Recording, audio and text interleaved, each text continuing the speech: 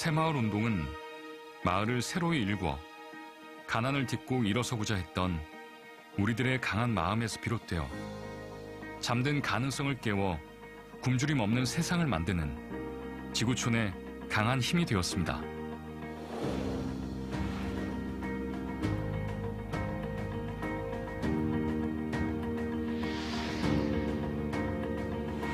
온 누리, 너른 대지에 씨앗을 뿌리고 희망을 싹 틔워 당신과 함께 새로운 미래를 여는 우리는 경상북도 새마을재단입니다.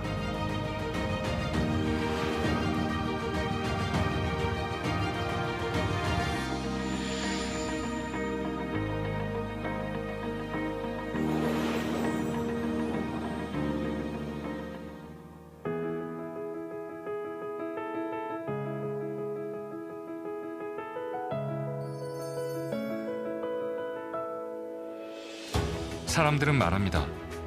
세계 최빈국에서 세계 경제대국으로 변모한 한국의 중심에 새마을 운동이 있었다고. 이런 새마을 운동의 원동력은 무엇이었을까요?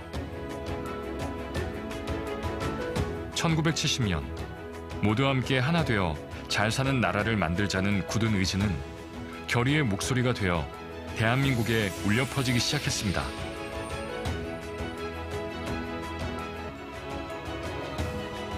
세계는 이러한 새마을 운동이 지닌 가치를 발견하였고 그 희망의 토대를 함께 나누기를 바랬습니다.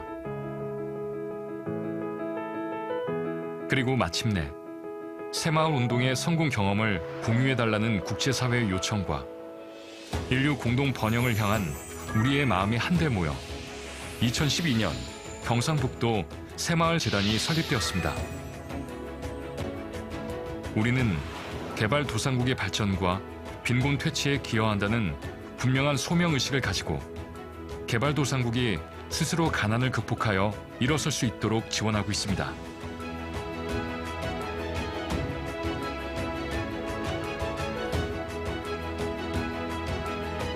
유엔과 OECD를 비롯 다수의 국제기구로부터 개발도상국을 위한 가장 효과적인 발전 모델로 인정받은 새마을 운동. 새마을재단은 우리의 새마을 운동 성공 경험과 노하우를 지역사회 개발이 필요한 개발도상국들과 나누며 함께 잘 사는 지구촌을 향해 나아갑니다.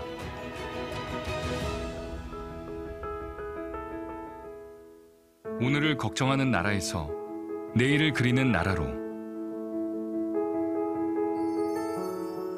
새마을재단은 희망을 품고 미래를 그리는 마을을 만들어갑니다.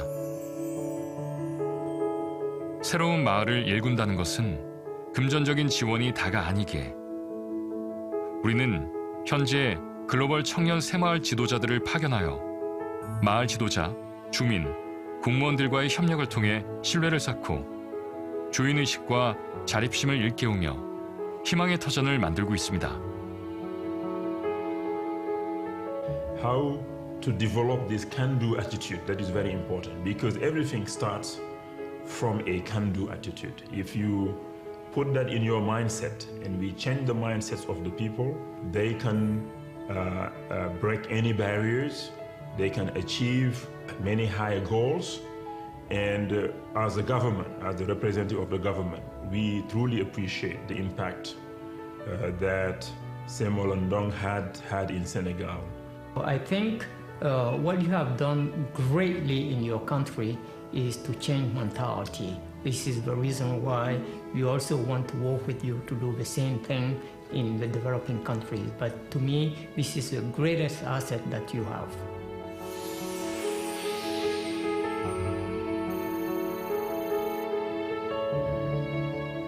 Là cán bộ phụ trách dự án tại Việt Nam thì ban đầu chúng tôi rất là băn khoăn về sự thành công của dự án. Tuy nhiên trong quá trình thực hiện được tham gia tập huấn tại Hàn Quốc cũng như tại Việt Nam và sự đồng hành của các bạn tình nguyện viên đến từ Hàn Quốc thì chúng tôi đã có thêm niềm tin về sự thành công của dự án cũng như là vào quỹ. Hiện tại chúng tôi đang nỗ lực không ngừng. 우리는 각 마을의 특성에 맞는 맞춤형 지원으로 현지 주민들의 소득을 향상시키는 등 실질적인 변화와 가시적인 성과를 이루고 있습니다. 또한 주민들을 대상으로 의식 개선 교육, 보건위생 교육 등을 시행하여 새마을 시범마을의 생활 환경 개선에도 힘쓰고 있습니다. බිම්මල් විකුණුම් ආදායමෙන් නිවසලුත්තරියා කරගෙන දරුවන්ගේ පාසල් කටයුතු සිදු කරනවා. බිම්මල් වලින් ලැබෙන ආදායමෙන් කොටසක් බැංකුවේ තැන්පත් කර මගේ පවුලේ අයට උදව් කිරීමට හැකියවීම ගැන මම සතුටු වෙනවා. 새마을 재단은 우리의 도움이 필요한 세계 곳곳에서 오늘의 환경을 바꾸어 내일의 희망을 꽃피워 나갑니다.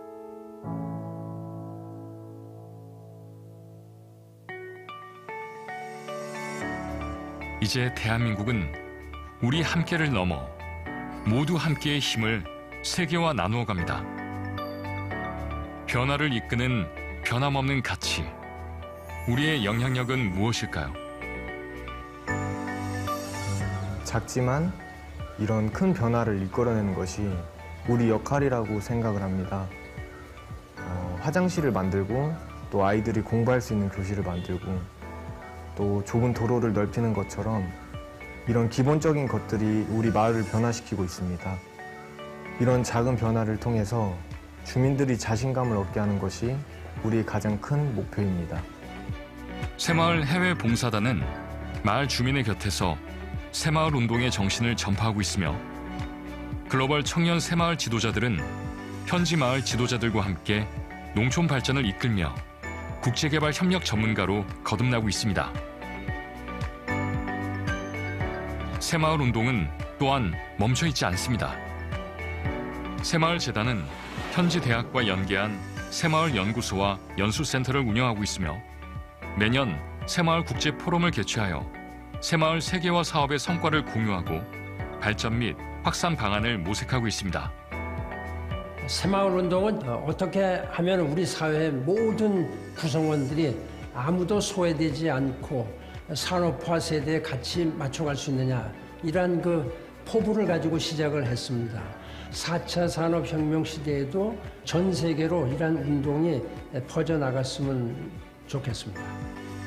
우리는 국제기구와의 다양한 협력 사업을 통해 새마을운동의 글로벌 브랜드 가치를 높이며 유엔의 지속 가능 개발 목표 달성에 기여하고자 노력할 것입니다. 새마을운동은 시민들의 자발적인 참여와 우수한 지도자의 헌신적 봉사, 정부의 적극적 지원이 어우러진 한국형 지역사회 개발 모델로서 인류 공동 번영의 정신이 담겨 있습니다. 이러한 새마을운동의 가치를 잇는 새마을 재단의 영향력은 더 많은 세계 마을로 퍼져나가 풍요로운 변화의 바람을 일으켜 갈 것입니다. 경상북도는 대한민국을 잘 살게 만든 근본이 되는 새마을운동의 발상지입니다. 지난 50년 전에 세계에서 가장 가난한 나라를 잘 살게 만든 그 운동이 바로 새마을운동인데, 이 운동을 우리보다 더 어려운 나라에 전파하고자 노력하고 있습니다. 그래서 이것을 새마을운동 세계화라 이야기합니다. 아시아, 아프리카 가난한 나라에서는 새마을운동의 성과에 대해서 많이 이야기를 하면서 자기 나라의 홍보, 또 자기 나라에 와서 운동을 해달라고 요청을 했습니다. 그래서 우리 경상북도만이 이 일을 계속하고 있습니다. 그래서 자랑스러운 새마을운동이 세계의 빈곤 퇴치와 가난을 물리치고 또 유엔에서 인정하는 그런 운동으로 계속 확산되도록 노력하겠습니다. 과거 가난했던 시절을 딛고 대한민국이 일어설 수 있었던 원동력은 이제 세계로 뻗어나가 개발도상국들이 도약할 수 있는 희망의 원동력이 되었습니다.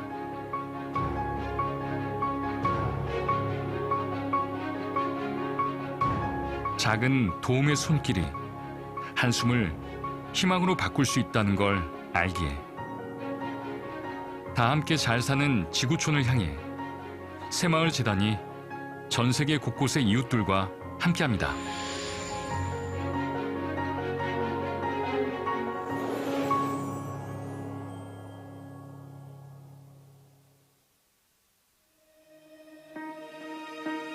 새마을 운동은 마을을 새로이 일궈 가난을 딛고 일어서고자 했던 우리들의 강한 마음에서 비롯되어 잠든 가능성을 깨워 굶주림 없는 세상을 만드는 지구촌의 강한 힘이 되었습니다.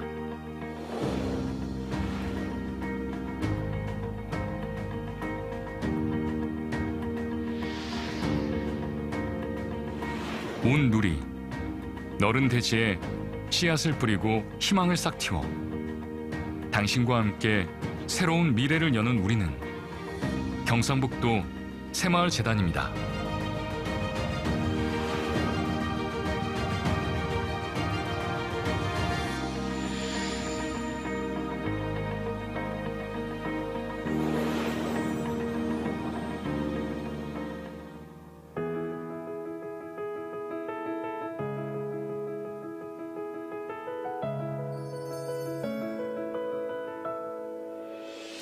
사람들은 말합니다. 세계 최빈국에서 세계 경제대국으로 변모한 한국의 중심에 새마을 운동이 있었다고. 이런 새마을 운동의 원동력은 무엇이었을까요?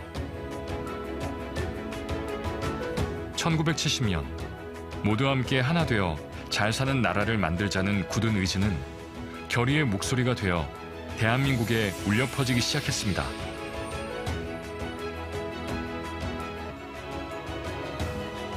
세계는 이러한 새마을 운동이 지닌 가치를 발견하였고 그 희망의 토대를 함께 나누기를 바랬습니다. 그리고 마침내 새마을 운동의 성공 경험을 공유해달라는 국제사회의 요청과 인류 공동 번영을 향한 우리의 마음이 한데 모여 2012년 경상북도 새마을재단이 설립되었습니다. 우리는 개발도상국의 발전과 빈곤 퇴치에 기여한다는 분명한 소명의식을 가지고 개발도상국이 스스로 가난을 극복하여 일어설 수 있도록 지원하고 있습니다.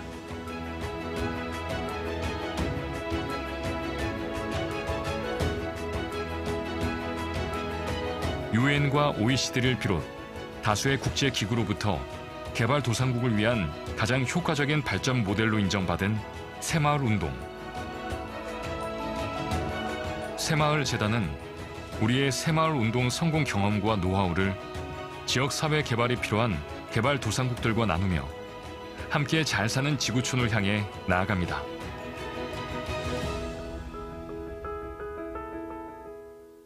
오늘을 걱정하는 나라에서 내일을 그리는 나라로 새마을재단은 희망을 품고 미래를 그리는 마을을 만들어갑니다. 새로운 마을을 일군다는 것은 금전적인 지원이 다가 아니기에 우리는 현재 글로벌 청년 새마을 지도자들을 파견하여 마을 지도자, 주민, 공무원들과의 협력을 통해 신뢰를 쌓고 주인의식과 자립심을 일깨우며 희망의 터전을 만들고 있습니다.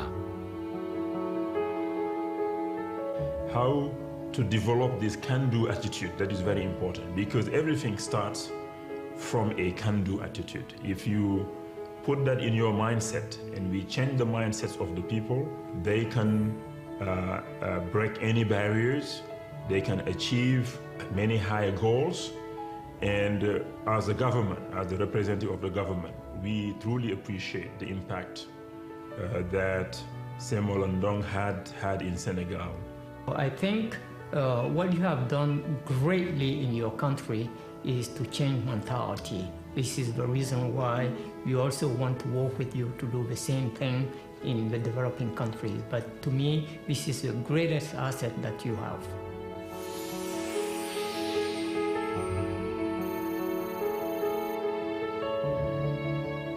Là cán bộ phụ trách dự án tại Việt Nam thì ban đầu chúng tôi rất là băn khoăn về sự thành công của dự án. Tuy nhiên trong quá trình thực hiện được tham gia tập huấn tại Hàn Quốc cũng như tại Việt Nam và sự đồng hành của các bạn tình nguyện viên đến từ Hàn Quốc thì chúng tôi đã có thêm niềm tin về sự thành công của dự án cũng như là vào quỹ. Hiện tại chúng tôi đang nỗ lực không ngừng. 우리는 각 마을의 특성에 맞는 맞춤형 지원으로 현지 주민들의 소득을 향상시키는 등 실질적인 변화와 가시적인 성과를 이루고 있습니다. 또한 주민들을 대상으로 의식 개선 교육, 보건위생 교육 등을 시행하여 새마을 시범마을의 생활 환경 개선에도 힘쓰고 있습니다. මේ බිම්මල් විකුණුම් ආදායමෙන් නිවස අලුත්වැඩියා කරගෙන දරුවන්ගේ පාසල් කටයුතු සිදු කරනවා. බිම්මල් වලින් ලැබෙන ආදායමෙන් කොටසක් බැංකුවේ තැන්පත් කර මගේ පවුලේ අයට උදව් කිරීමට හැකියවීම ගැන මම සතුටු වෙනවා. 새마을 재단은 우리의 도움이 필요한 세계 곳곳에서 오늘의 환경을 바꾸어 내일의 희망을 꽃피워 나갑니다.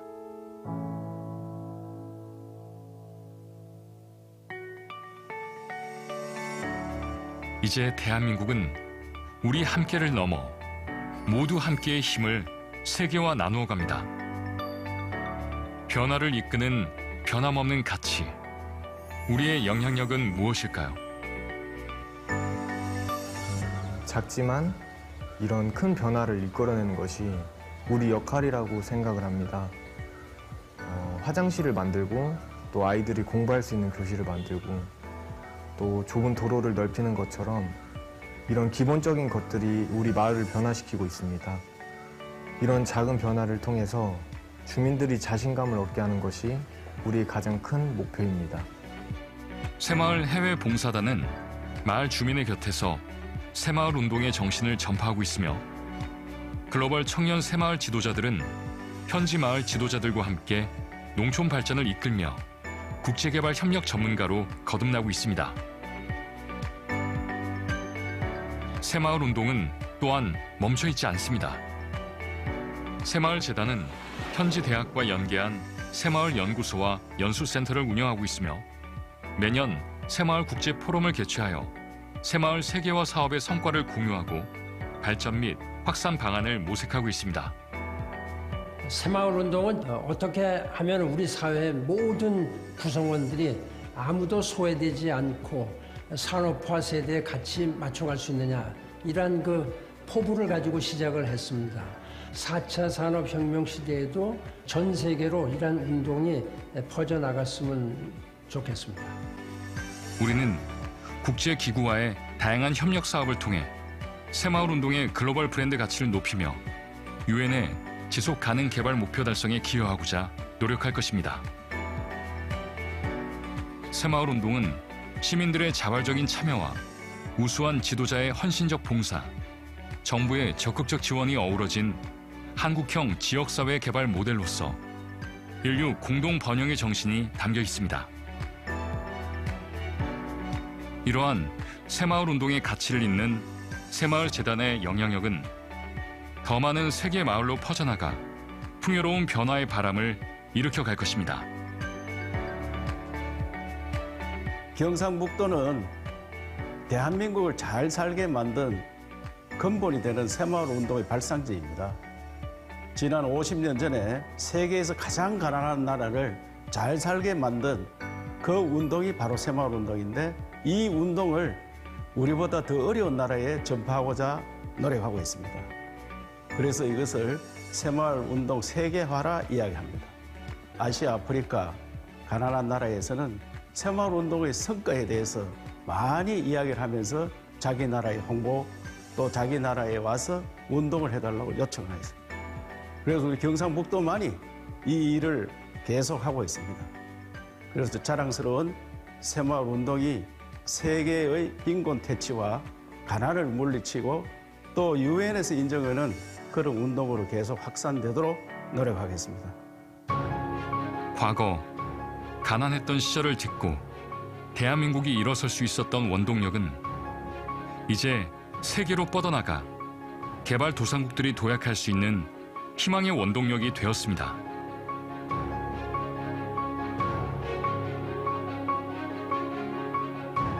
작은 도움의 손길이 한숨을 희망으로 바꿀 수 있다는 걸 알기에 다 함께 잘 사는 지구촌을 향해 새마을 재단이 전 세계 곳곳의 이웃들과 함께합니다.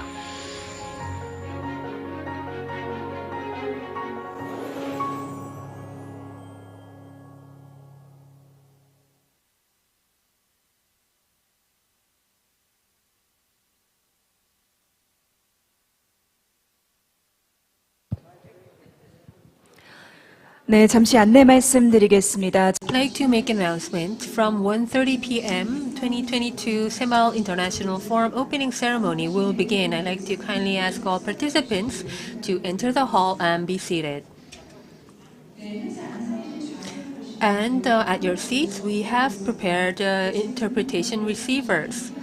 And you will be able to listen to the simultaneous interpretation service. Channel 1 is Korean and Channel 2 is English. Interpretation, Korean will be set at channel 1 and English at channel 2. 네, 그리고 저희가 입장하실 때 And we have provided name tags when you enter the hall. It is, and there is a ribbon to mourn the victims of the Itaewon tragedy. So I'd like to ask all participants to wear the name tags with the ribbon as you enter the hall. Thank you.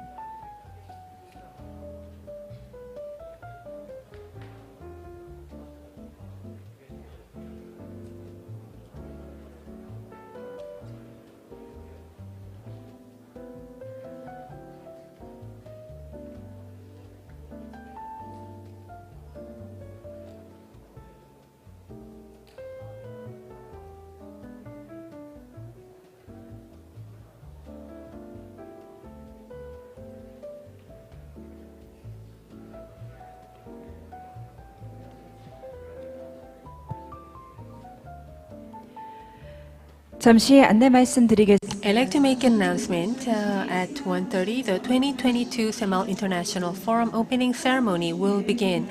I'd like to kindly ask all participants to enter the hall and be seated. And I'd like to kindly ask you to set your cell phone to the vibration or silent mode.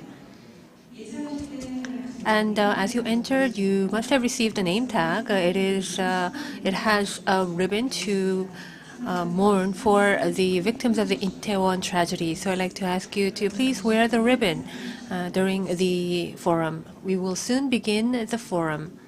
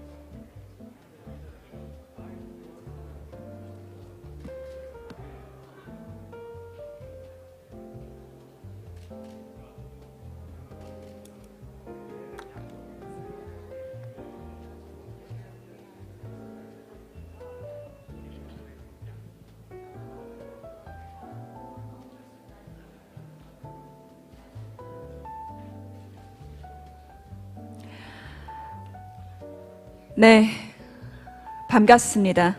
Welcome, everybody. I'd like to thank all of you for being here with us at the 2022 Semal International Forum.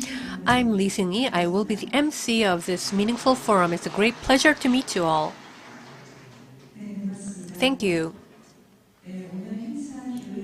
And before the opening ceremony, we'd like to have a brief moment to mourn for the victims of the Itaewon tragedy of last weekend. May I kindly ask all of you to raise from your seats.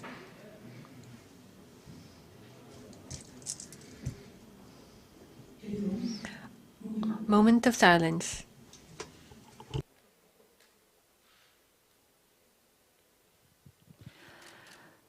바로 모두 자리에 앉아. Please be seated.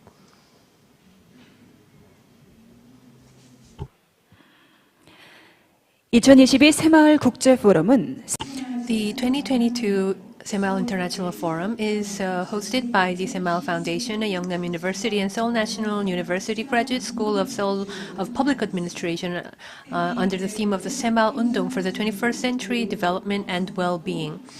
This forum is meaningful in that it's sponsored by the Ministry of Interior and Safety, the Ministry of Foreign Affairs, Gyeongsangbuk-do, the Semal Undong Center, and the Seoul Research Center for Local Administration, KOICA, the Jeju Free International City Development Center, and the Gwangju Jeonnam Institute. The International Forum is also broadcast live through the Semal Foundation's YouTube channel. And at your seats, we have provided you with simultaneous interpretation receivers, and you may listen to the language that you prefer. Channel 1 is Korean, and Channel 2 is English. And now, before the main sessions, I'd like to kindly introduce the VIPs who are here with us despite their busy schedules. Please share a big round of applause of welcome as I introduce them one by one. First, we have Gyeongsangbuk-do Governor Lee Cheol-woo. Please give him a big round of applause.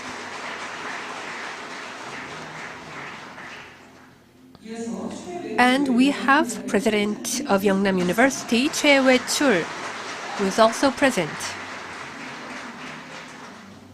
And Dean of Seoul National University Graduate School of Public Administration, Chung Kwang-ho, is also here with us. And Chairman of KOICA, Son Hyuk-sang, is here. And His Excellency, the Ethiopian Ambassador to Korea, Desi Dalki, is here with us. Please greet him with a big round of applause. And we have CEO of Semal Foundation, Lee Seung-jong, here with us. And in addition, we also have a great number of VIPs here with us. And due to time limitations, please understand that we are introducing them on the screen.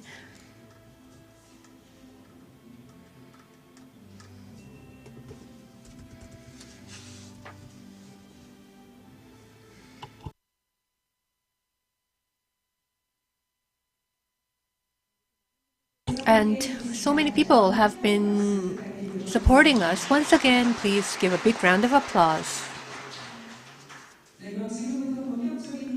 We will now begin the main proceedings. There will be an opening speech to announce the beginning of the 2022 Semal International Forum. CEO of Semal Foundation Lee Seung-jong will make an opening speech. Please give him a big round of applause as he comes up to the stage.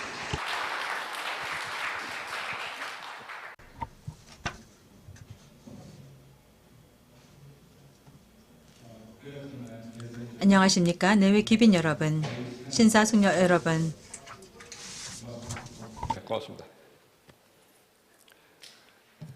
I would extend my sincere welcome message to all participants of International Semal Forum 2022, and I am honored to announce the opening of this forum. Before beginning the forum, however, I should mention that we are deeply deafened because of the tragic accidents occurred several days ago. Many lives were lost in Itaewon, and a national mourning period was declared last Sunday. Also, there has been an accident in a mine in Ponghwa at Gyeongbuk province. The situation now is grave as such, but I would ask your understanding that this forum will proceed as planned, considering that it was planned a long time ago, and it's purely an academic gathering, and furthermore, many participants from abroad already left for Korea before the accident happened. 제가 우려가 돼서 다시 한번 말씀드립니다. Well, once again, ladies and gentlemen, I beg your understanding for having this forum done as planned because it has been planned for such a long time. This is not any kind of festivity, but it is only purely an academic purposes. And also our guests of honor had left their countries before the accident happened. So we would like to continue our plans. Families.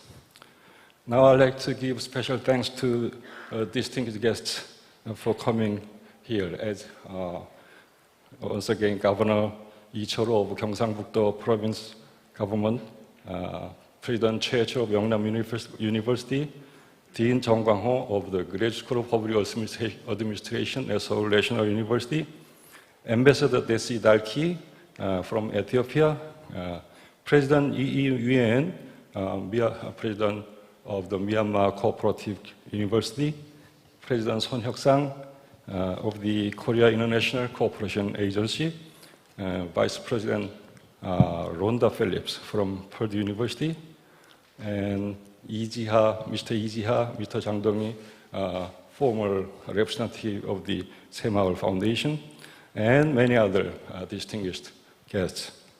Also, I am grateful for all the audience in the floor. The main theme of this forum is 새마을운동 for the development and well-being in the 21st century.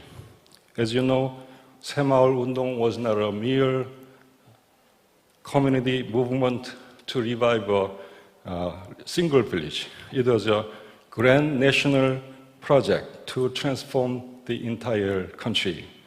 Due to the 새마을운동, Korea, once one of the poorest country and foreign aid recipient, now jumped to a wealthy nation offering aid to abroad. I must say that the 새마을운동 with its great potential is not only the historical legacy of Korea, but the global asset we must utilize in full for brighter future of the global world. 새마을운동 is initially a useful instrument for the progress of developing countries, as the United Nations recommended before. But 새마을운동, which is effective in both material and spiritual progress, will be a prospective policy model for the developed countries too, because they also face the problems of interregional disparities and spiritual capabilities. With this in mind, I hope there will be an in-depth discussions on potentials and the applications of the 새마을 project for happier future of the global community. Thanks you again for being here with us today. Thank you.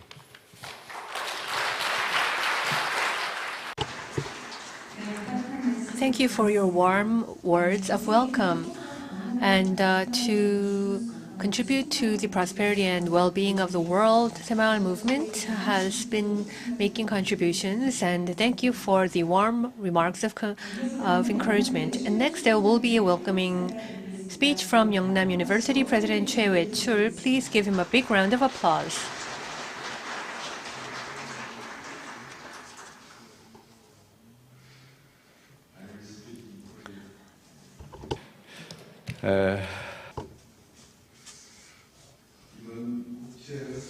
As we host this 새마을 International Forum, as a co-host organization, I'd like to express deep condolences for the victim of the tragedy in Itaewon. I'd like to express deep condolences and also share my mournings for the families and the relatives and friends of the victims. And I deeply wish for the rapid recovery of those that have been injured. Distinguished guests, ladies and gentlemen, I am deeply grateful and I sincerely welcome all of you. Honorable Governor Lee Charu, for taking part of this meaningful event at Seoul National University, which is the center of the academia activities in Korea. I'd like to thank you for providing this opportunity so that we gather here to promote the meaning of 새마을 movement. You have been overseas, and I understand that you are engaged in many busy obligations. Nevertheless, you are here in person to encourage us on this meaningful event. So thank you once again. I feel so many emotions at the same time. Back in 2007, the 새마을 movement was decided to be developed into an academic field. And this proposal was raised back then. And since then, after 1 year, at this same setting, the Korean 새마을 Academic Society held its international conference. Back then, I remember that Governor Lee Cheol-woo was not a governor of Gyeongsangbuk-do province, but he was very active and devoted to this initiative. And the then CEO of the 새마을 Foundation, Professor Lee Sung-jung, was with the Seoul National University Graduate School of Public Administration and thus collaborated with Yeongnam University to host the international conference at this venue. It was during many challenges, and back then it wasn't easy for anybody to be courageous. But Governor Lee Cheol-woo raised his voice to confirm of the need of coming up with momentum of the 새마을 movement. And the president back then supported this initiative. So we could go through ongoing studies and practice of the movement. And following that initiative, we have many students of the Park Jeong-i 새마을 Graduate School here with us. And this initiative has been supported by these figures so that we could continue to foster such talents and human resources. So let's all join in a big round of applause to pay tribute to such efforts. Thank you once again. CEO Lee Sung-jung of the 새마을 Foundation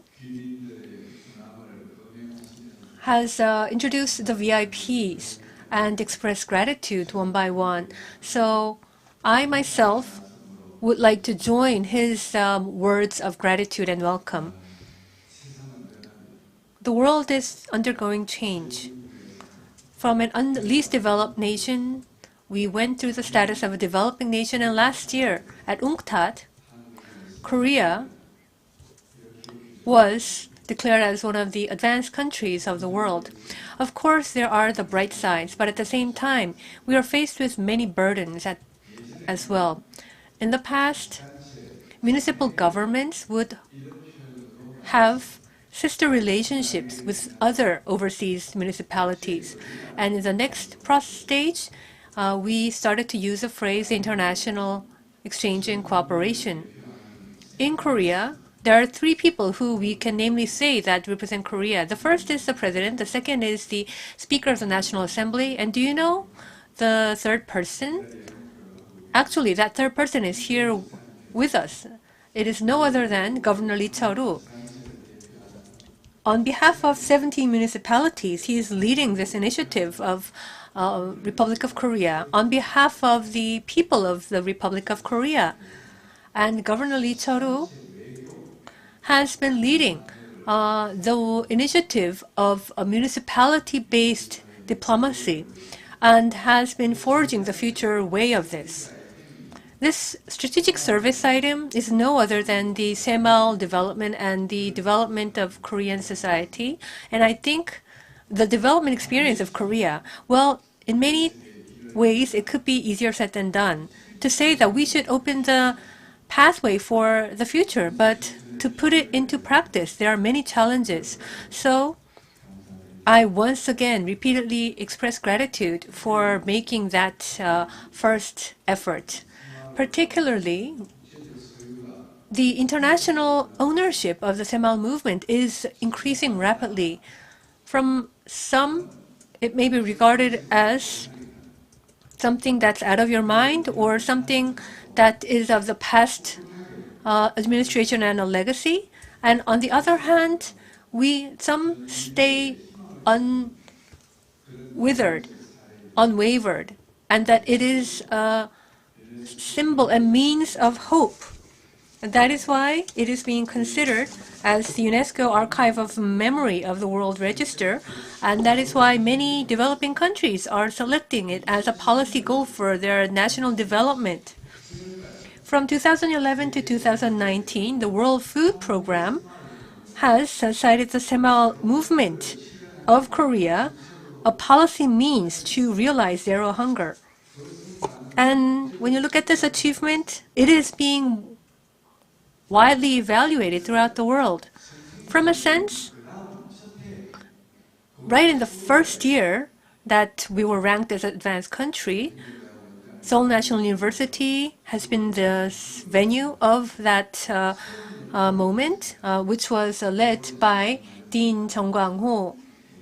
I think that itself holds such a great significance. It's normally said that it's easier said than done. And also, it's one practice is better than seeing 100 times. We have so many practitioners and researchers, as well as the promoters of 새마을 movement, both home and abroad. And I think all of us are here together. I expect that there will be a gathering of intuitive and meaningful discussions and presentations so that we can contribute to serving the world and also enabling our youth of home and abroad to realize their self-identity and also to become an individual that contributes to the global society. I truly hope this forum provides that opportunity. Regardless of their race or color of their skin, everybody, and also regardless of their gender, or also regardless of their educational background or occupation, are entitled to a life full of dignity and respect. And Korea, being the model of such initiative, is something that we should be grateful of. We should thank our ancestors, our parents, for their contribution and also their sacrifice. I myself, even though I have many shortcomings, will be fully committed. Once again, Governor Lee Cheol-woo, based on your philosophy and insight, has laid the foundation for co-prosperity of not only Korea and also the world. So I'd like to pay my deep gratitude. Well, I also have so many things to say, but I will end my words now. Thank you. 네, 좋은 말씀 고맙습니다. Thank you very much for the wonderful remark. President Choi Wei-chul of Yeongnam University. He has been giving thanks to all the people who have contributed to the 새마을 movement so far. Now I'd like to invite Professor Jung Kwang-ho of the Graduate School of Public Administration of SNU. Please welcome him with a big round of applause.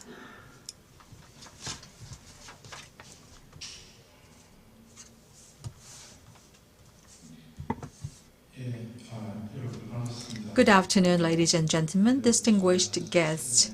As you are aware already, Recently, as recent as the last weekend, we had the big tragedy in Itaewon Street in Seoul. We still are triggered by our sadness and the mourning. I would like to hope that everyone in Korea can be recovered very quickly out of this tragedy and the trauma. Professor Choi of Yeongnam University has been giving us the good ideas about how 새마을 movement started, what meaning it is. And also we heard from President Lee Seung-jong about that nature of the movement. We have been hearing the history and also what has been done so far. I would like to extend my welcome and gratitude for all of you to come to Seoul National University out of your busy schedules. I'd like to thank all the staff as well as the professors here who have given us the good remarks. And also I'd like to thank the participation of all the audience. Let me now start my remark. So the essence of my talk today is about the process of development of the Republic of Korea, having a lot of cases and examples that are known to the history. And now it has become a software solution to overcome a lot of challenges. That is the so-called 새마을 movement. So not just for the academic conferences, but also the academic circles and then international communities, 새마을 운동 movement and the spirit have been modeled after by many. So the spirit of the innovation can further develop many other countries in the world. For the last 50 years, we have accumulated the asset of the 새마을 movement, which now has become the model for other developing or less developed countries in every corner of the world. So we have to focus our efforts on the reduction of poverty and the improvement of the local communities. So 새마을 운동 spirit has become a tool as a software to tackle all these challenges. And we are seeing and witnessing a lot of success cases and stories in many of the countries. For example, the village Mushinda in Rwanda and the village Gyota have been able to see the increase of the rice produce. In Ethiopia, in the village of Abdullah Mahara, drinking water problem have been solved with the running water supply that has been given to them. So they are only the tip of the iceberg of the witnesses and the stories. We are already seeing the accumulation of numbers even today. So the model of the 새마을 운동, SMU, have been spreading all across the world, and that is catching the eye of the scholars, and they are being mentioned in many of the academic conferences and seminars. 새마을 운동, or SMU, is differentiated from other campaigns or movement in the rest of our history. Much of the 새마을 spirit is quite wise and systematic and effective in terms of the control. It has been using a lot of good mechanism. It has been using the volunteership of the village people and the leaders. They wanted to have the self-help ideology, and that helped the continuation of the 새마을 movement. And these kind of spirits and the mindset are deeply rooted in the 새마을 movement. So 새마을 운동 is not just a tool to make you rich. It is about the future of the community. It is about the self-help for individuals as well. It is deeply embedded into the DNA of the people involved. So in the UN Economic and Society Organization, UNESCO, and the WFP, and many other international organizations are now working on the studies about the 새마을 movement, and the 새마을 운동 is in the limelight of all the attention. For example, President Xi of China and former President Obama in the United States have been working on the innovation of the rural communities being modeled after the spirit of the 새마을 운동. They emphasized even we have to learn the ideas from the 새마을 운동. This kind of legacy of 새마을 운동 is now going beyond the limitation of the academic circles. It is becoming a real tool that is used practically to all these communities. So in the schools, we are now talking about the cases of the possible laureate of Nobel Peace Prize or Nobel Development related departments. So the Professor Cha Sung-hee, who is known as the very important brain of this system, says that we have the very good examples in the history, and 새마을운동 is now evidenced by many of the results, outcome, and the documentations, and they are easily the target of studies and researches, and that is in line with the current and modern spirit of our times. So the Nobel Economic Laureate recently awarded are also the scholars of the studies in Africa, and many people emphasize that the 새마을 movement is something that goes beyond their level as well. One thing regrettable, however, is that including SNU, the scholars of the socioeconomic studies and the geographic studies, they are not so much interested or acknowledging the values of 새마을운동. So nobody has dared to touch upon the 새마을운동 movement in their research subjects. So I really hope that many more people can be keenly interested in the studies of 새마을운동, so scientific analysis can be made by all of us as scholars. By doing so, we can just have the spreading of the ideas to the rest of the world. So in the future, I believe that the 새마을운동 can be a great tool to solve all the challenges, for example, the climate change, the inequalities, and the refugee issues. So in the struggles inside the communities, the root problems can be solved, and the grassroots can be united to solve their own problems based on the communities, local communities. So the 새마을운동 can be a software and DNA for them to be utilizing this. So I believe that we can see the future opening with the help of 새마을운동, so that can be a great asset for all of us.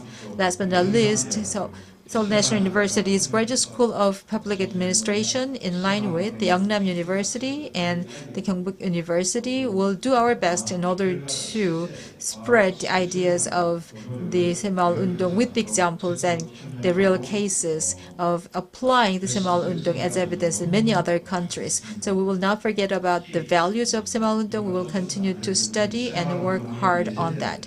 One thing that we should not miss is the very deep-rooted social desire for the future of the individuals and the communities. So once President Park Chung-hee did the imagining of all the great visions, so as a great leader, so we need another great leadership in this time of the era. Last but not least, I'd like to thank once again for all the participants who have come to join this seminar out of your busy schedules. Thank you very much. Thank you very much, Dean Chung Kwang-ho, for your warm remarks. So you talked about the poverty reduction of the world and also the contribution of 새마을운동 and also success stories. You also promised the academic efforts to continue to raise the status of 새마을 movement. Now we've listened to the greetings remarks, and now we have another person that is making great contribution so that the spirit of 새마을운동 continues, who is no other than Governor Lee Cheol-woo of Gyeongsang-guk-do. We will now invite him onto the stage. And I think you all become very hopeful and energetic as you see this uniform of 새마을 movement. To put 새마을 movement into one word, well, President Park Chung-hee said it's a movement to live a better life. In the past, we were hungry, so overcoming hunger was the way of living a better life. But these days, it's not hunger of the stomach; it's the hunger of our minds and of our heart. So we have to transform the 새마을 movement into something that fulfills our minds and hearts. So we should rephrase that 새ma을 movement in Korea should open a nation where people live a happy life, and throughout the world to make Korea a respected nation. The tragedy of Itaewon tells us that we are still not quite close to being a nation where people live a happy life. In a gathering, people should be more orderly. That should be the basic principle. And I was so tragic, so heartbroken. We also had a center for mourning at our provincial office, and I also visited the site of mourning in the morning. We should never have this repeated, and I think 새마을 movement could play a part. And so, CEO Lee Seung-jong is currently with the 새마을 Foundation. Previously, it was 새마을 Globalization Foundation, but now it is rephrased as 새마을 Foundation. But I think we should rephrase it so that it could be more global.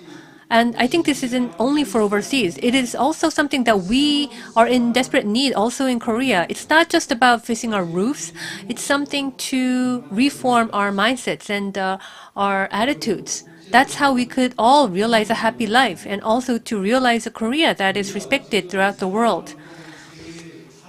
Even though we are promoting 새마을 movement globally, that should not be enough. Because of the K-wave, so many people wish to come to Korea for leisure or for study and for work. But when they return back to their home countries, I have heard that not many look at Korea with the same positive eyes as they did before. Because when in Korea, that is, the Korean people seem to somewhat look down on those that are from countries that are not as advanced or prosperous as Korea, and vice versa. And we should also promote a 새마을 spirit that ensures that everybody, regardless of their background, is entitled to dignity and respect.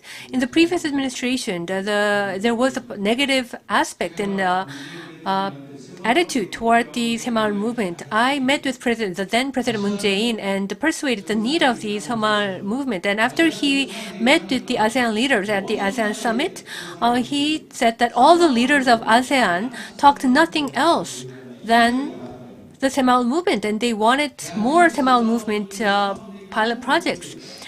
And so 새마을 movement was something that could give the greatest aid to our neighboring countries. And so that was how we could once again revitalize the momentum for 새마을 movement in 2019. And so let me talk about KOICA. Back in the past, KOICA once abruptly left all the 새마을 운동 projects in the past. They suspended all funding. Of course, I understand KOICA is obliged with many duties, but the 새마을 movement of Gyeongsangbuk-do is something that is gaining the greatest support and providing achievements in many other foreign countries. So it's not just about tangible type of 새마을 movement. We should think of 새마을 movement in the cultural aspect and also in the Korean wave aspect. So these are other possibilities. And President Choi Chul is a person who is actually the pioneer of the study of 새마을 movement. So the essence is at Yeongnam University. And it's also encouraging to see that Seoul National University is also supporting that initiative. We are backed by the academic support of Yeongnam University and Seoul National University.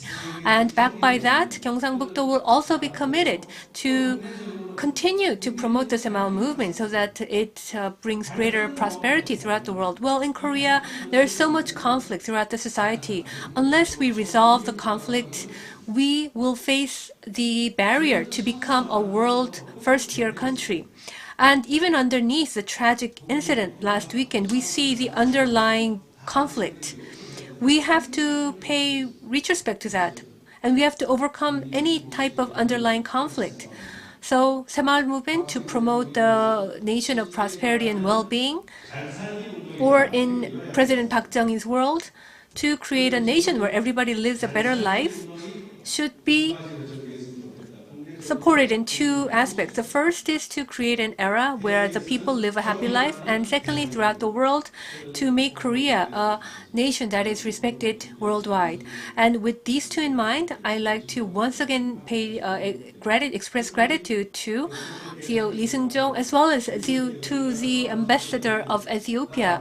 You have supported us during the Korean War. Thanks to the support and help of Ethiopia, we could safeguard the freedom and democracy of the country. I visited Thailand recently, and those that were Korean veterans back then now are 90 years old. So I visited their homes, and we provided wheelchairs and other hospitalities. And we once again reminded them that we never forget their hospitality, and that we, Gyeongsangbuk-do as a municipality, will also remember the support that they gave us. Thank you. Thank you so much, Governor Lee. And with these warm remarks, we just opened the event today, 2022 새마을 International Forum. As I mentioned, 새ma을 movement started with the slogan that we have to live better. That was about the livelihood. But now we have this same message now for the mentality and the spirit. So the spirit of 새ma을 movement should be inherited to the future generations, and that's the thing we have to be more concerned about. Now congratulatory remarks will be made. First of all, we'd like to invite President Son Hyuk-sang of KOICA. Please welcome him with a big round of applause.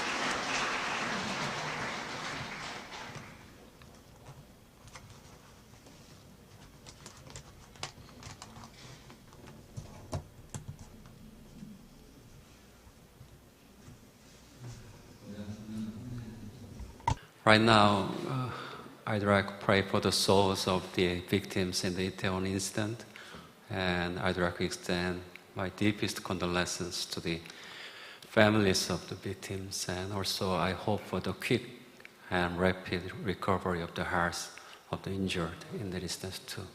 And if you allow me, I will deliver my congratulatory message in Korean.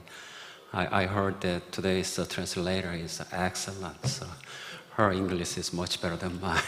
So I'll go ahead. 예, 방금 소개받은 코이카 이사장입니다. Well, thank you very much. As introduced, my name is Son Hyuk-sang, president of KOICA. I'd like to express my gratitude to all the distinguished guests here. President Lee Seung-jong of 새마을 Foundation, President Choi Wei-chul of Yeongnam University, and Professor Chung Kwang-ho of Graduate School of Public Administration, Governor Lee Chol-hu, Gyeongbuk Province, and all the participants on and offline. I would like to express my deepest congratulations to the 10th anniversary of the foundation of 새마을 Foundation. As you all know very well, there are so many other developing countries that are highly interested in the spirit of 새마을 movement, and 새ma을 movement has become a most representative development project for all. So as you know, the OECD is a country for advanced countries. As soon as we joined OECD, the 새마을 ODA was a project for us to give the help to the rest of the world. So the 새마을 movement is something that has been giving the tools and the knowledge for the local and rural communities to be developing themselves, and also it has been contributing to the attainment of the SDGs by UN, Sustainable Development Goals, by improving the quality of life of the people. Also, 새마을 운동 has been recognized as an excellent development cooperation model by the UNDP and the World Bank. Last year, we had the 새ma을 Movement Leaders Congress, and the president who attended there said that 새ma을 movement is a valuable asset of Korea and also a recognized development cooperation model. I myself believe that 새마을 운동 International Cooperation Project is a valuable asset for all of us because it has the unlimited extensibility to all the world so that the SDG goals can be fully achieved. COICA is a professional organization for the International Development Corporation of Korea. Starting from Vietnam 새마을 movement as a demonstration project in 2001, we have been working in various projects. So, for example, ODA of 새마을 and COICA has been working for the improvement of the leadership of the village leaders and introducing the competition and compensation system for all the villages, which is the principle of 새마을 Undong. 새마을 movement especially has the requirement of the harmony between the top-down and the bottom-up system. COICA has been working for many of the developing countries to establish their plans and renovate their systems and upgrade their capabilities for the local and central governments. Also, with the local residents, we implemented the village project so that the people can fully participate.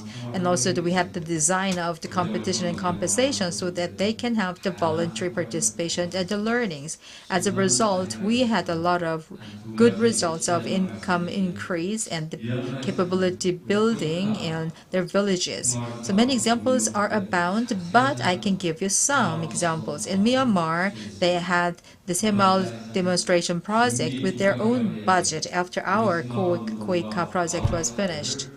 Also in Uganda, they also had the new slogans of 새마을 Undong and the self-help of the villages as the medium-term national development plan 3. In 2022, 10 projects of 새마을 ODA in 8 countries, including Kyrgyzstan, Laos, Myanmar, Uganda, and Senegal, with 6.3 billion won of budget. The recent projects of 새마을 are now emphasizing the synergy effect of the businesses based on the data and the synergy in effect. I'd like to now conclude my remark. So we are in the era of the conflict, refugees, climate change, natural disasters, food crisis, and the recession of the development as well as inequalities. In order to tackle with all this global crisis, now is the time for us to look around what ODA 새마을 is around and also what can be done for the future. So with this international forum today, I really hope that we can open a new chapter of the 새마을 ODA so that we can have many more sharings of the results and productive discussions. Once again, I'd like to congratulate this forum and I wish you all the best. Thank you very much. Thank you very much, Chairman of COICA, Sonyeok-sang. And through your words of remark, congratulatory remarks, you talked about the ODA cooperation model and how it provided support to so many countries throughout the world. Last but not least, we will have the last congratulatory remarks. Let us invite the Ethiopian ambassador to Korea, Desi Dalki. His Excellency, Ambassador Desi Dalki, please come up to the stage. Please greet him with a warm round of applause.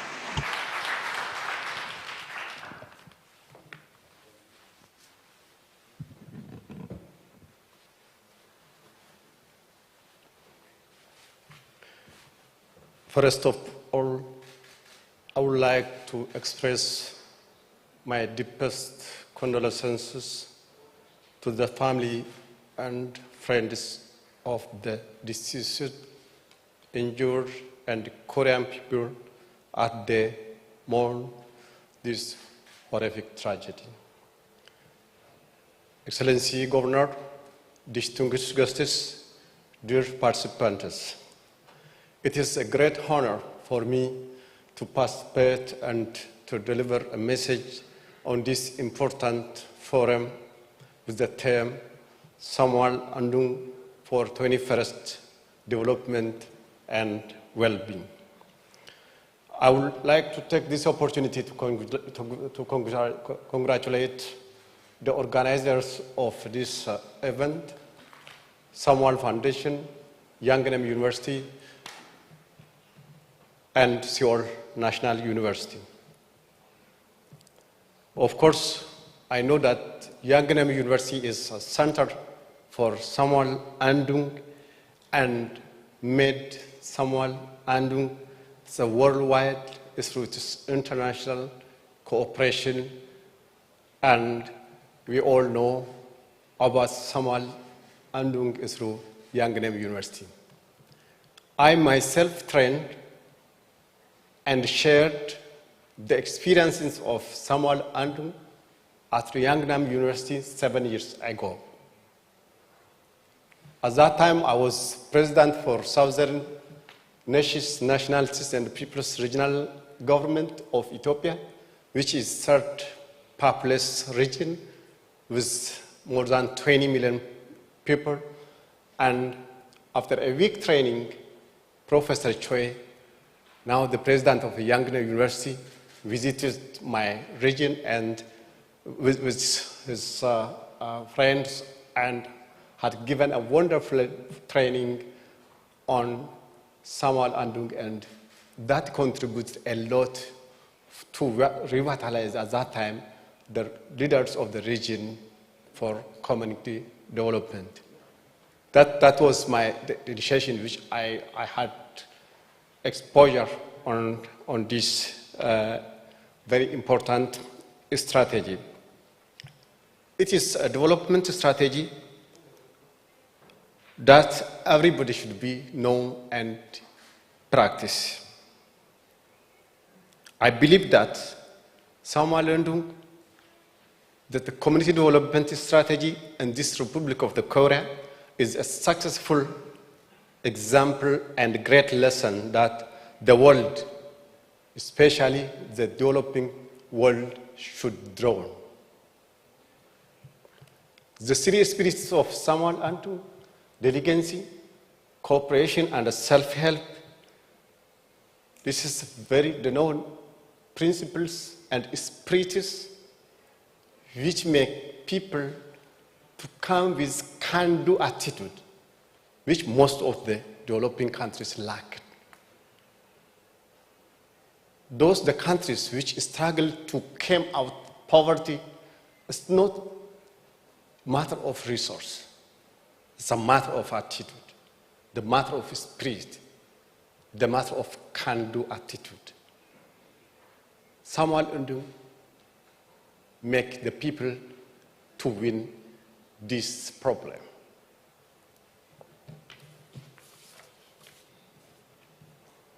Today, Samuel Andung's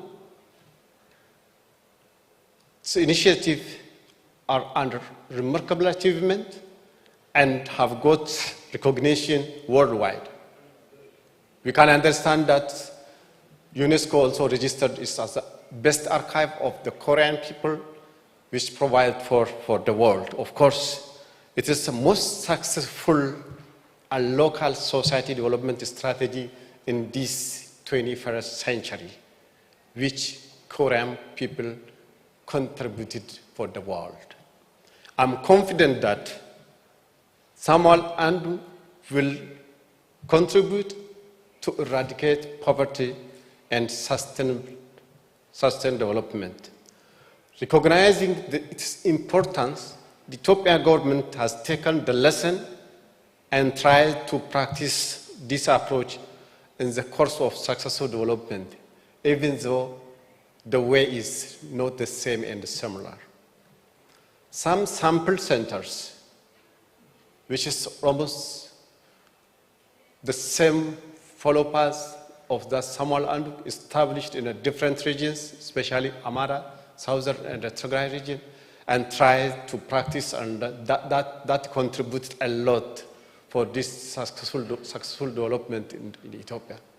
I hope this will be continued with the current initiation, especially Yangon University. Professor Choi already started to connect this strategy with the university in Ethiopia, especially Awasa University, and I hope that if this will be reality, the strategy will be support the Ethiopian Development Initiative and will make our struggle to come out of poverty reality. I hope this will be reality through the commitment of Professor Choi. Once again, congratulations for this success history, and wish all of you the successful deliberation coming. Thank you so much. 감사합니다.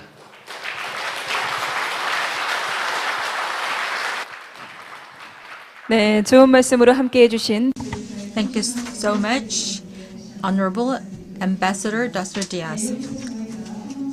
Now we have concluded the opening ceremony up until the congratulations remark. We'd like to now start our keynote speech. And we will invite Professor Rhonda Phillips, Dean of John Martinson Honors College of Purdue University. She is going to give us a talk titled Community, the Key and the Elixir for Improving Quality of Life and Well-Being. Dr. Rhonda Phillips is a member of the ACA, American Council of Association, and she is the ICSQSOL member, International Quality of Life Studies, and she's a chairperson, and she is a dean and professor at Purdue University. And she will be invited online through the Zoom, so we'd like to try to connect her. Hello, very well, thank you. From the middle of the night here in the United States. So. I see. And is everything okay? Yes, very good. Thank you so much. All right, then let me introduce you to our participants, and then you may start your keynote speech. Okay, great. Thank you. Okay. 네, 그럼 큰 박수로 학장님의 기조 연설을 청해 듣도록 하겠습니다. Now I'd like to have the keynote speech by Professor Rhonda Phillips. And first of all, our thoughts and condolences are with you and your country during this tragic loss that was experienced recently. And we just want you to know that a lot of people across the globe are thinking about you and your losses now. And thank you for the opportunity to join you. I apologize that I cannot be there in person due to a travel conflict, but I managed to stay awake and excited about your conference. As you know, SEMAL is one of the most effective methods of community development anywhere in the globe. And so this is an important conference. And I'd like to also thank both Professor Cui and Professor Lee for this opportunity to join you. So you're probably wondering why I titled my presentation as I did. So let me share it with you now. And we will go through this, and I will hopefully help you understand a little more about the importance of what you're doing with SEMAL. Let's see, let me start it from the very beginning. Okay. So it's a bit of an unusual name to have the word elixir in an academic or a scholarly kind of presentation, and also for those who are involved in practice. But I wanted to do this for a couple of reasons. One was that an elixir is something that helps change for the better. And so I selected that word because, in my opinion, SEMAL exemplifies this transformative kind of power that's evident in communities, and being able to take something and make it better. And, that was the ancient term for an alchemist, someone who can transform things for the better. It's also the definition that I like to think of for community developers, those who are working with our communities to transform things for the better, or at least we try to in all that we do. And so these things that we're trying to transform can be economic, they can be cultural, they can be environmental or social dimensions. It's about the places we live and how to make that better for the people that live there. So let's talk just a little bit about what some of this means. So we are looking at both the individual and the collective level when we're talking about well-being. And pretty much anyone who's seen any of the surveys or work that comes out around quality of life, we instantly know what the number one factor is, and that is the strength of relationships. This is paramount not only for individual well-being, but also for what we call collective well-being. Another word for collective is the community. So one of the things that we like to sort of stop and think about is, what do we know about the interactions between the individual and the collective. And it's a difficult thing to gauge. We know that there becomes something greater than the individual when you add up sort of the sum of what's being contributed in community. It's a little bit harder to figure out exactly what that is, but that's part of the exciting thing about working in quality of life and community development studies.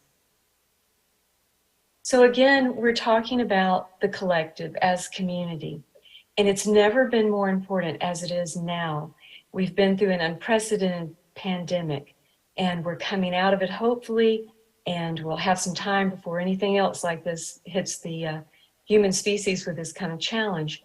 But we do know that research during the pandemic, and even before we were in this sort of situation across the globe, we know that connection to each other and to our communities, wherever those communities are, whether we're talking about our communities of place or communities of interest. And there are many ways to define it, but we know it when we experience it. And we can all think of that in our own personal experiences about what we think of as community. And there's, of course, lots of definitions out there. Here's one that I particularly like because it's about relationships among people in communities.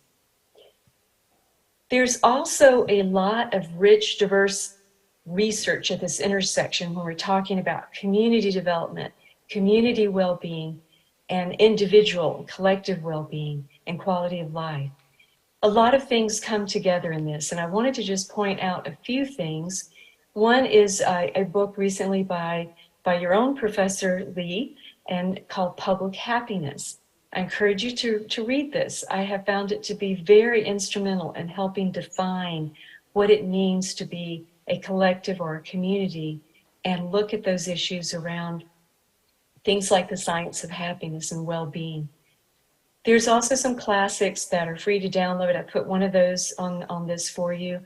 There's also some other professors there in Korea doing work in this really interesting area of the intersection of community and well-being. And then some others that I put here for you to see. And hopefully you'll be able to access this later should you want to explore those and look for those a little more. So again, when we step back and think about community development, this is what it is. It's first and foremost a way to connect to each other, the environment and all of those things around us, with a positive mindset. In other words, we're looking at communities and community development from the perspective of what we have as assets that can be leveraged and mobilized to make things better. Not the deficit mindset of looking at all the needs that can never ever be met because there's infinite need in any place, in any community, but rather how do we build on the positive aspects of moving forward? There's also community development is providing guidance to all the processes, the aspects of outcomes, capacity building, being able to push forward on things that are important to people and their communities. We know that community development is often associated with things such as participation, self-determination, looking at things around equity and justice, and really figuring out and helping develop that knowledge base that we need. And that's, again, one thing that I've always admired about Samal, which is empowering people to make those decisions and move forward. And we've seen how successful that is, looking at the Korean model of development. It's also a practice. It's not only a scholarly area of research, but it's a practice that is literally called the empowering profession, with people and community empowerment a central focus of that. Community and the practice and scholarship of community development is also related to other issues that are tangential or related, including science of happiness, of well-being, and the collective and individual that I've mentioned several times. Here's an example of one of the calls from the multinational groups that are concerned with community well-being and community development. This happens to be one that I particularly like because it's looking at a call to help promote betterment of our communities and of our regions. And again, this is something that a lot of people, a lot of organizations around the world are interested in, as they should be, and because there's always room to help make things better. There's a lot of trends influencing community and quality of life, and I just wanted to run through a few of these right now. We know that social awareness and things around anti-racism, equity, being able to sort of break the bounds of some of the vestiges of colonial efforts in some of our developing countries of the world.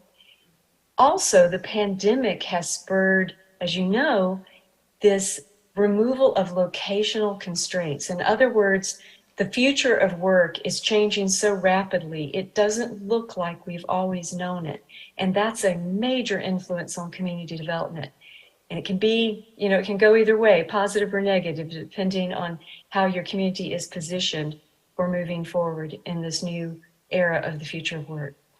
There's also the compelling need for community, again, a big outgrowth of the pandemic, which is we have to fight and counter disconnections, and we have to strive to recreate some of those strong relationships and connections that we have lost during the pandemic because of isolation. And then there's always climate change, and it's becoming even more urgent, but it has tremendous implications for well-being for us all across the globe. And so these are things that we're looking at, and as you know, all of you are involved in one way or another in your own efforts with community development and quality of life. There's quite a few things that I want to talk to you about, but I know that I will have a bit of a time constraint, so I'll try to hurry through some of these. Hopefully you can get access to the presentation if you would like to explore any of these in more detail. Now, here's an example, and I pull it out from the US, my own country, because it's pretty astounding to think about what's happening with quality of life and some of the countries slipping behind and others gaining ground. This is just one thing I want to point out.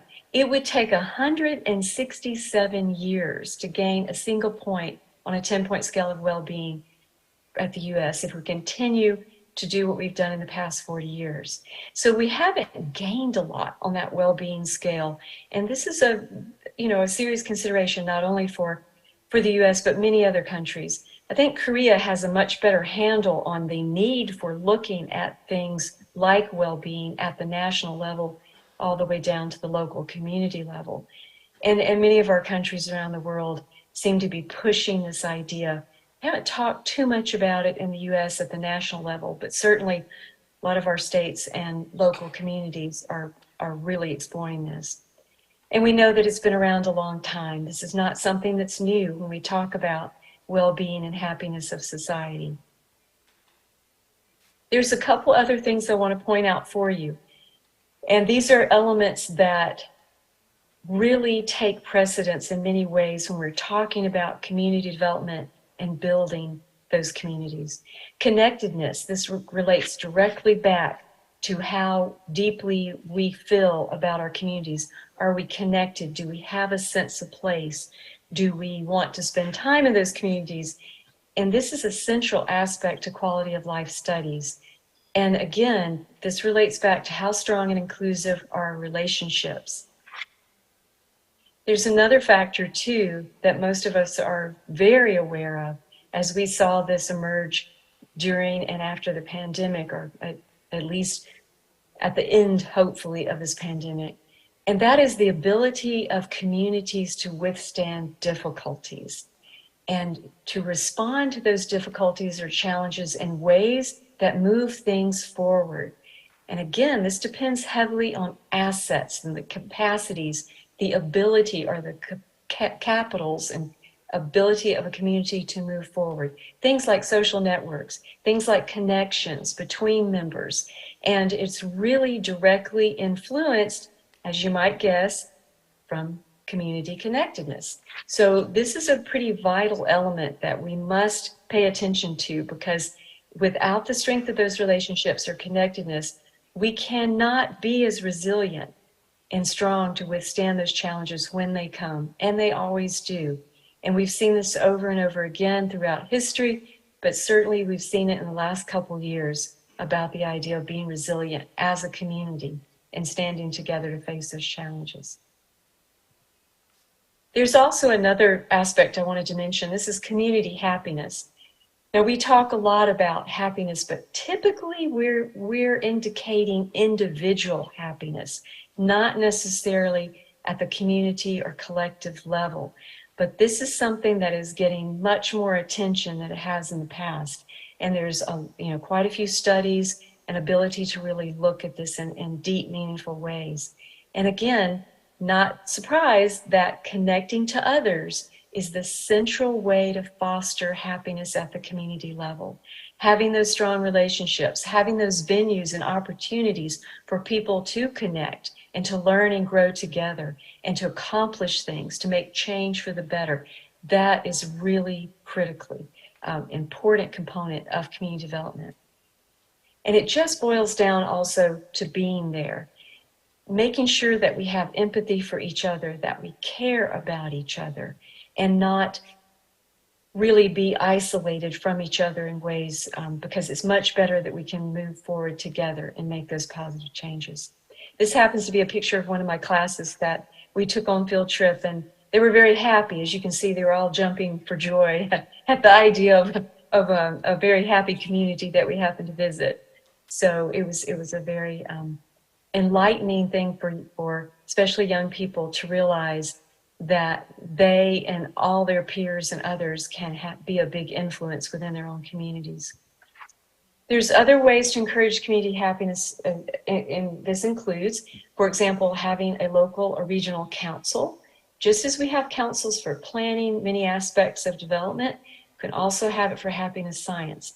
And again, we're not talking about a temporary emotion of happiness. We're talking about the overall flourishing and related to well-being of the people that live in a community.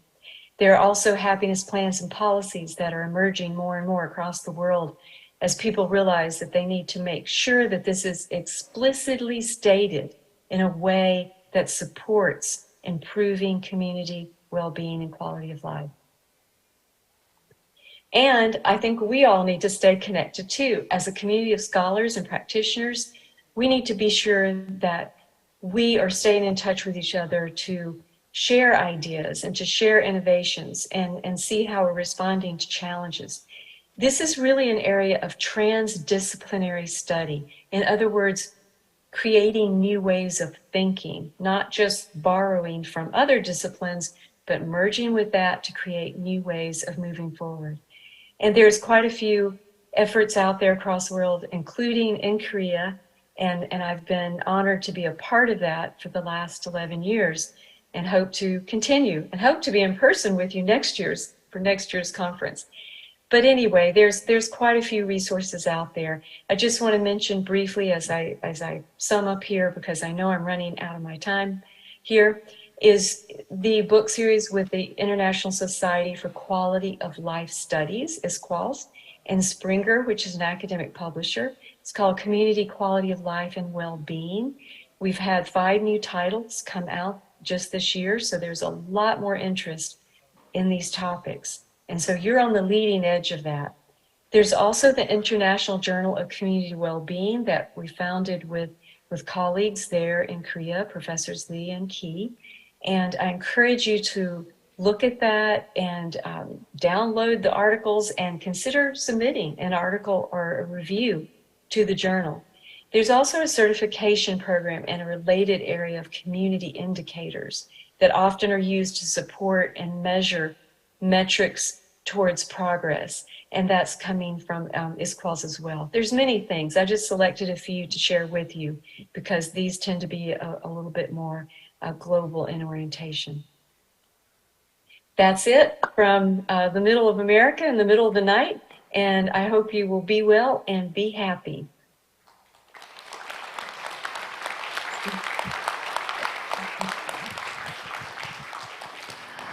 Thank you so much. 네, 이렇게 해서 저희 기조 연설 함께 청해 들을 수 있었습니다. 다시 한번.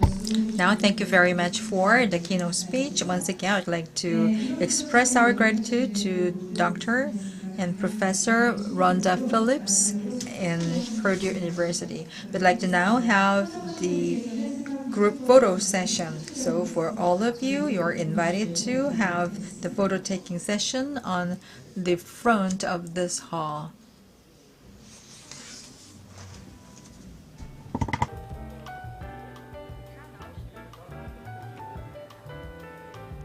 네, 참석하신 모든 분들께서는 Once again, all the audience is invited to the photo taking session. Would you please rise and come forward to the front line of the hall? So we would like to have the photo taking for all of you. photos, so please come forward.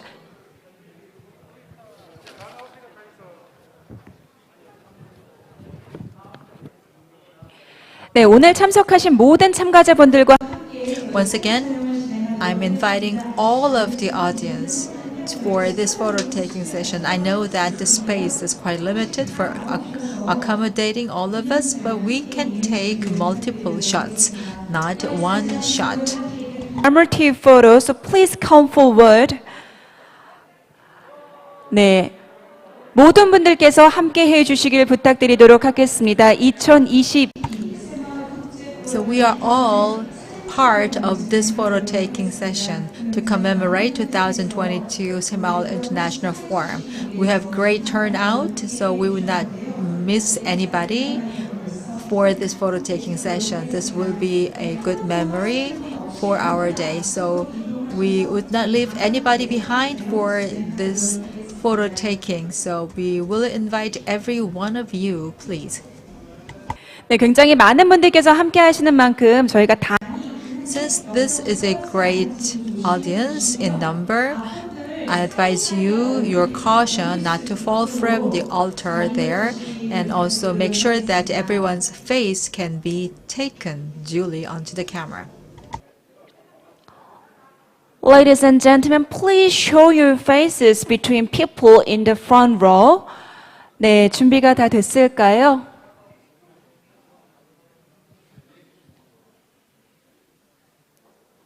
네, 작가님께서 보시고 각도를 한번 보시고 혹시 안 나오시는 분이 없는지 이쪽 분들 안 나오실까요?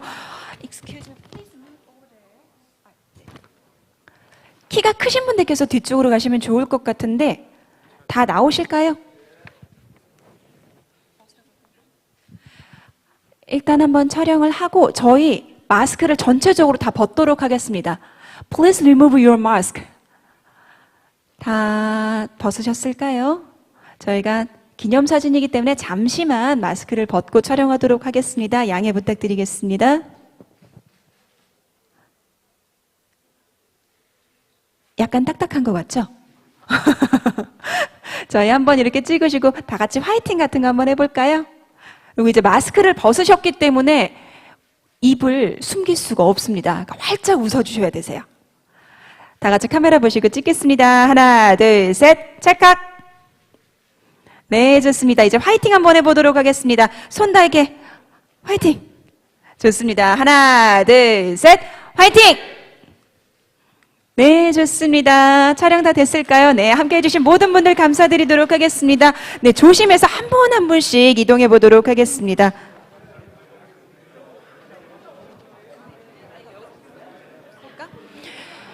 네, 이어서 저희는 잠시 후에 20세기 각국의 지역사 After a short break, we will have the first session on the local community development and 새마을 movement in the 20th century from 2:50. We will have a brief break and then we will get together once again. Thank you.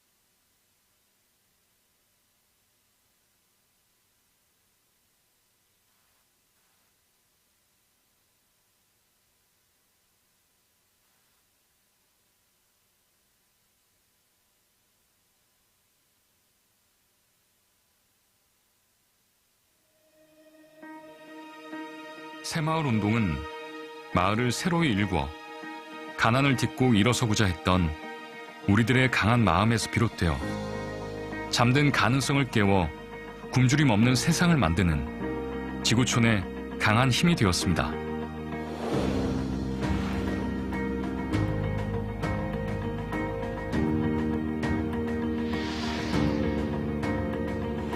온 누리, 너른 대지에 씨앗을 뿌리고 희망을 싹틔워 당신과 함께 새로운 미래를 여는 우리는 경상북도 새마을재단입니다.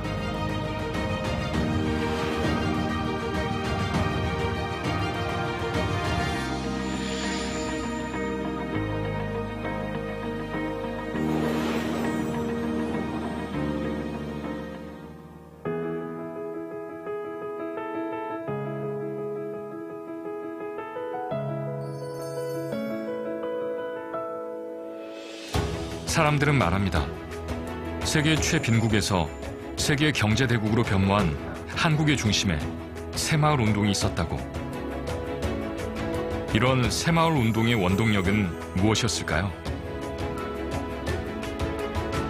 1970년 모두 함께 하나 되어 잘 사는 나라를 만들자는 굳은 의지는 결의의 목소리가 되어 대한민국에 울려 퍼지기 시작했습니다.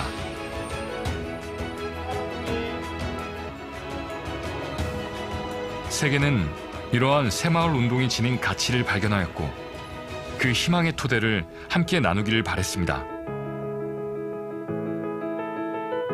그리고 마침내 새마을 운동의 성공 경험을 공유해달라는 국제사회의 요청과 인류 공동 번영을 향한 우리의 마음이 한데 모여 2012년 경상북도 새마을재단이 설립되었습니다.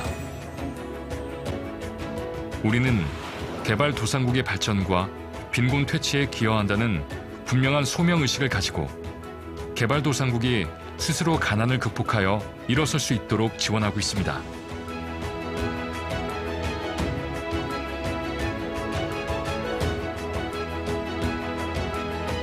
유엔과 OECD를 비롯 다수의 국제기구로부터 개발도상국을 위한 가장 효과적인 발전 모델로 인정받은 새마을운동.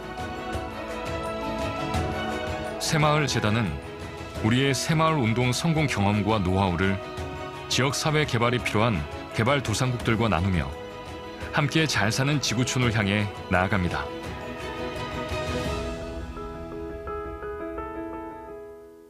오늘을 걱정하는 나라에서 내일을 그리는 나라로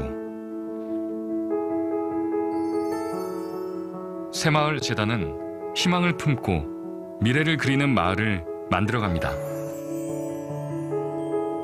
새로운 마을을 일군다는 것은 금전적인 지원이 다가 아니기에 우리는 현재 글로벌 청년 새마을 지도자들을 파견하여 마을 지도자, 주민, 공무원들과의 협력을 통해 신뢰를 쌓고 주인의식과 자립심을 일깨우며 희망의 터전을 만들고 있습니다.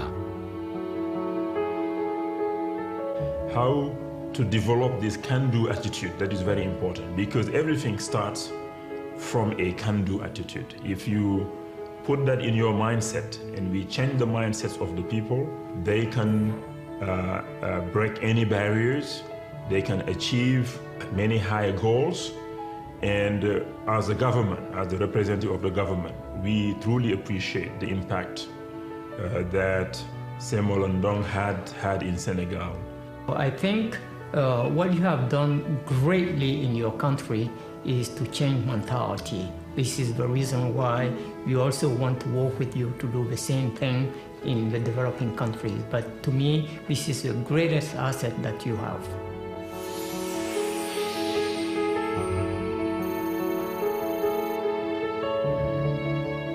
Là cán bộ phụ trách dự án tại Việt Nam thì ban đầu chúng tôi rất là băn khoăn về sự thành công của dự án. Tuy nhiên trong quá trình thực hiện được tham gia tập huấn tại Hàn Quốc cũng như tại Việt Nam và sự đồng hành của các bạn tình nguyện viên đến từ Hàn Quốc thì chúng tôi đã có thêm niềm tin về sự thành công của dự án cũng như là vào quỹ. Hiện tại chúng tôi đang nỗ lực không ngừng. 우리는 각 마을의 특성에 맞는 맞춤형 지원으로 현지 주민들의 소득을 향상시키는 등 실질적인 변화와 가시적인 성과를 이루고 있습니다. 또한 주민들을 대상으로 의식 개선 교육, 보건위생 교육 등을 시행하여 새마을 시범마을의 생활 환경 개선에도 힘쓰고 있습니다. මේ බිම්මල් විකුණුම් ආදායමෙන් නිවස අලුත්ඇඩියා කරගෙන දරුවන්ගේ පාසල් කටයුතු සිදු කරනවා. බිම්මල් වලින් ලැබෙන ආදායමෙන් කොටසක් බැංකුවේ තැන්පත් කර මගේ පවුලේ අයට උදව් කිරීමට හැකියවීම ගැන මම සතුටු වෙනවා. 새마을 재단은 우리의 도움이 필요한 세계 곳곳에서 오늘의 환경을 바꾸어 내일의 희망을 꽃피워 나갑니다.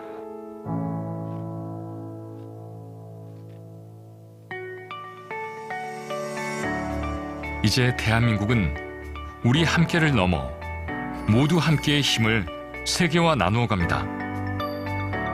변화를 이끄는 변함없는 가치. 우리의 영향력은 무엇일까요? 작지만 이런 큰 변화를 이끌어내는 것이 우리 역할이라고 생각을 합니다.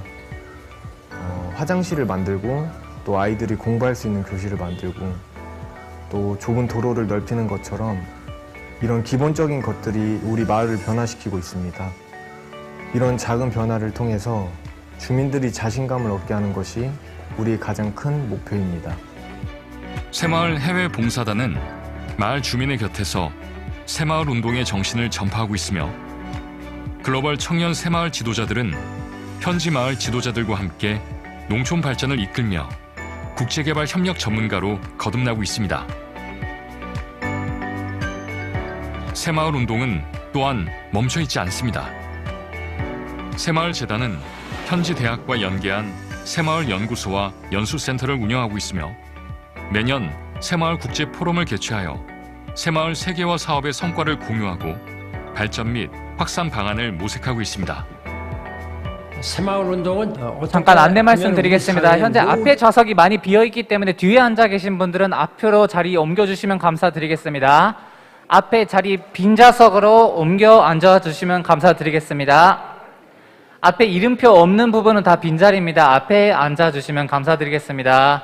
협력 감사합니다.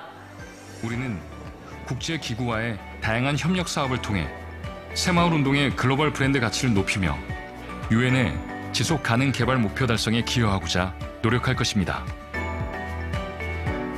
새마을 운동은 시민들의 자발적인 참여와 우수한 지도자의 헌신적 봉사, 정부의 적극적 지원이 어우러진 한국형 지역사회 개발 모델로서 인류 공동 번영의 정신이 담겨 있습니다. 이러한 새마을 운동의 가치를 잇는 새마을 재단의 영향력은 더 많은 세계 마을로 퍼져나가 풍요로운 변화의 바람을 일으켜 갈 것입니다.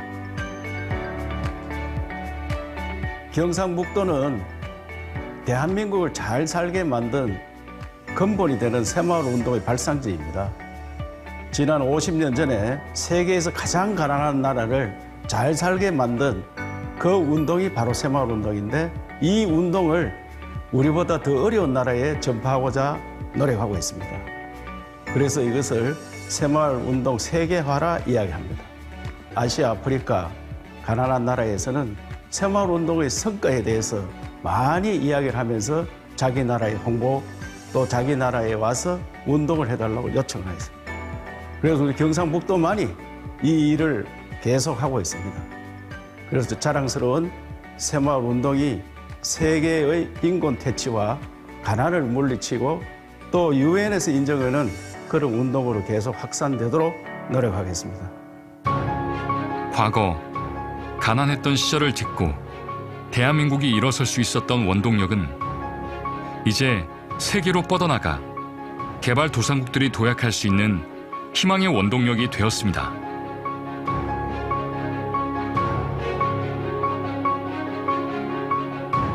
작은 도움의 손길이 한숨을 희망으로 바꿀 수 있다는 걸 알기에 다 함께 잘 사는 지구촌을 향해 새마을 재단이 전 세계 곳곳의 이웃들과 함께합니다.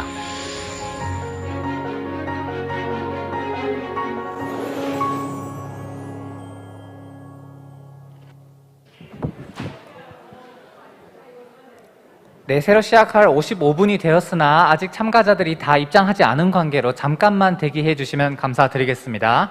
그리고 앞에 좌석이 많이 빈 관계로 뒤에 앉아 계신 분 중에 화면이 잘 안 보이거나 또는 소리가 잘 안 들리시는 분은 앞으로 착석해 주시면 감사드리겠습니다. 지금 입장하시는 분들 앞쪽으로 전방으로 오셔서 착석해 주시면 감사드리겠습니다.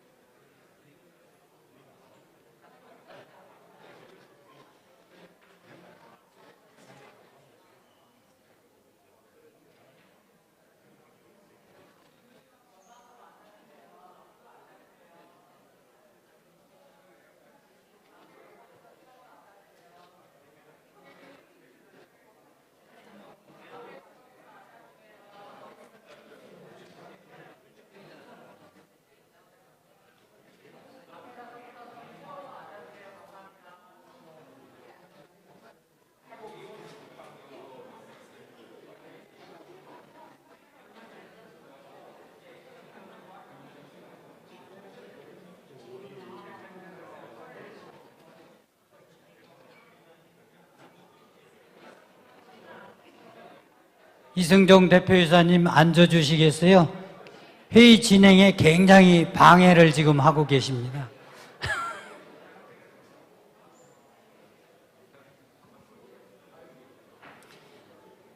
그 1세션이 원래 40분부터 시작하기로 했었는데요. 지금 We're supposed to start at 2:40, but we are 10 minutes behind our schedule. I was supposed to speak in English. 손혁상 And just as Chairman Sonyeok-sang of KOICA mentioned, that we have simultaneous interpretation, and he said that translators are more fluent in English than myself, and I myself is less fluent in English than Chairman Sonyeok-sang. And during the keynote presentation of Rhonda Phillips, we see that the simultaneous interpretation into both English and Korean is very comfortable to listen to and fluent. So I believe that it is better for me to speak in Korean and be brief as much as possible. And we have many English speaking and listening participants. And of course, many of them have left, but since we have many audience here with us, please bear with the interpretation. I'd like to thank all of you for being here with us at the 2022 새마을 International Forum. I understand that you all have a very busy schedule, and I'd like to thank Mr. Jae-seung and former ambassador to Colombia, Kim Do-sik, and also VIPs who are here with us during your busy schedule. In the first session,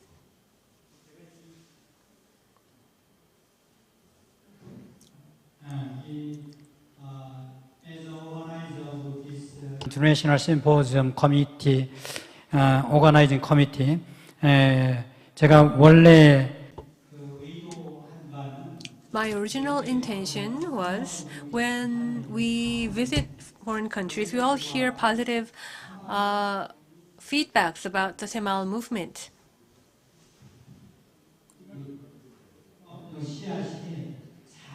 And I hope that the seeds of the 새마을 movement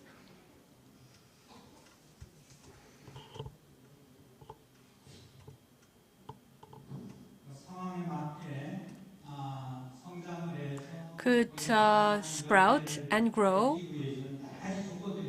And for that, it requires many elements and conditions. It requires the necessary ecosystem. And there would be success elements and factors for the Korean environment, but they may be different in other environments. So in this first session, we will talk about some of the prerequisites that enables the success of the 새마을 movement in each environment. There would be each nation's unique community development practices and traditions. And I understand that it would be meaningful to listen to such practices. And we have invited 3 renowned scholars in the first session. First of all,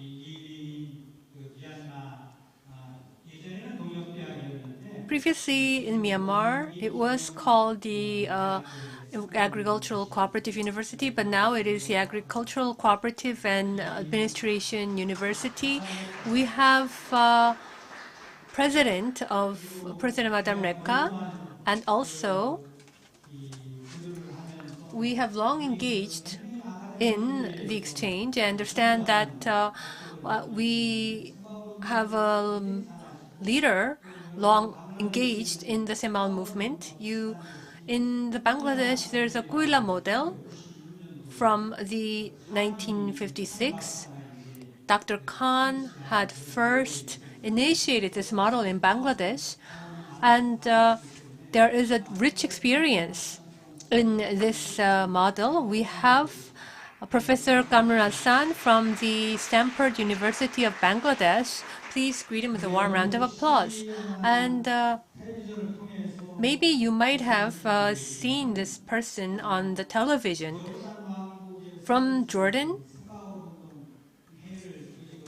the 새마을 movement council was established, and especially for the conflict zones such as Palestine and other sites were the locations of the 새마을 movement that was introduced.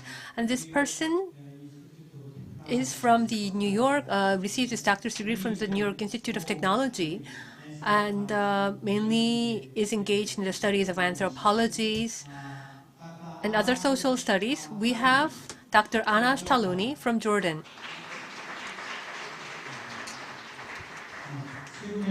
And as such, we have renowned scholars, and I made a small request for each speaker and to introduce each local community development tradition that is relevant to 새마을 movement and compare between the two and how the 새마을 movement is deepening its root in each country.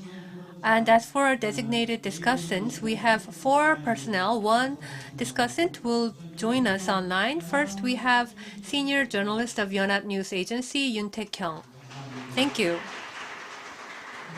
And also, Seoul National University Graduate School of Public Administration, Professor Seok-jin is here with us. And senior researcher from Kiev, Park Young-ho, is also here. He has a very long experience and expertise in Africa. And also not here on site, we have World Food Program Guinea Office Director Im Hyung-jun, who will join us online. We are already nearing 3:10, and for the efficiency of time, I understand that the PPTs are all included in the brochures and the material. And for each presenter, okay? That's okay? Yeah. Yeah. 15분씩. For 15 minutes, and for maximum of 20 minutes, you may share your presentations. And after the presentations, we will be more flexible in arranging our discussions. We're all Koreans, so I do hope that you will be cooperative in keeping with the time. And then for discussing, we all seated here after presentation. Okay? The first presenter, let me introduce Dr. Anas Taluni. To the stage, please.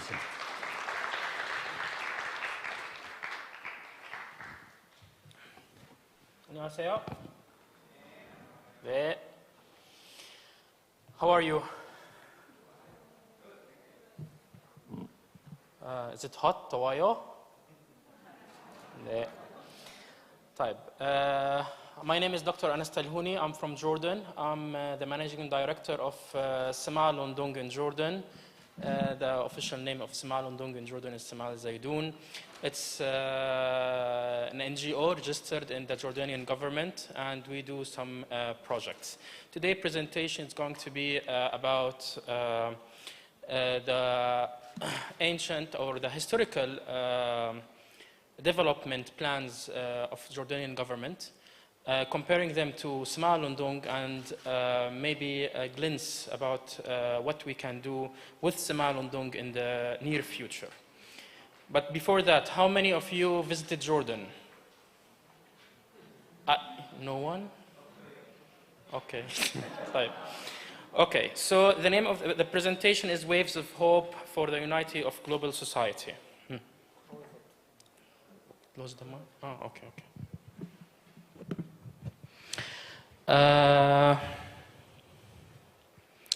So Jordan, since not all of you came to Jordan, the area of Jordan is similar to the area in Korea.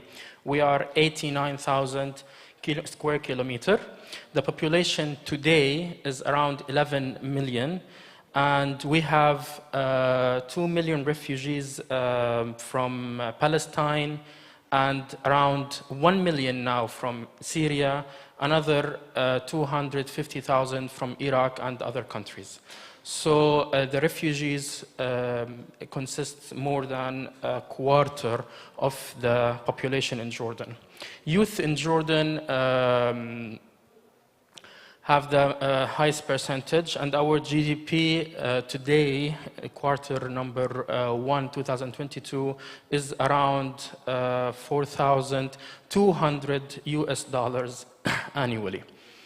And our unemployment rate is 26%. Jordan is in the Middle East. Jordan is the Middle East. It's a bit far from Korea, as you can see.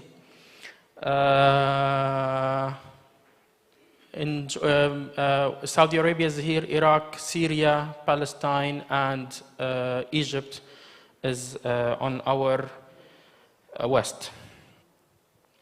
Let's have some quick economical numbers. Our JD is fixed with the US dollar, and it's around 0.71. So that means every one JD is $1.41, which means the Jordanian dinar is strong. Also, the GDP and the budget and the national income in Jordan, as you can see in this chart, we have different difference in the GDP and the GNI, gross national income. And it's not that high. I mean, the slope is not high. And we have a lot of recessions, especially in the 1990 and 1995, as well as in the global recession in 2008. So our GDP and GNI is not that strong, which has a meaning that it has a similar numbers to what Koreans have back in the 1970s. And that's why we are trying to implement Semal Londong in Jordan. The growth rate, as you can see also, it's not a high growth rate. These numbers from the 60s until 2022. So we're talking about 60 years, 70 years. And the depth of, compared with the GDP, as you can see, we are spending more money. We have a huge deficiency between import and export regarding the GDP. And the debt is always increasing. Why this is happening to Jordan? Why this is happening to us? It's because of the main crises that we had during the last 50 years or 70 years, let's say. So we have the Arab-Israeli war in 1948. It was a disaster back then.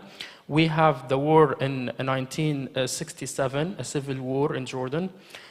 We have the Black September, also in 1970, and the Iraq invasion in Kuwait in 1990, and we received a lot of refugees from there.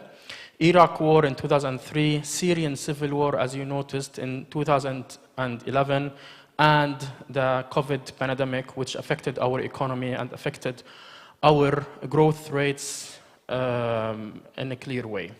His Majesty King Abdullah always focused and called for increasing competitiveness of Jordanian and Jordan,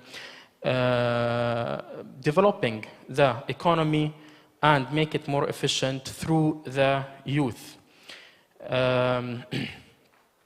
Now, regarding the plans that we are doing after the last pandemic, which is COVID-19, unfortunately, Jordan depends on the aid. And this is what we are going to discuss today. Jordan is accepting a lot of money from donors and accepting a lot of money from the World Bank and different financial institutes without making any capital project or without making any projects that would help Jordanians to survive and to make sustainable projects.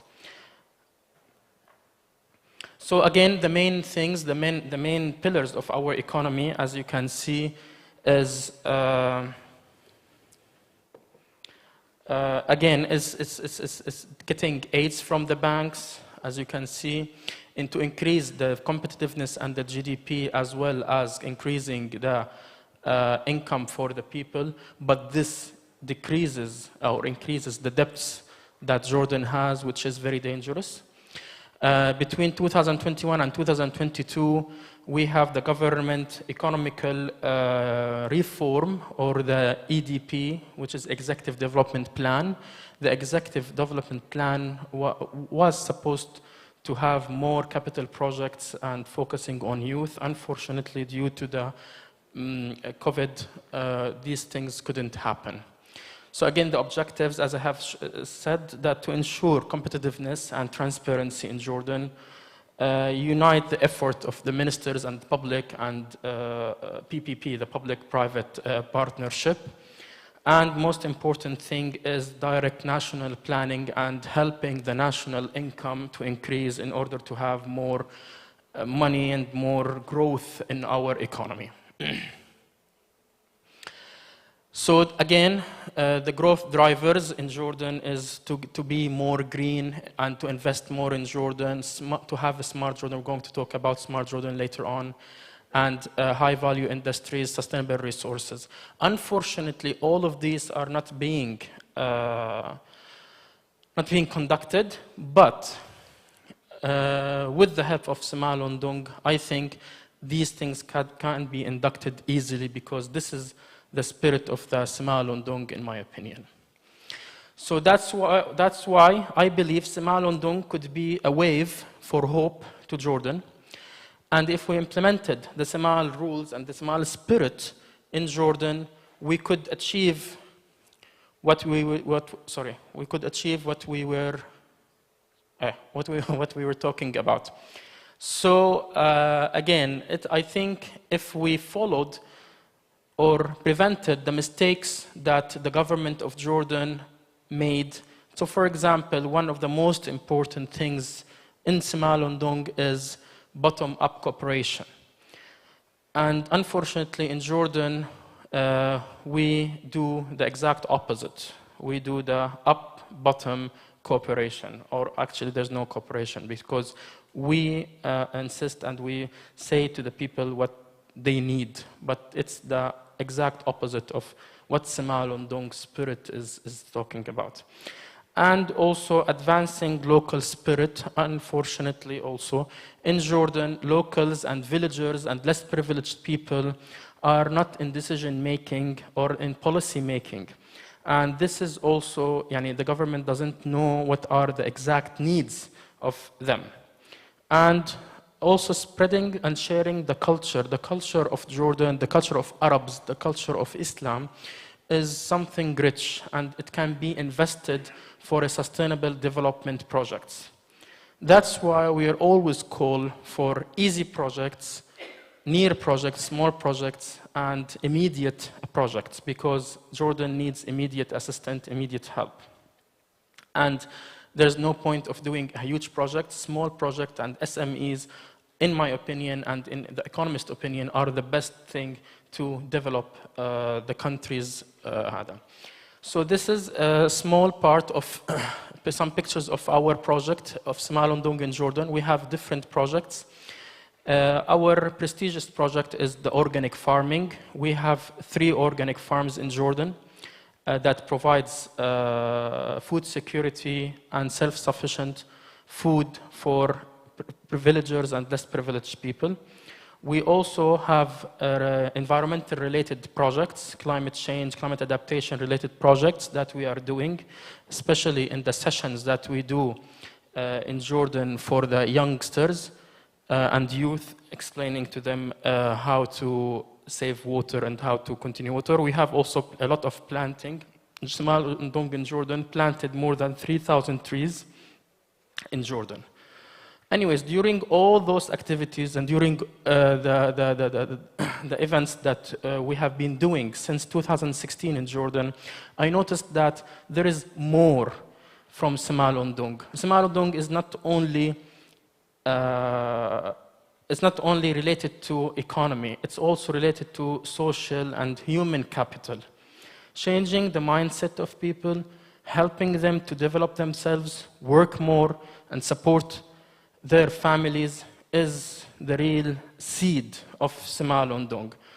And during the pandemic and during COVID, we start at 새ma을운동 in Jordan, we started doing we started planting these kind of seeds, changing the mindset of people and helping them to be more productive and moving them from consumers to producers. So we have a lot of prestigious projects again. So we have the Wadi Araba project. The Wadi Araba project was a successful project in Jordan. It helped villagers, real villagers, to sit together in one table. And during the 70 years in Jordan, those people never sit in one table and agreed on something. We always say we agreed on not agreeing on anything. But because of 새ma을운동 spirit, the people sat on one table and agreed with the local municipalities and local governments. The Green Roofs in Madaba also is one of the prestigious projects that provided food, vegetables, fruits for the people.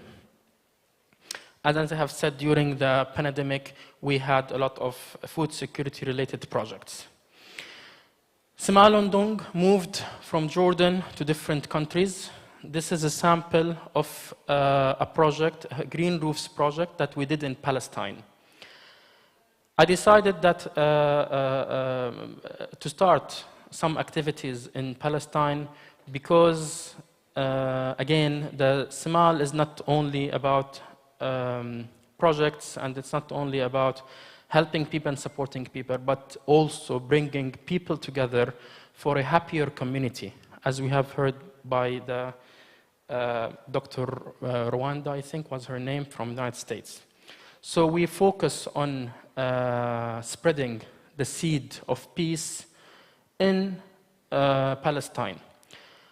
At the moment, we are developing a master plan to do some projects in Nablus, in Palestine, as well as doing some model projects maybe in Turkey, and spreading the spirit of 새ma을undung from Jordan to those different countries in the Middle East. And I think this is the goal. This is a hidden goal from the 새ma을undung, which is helping and developing and connecting people all over the world under one flag, which is peace. And 새ma을undung can easily achieve this slogan, let's say. The current prospects in Jordan right now. Again, 새마을운동 is not an aid agency. We are not supposed to give money, or we're not an ODA agency. We only aspire and help people to communicate with each other, to fully understand what kind of projects, what kind of needs, priorities they want to do in their village or in their neighborhood even.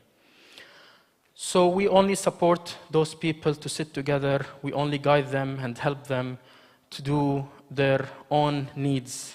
We also focus on the PPP, as I have mentioned earlier, which is public-private partnership. Without the money from the private sector and without the guidance from the public sector, those projects can't see light. We also, at 새ma을운동, we follow, there is a Turkish great leader who once said, Yurta sulh jihanda sulh, which means peace in homes, peace in communities. And we believe that if everyone started his own project, or if everyone cleaned his house and the sidewalk in front of his house, and his neighbor did the same, and his neighbor did the same, at the end of the day, the whole street's going to be clean. So if I started doing a project, and he started doing the project, and the other guy started doing the project, we can jump and we can do that change that we are looking for in Jordan and in our communities. So again, peace in homes, peace in communities. So I believe it's all about having a peaceful mind, a peaceful heart, and a peaceful also heart, and a peaceful financial. And if you don't have money, there's no peace. So money is a must for families and for people. Again, also we need to monitor and evaluate Jordan again, and re-evaluate the situation in Jordan in order to have more understanding. 새ma을운동 will always stay in Jordan, and we will always do what it needs to be done in Jordan to help the people. And I always believed 새ma을운동 is like a bridge connecting Jordan and Korea, and now it's moving to Palestine and hopefully to Turkey, to spread the real meaning of self-help, cooperation, and the most important, diligence. Thank you.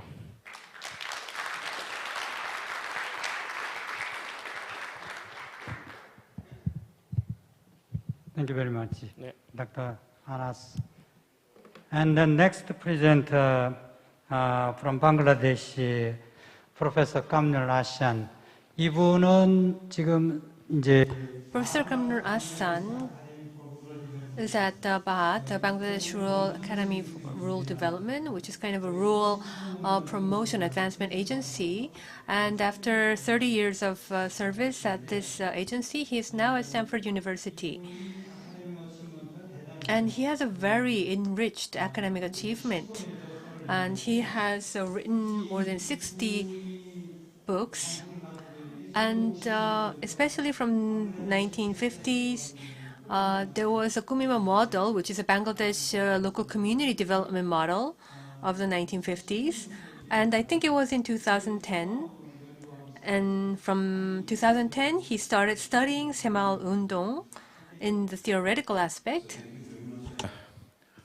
Respected moderator, a leading scholar in the field of local and regional development, and Professor of Emeritus, So Jing Kwan, respected panel discussant presenting here,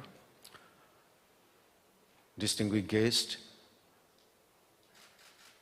academicians, students, and journalists of electronic and print media, ladies and gentlemen, very good afternoon to all of you. So I'm going to tell you a big story, and the chairperson, the moderator of this session, has kindly allowed, it was 15 minutes time earlier, but say that I can extend up to 30 minutes. But I will try not to torture on your patience longer time. I'll be speaking as less as possible, sparing less time in each slide. So traditional community development in Bangladesh and Semaoldong experience of a decade. And just going straight to the, some introductory slide is here, but I'm not going to detail all the points here for the time's scarcity of time. So People's Republic of Bangladesh, it is almost 1.6 times than Republic of Korea, 150,000 square millimeter, and the population density is the highest, one of the highest density in the world. About 1,265 people live in 1 square kilometer. And then some farm holding size, I don't like to statistics, but the electric coverage was 100% in 2021. But you know, the crisis, due to the fuel crisis, Ukraine, and the story will be different if I come here next year. Because 2 times the fuel cost increases, it increases the poverty level, made the hardship of the life of the common people. So until 2021, the coverage is 100%. Now it is rationing electricity supply all over the country due to the fuel crisis. Then the major problems, I don't like to detail this. This is the common feature, underdeveloped country and developing country, higher poverty in 60s and large exploitation of rural poor, low technology. These are some features, common features all over the world at the early stage. Then Kumilla model for rural development. So this is Kumilla model for rural development. In fact, this was started in late 1950s. And that government was replicated in 1960s. And to speak about Kumilla model, to give you a sense, I'll be coming to you. Allow me to just to orient you about the location of Bangladesh, how climatically vulnerable country it is.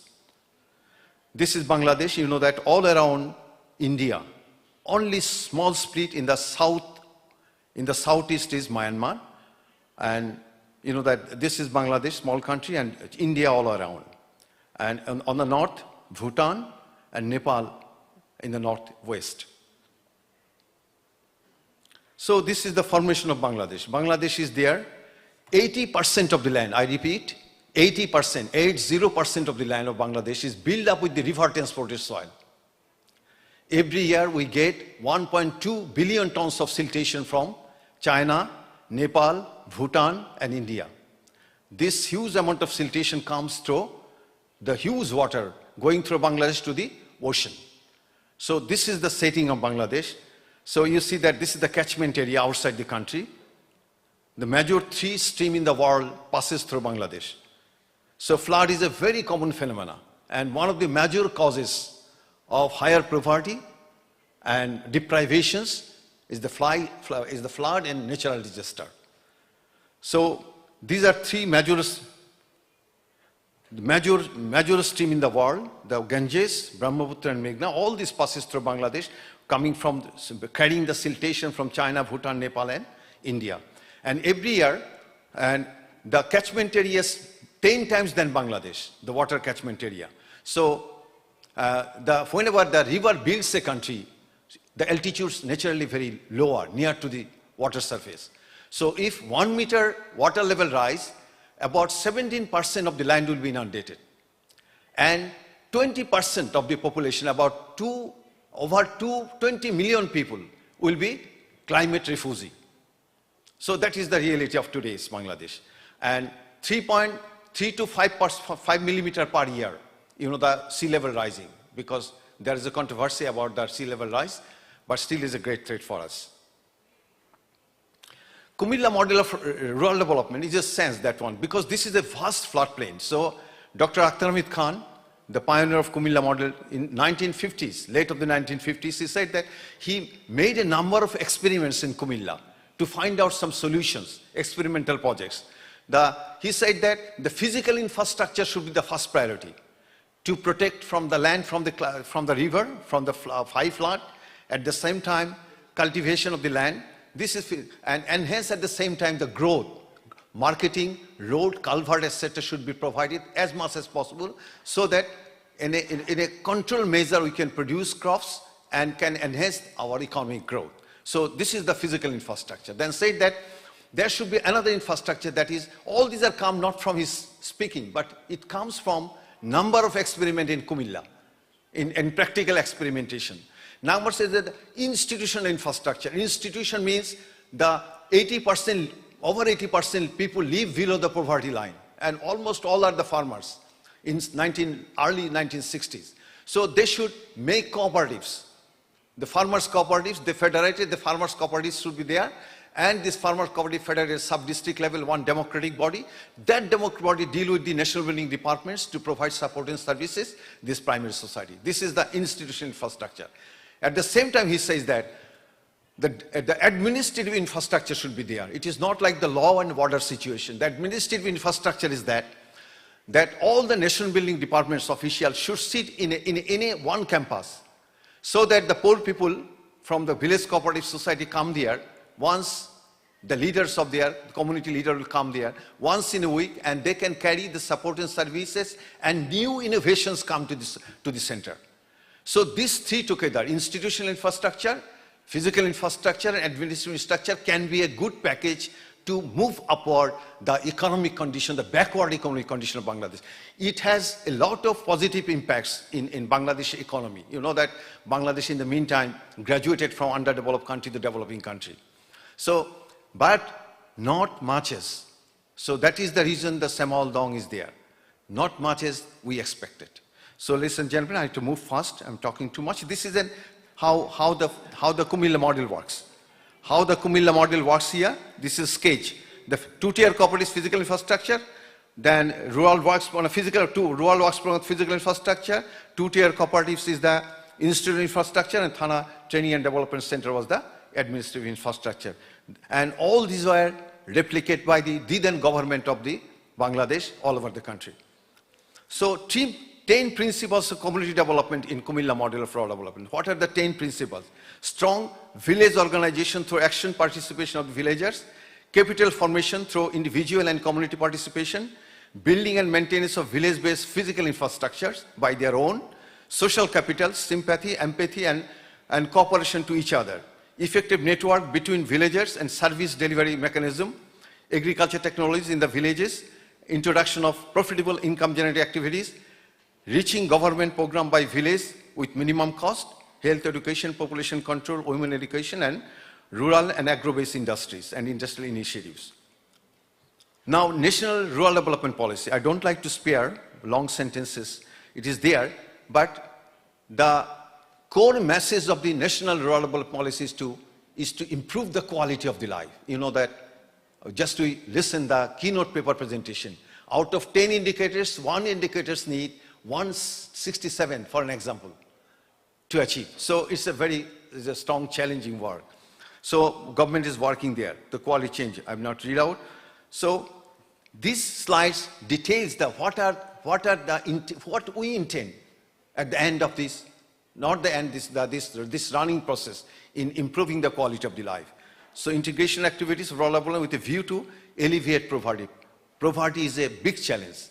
And in all our society after COVID, I made a survey, and I saw that in all cooperative society, the poverty level increased, every society. At the same time, the growth increased, the capital formation increased. It means very unhygienic growth take place.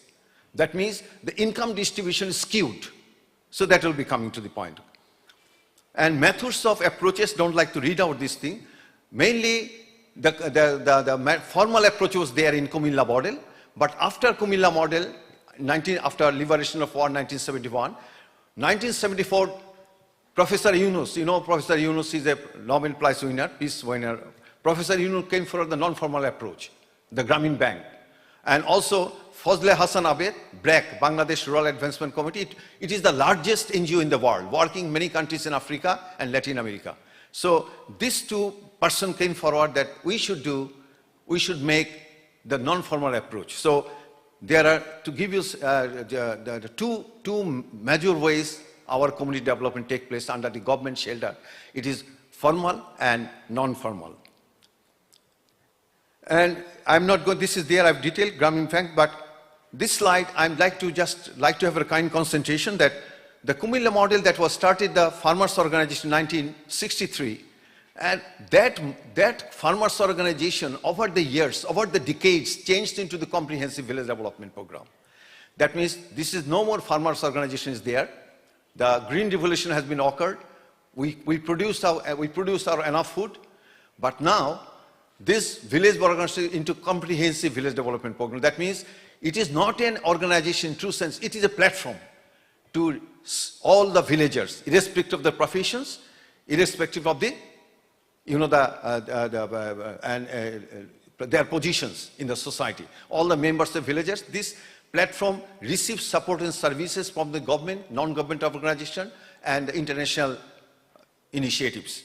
So that is the topic of my part, village-based comprehensive. I just give you some information of the village-based comprehensive. That is for 2022, it is the government program. Now, all over Bangladesh. Now, this is the thematic framework, how the Koika, then SMU work in village, in our community. You see that the government setup is here, and village is there, Koika, and also BARD SMU program implemented in 2008.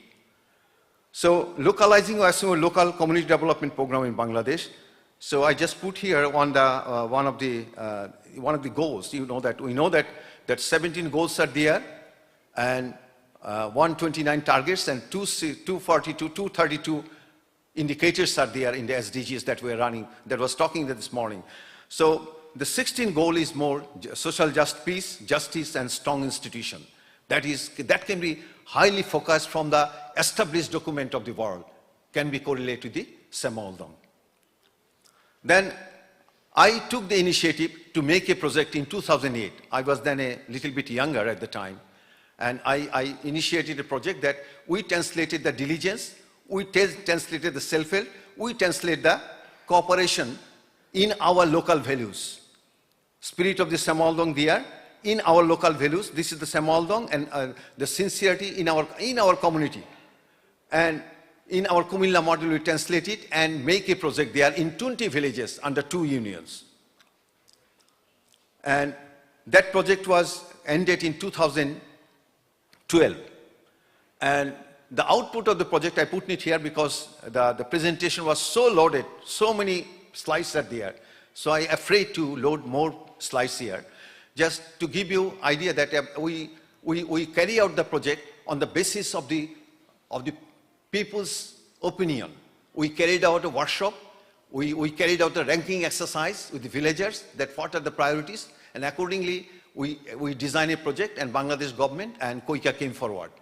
It's not a big project, but in 20 villages, the government of Bangladesh provided $1 million, Koika provided $2.5 million, and the communities provided the land and labor forces. Land and labor force. The land is the most valuable because very populous country this is.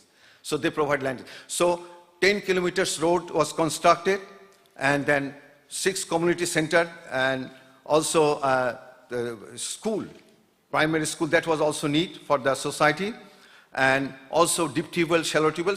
So many physical items there. At the same time, training were there to make a change of mindset, and the achievements of not financial matters. So I just make here to give you sense some of the statistics, some of the survey works here. So 20 villages is there, and this is a slide, I take a little bit time here, that we see that the per capita GDP, nominal GDP, not the parity. Per capita GDP was there in 2 villages, in 2 unions, and 20 villages. That was this, and the national average is $2,097. And in 2021, it is increasing 10, but 2021 means after the COVID-19. It also increased at the time. But at this time, going to the same slide, for the following slide, you see that poverty increase every society. It means that money comes forward, amount of money increase, but this money go to the some few persons, not for the inclusive growth that Mr. Professor Sojin Kwan used to speak in his article. I quote his article here, that this is very much injurious for the society for the longer time. And before coming here, I just observing the Gini coefficient of South Korea. In the last 10 years' time, only 3% increase. It is around 31%. So this is due to this 새마을운동. This is the exceptional case all over the world. And the worst country, not in country, but in terms of income distribution, South Africa. Because over 6.6% the Gini coefficient of income distribution. And Zambia is there. Then some 10 out of 10 list countries, only 1 in Latin America, 9 in Africa. And on the top countries, all the East Asia, European countries, Latvia like this country, their income distribution is homogeneous, better. So we are afraid in Kumilla. That Kumilla model is there, that this is one. And I just quote here a quotation because I went through his article, a number of articles. Because as a scholar, I love to read his article. So it is there that some various changes is there. In Korea, it is a very hygienic growth take place. And you can gaze from the economic growth that people's sympathy, empathy there for each other. This is not the indicator of the financial indicator. It indicates the love among the peoples, empathy, sympathy with the people. So, ladies and gentlemen, I'm talking. So the second one, this is also the transportation cost. This is increased, and I repeat once again that if I come next year to any seminar, of course, the figure 2021 drastically changed. It will be much more higher because fuel cost everywhere. The life is become difficult for all over the world, particularly the underdeveloped and developing countries. So if one time the government announced that your diesel per liter diesel or per liter petrol increases from so to so dollar, in the following day all the market will. You don't find any either. Everything increases 20% to 30%. This is not common in developed countries, underdeveloped, but this is the reality in developing countries. So monetary gains were there, non-monetary gains there in our villages, 20 villages. Mindset change, development leadership take place. Physical communication not only provides the physical communication, law and order situation changes there. And development capacity of primary education. And COVID-19 responses. I try to give you a sense of the COVID. What are these villages? COVID-19. That this is some pictures of the community. The villages have 750 family, the highest number out of the village considered, and 68 families the lowest. And then coming to in cases that's compute before COVID and after COVID, the poverty level increases everywhere in all the villages. You see the picture there. I'm not taking much time here. And steps adopted to address COVID situation. What are the community says that what they should do? They have training from 새마을동. They have physical facilities. They develop their. Then community says that they did. They distributed their income because all the community have business unit. And at the end of the year, they distributed the dividend. So they divided 100% during the COVID-19. Advisory services are given to the weekly meeting. They have weekly meeting system there. And they need government support. They got government support for some basic need like food and also some treatment facility. And what are the role of the community to face this situation? The community says that they increase the credit program.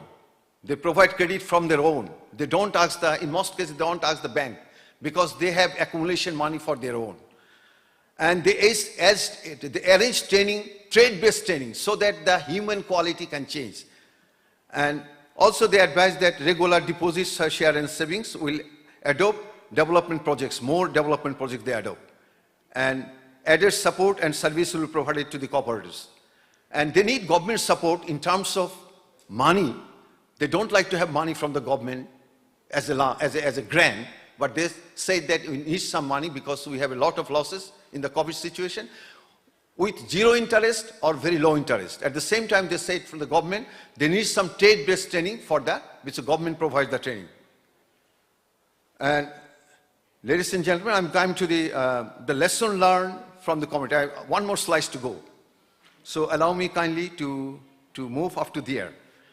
Project village-based organizations sustained by their own, because after 2012, no project supports were there. But the project is running, the village community is running by their own. That is the final. The institutional structure following the cooperative law and village-based organization ensure spontaneous participation of village people. Village-based organization demonstrated a unique example of addressing all aspects of rural lives through strong leadership and participatory planning and establishing network with service providers. And village organization work as a running platform to delivery of services and different national building departments and non-government organizations. And then COVID-19 pandemic and Russia-Ukraine war hamper organizing training, monthly meeting, and economic development works. This is the drawbacks. Normal function of the village-based organization, likely meeting, capital formation, disbursing credit, realization instruments of credit, performing development activities seriously disrupted due to the COVID-19 pandemic. Higher fuel costs due to Russia-Ukraine war and hence the living costs, including agriculture production costs, make the villagers' life difficult. The last slide before end my speech. Failed need to localizing SMU remains in 20 villages after 10 years, after almost 10 years. Need to establish SMU model in one village. I'm talking about our respected moderator told in the earlier that the Kumilla Bangladesh Academy for Rural Development is established in 1959. It's a long history that, so this institution as a worked for the pilot project research, training and pilot project experimentation. And about 8,000 people from around the world every year visit this institution for the connection of the training, workshop, seminar, research, and pilot project experimentation. So a model visit is very needed to there. In one way, we have very rich experience in Semaoldong. At the same time, if a model village of Semaoldong can be done nearby, that will serve both the purposes. At the same time, implementing the SMU in Bangladesh, at the same time, orient the other people too. And village community law have their own planning and monitoring devices of economic and social development. Data generated, that is a big challenge. And if I recall rightly, out of 17 goals, goal number 9 17s. There are 9 targets and 12 indicators. And it emphasizes on the data generation, because all underdeveloped countries suffer a lot. But without data, you cannot, systematic growth you cannot ensure. Systematic planning process cannot be ensured. So we are suffering a lot of data all over the underdeveloped, developed countries. So data is in, and I also quote here, our respected moderator's one quotation.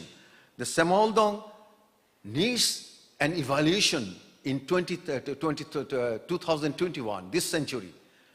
Because it is not, he said one shot, but it is not one shot. There should be research doing either under the leadership of the best place would be the Yangnam University. My understanding, that's the best thing because they have a huge capacity of researchers. And the Semaul Global League, Semaul Training Center, they are there. But the research capacity, because it is absolutely necessary. Right now possible, because the localizing is a great challenge all over the world. The experience in Uganda is not similar to Myanmar. In the Burundi, not similar to Congo. So it is a long distance to go, and every time we need some data to need data. In Bangladesh, we have only 20 villages. We don't have upward. So we are suffering data from there. We cannot correlate very systematically in front of you how Semaoldong is working there. So this is the right time to make an initiative, and an university can do that the best way, that one. That is my request for this session. So data generation is there. So he said that before going to this evaluation, because the very hygienic growth in terms of industry, in terms of agriculture, in terms of service sector, everywhere is a hygienic growth is going on South Korea. And many people believe that this is due to the Semaoldong. So the noble cause, you are arranging this seminar with the people, taxpayer money, 100 people. So not for the sake of this seminar, but this is the right time to make at least one, the central data base, and also subcontinental base, and also the different, so regularly data will be generated, and maybe the research plan will say that what to do next. And my next suggestion is that it is not the one-way support from the KOICA or the Korean government. There should be some devices, public-private partnership. I was here in Korea at last month, at the start of last month. The Director General of the KOICA said that, I like that statement, that they will arrange training, not bringing all that from African people to Korea, but they select one regional training center there and asking the people there.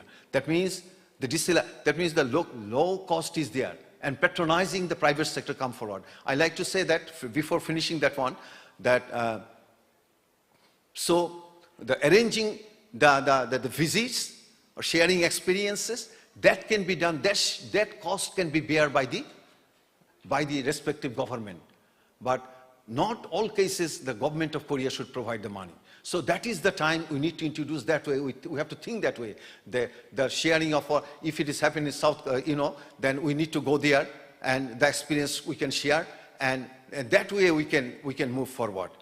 And also some global, the global actors are there, like some global organizations, some international organizations, they have huge database. For an example, this is my last, that ARDO, Africa-Asia Rural Development Organization, they established in 1961. They work in 32 countries in Asia and Africa. They have huge database for the greater cause of improving the quality of life of the people, for achieving the global peace. So Samal is working. So having this experience from this international community, some way, or bilateral cooperation or multilateral cooperation, that can be a great initiative. Ladies and gentlemen, I have tortured a lot on your patience. Thank you very much for your kind patience.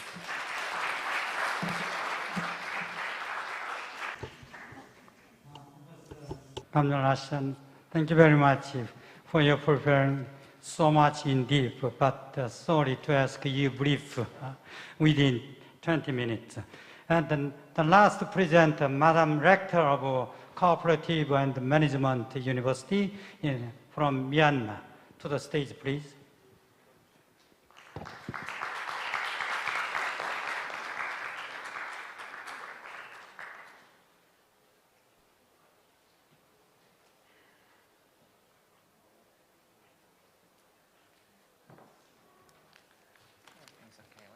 Okay, thank you.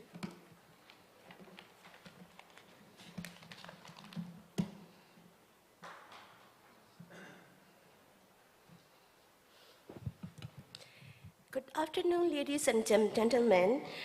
I am Yi Win, Rector of University of Cooperative and Management, Tân Yên.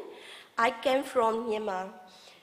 I'm here today to present about the regional community development through 새마을운동 in Myanmar.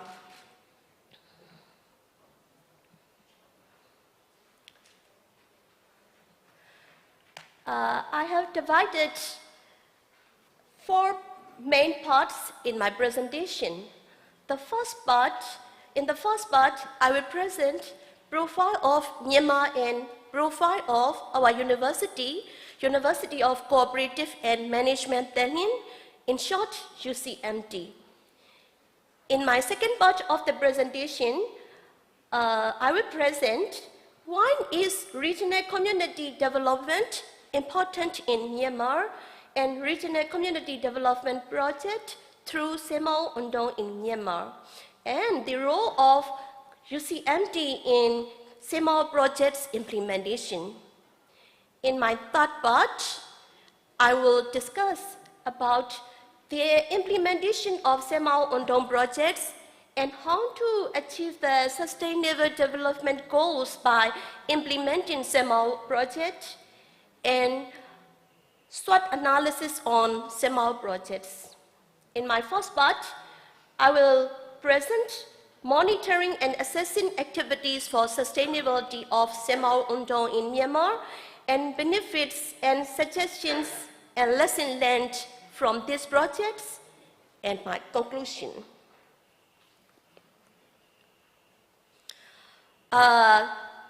This is our country map.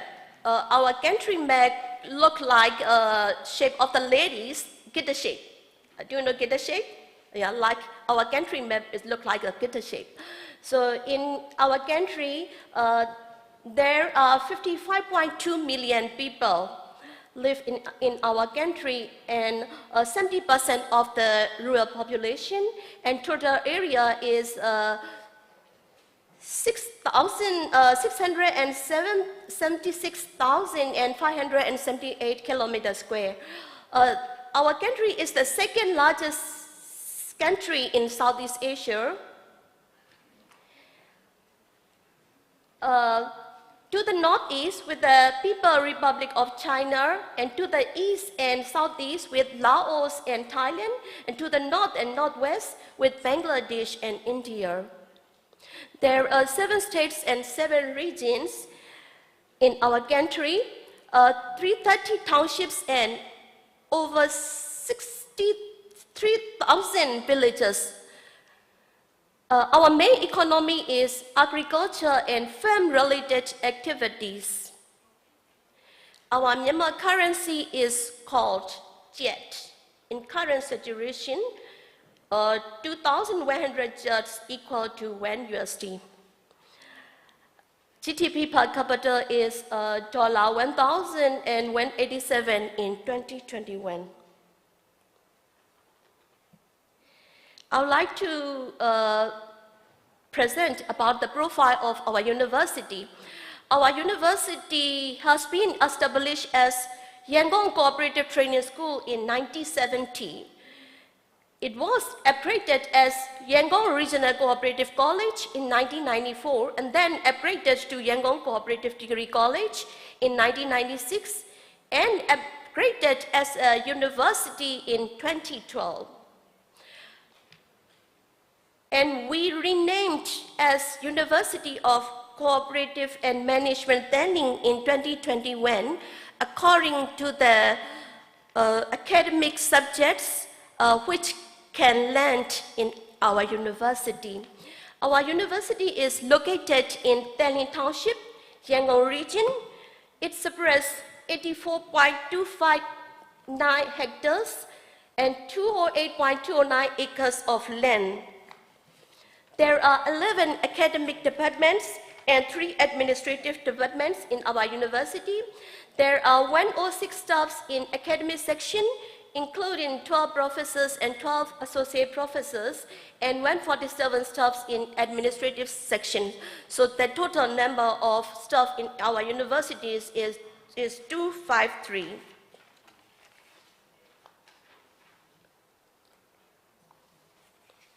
You will see the conferring degrees of our university in this slide. We conferred the Bachelor of Business Science, specialized in accounting and finance, marketing management, applied statistics, regional development, and social enterprise management. All of these are 4 years program.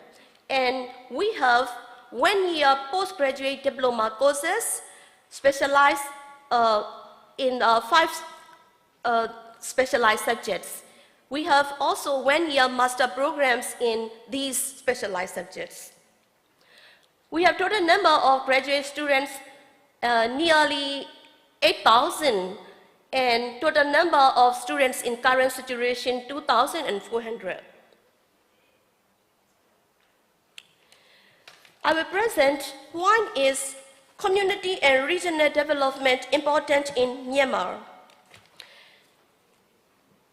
Myanmar is an agricultural country, and most of the people live in rural area. So to improve rural people's livelihoods fully and sustainably by providing better access to assets, natural, physical, human, technological, and social capital, as well as control over productive capital like financial and economic. So community and regional development projects become one of the major solutions of rural people in Myanmar.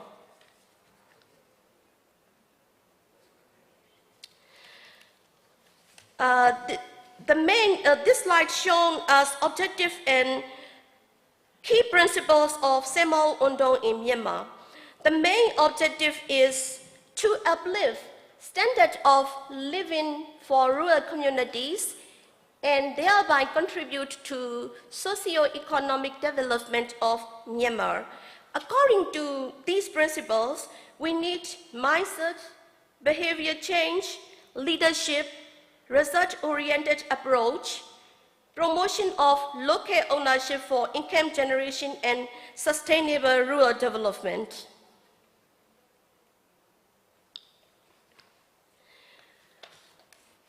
Now I will discuss practical 새마을 projects in Myanmar.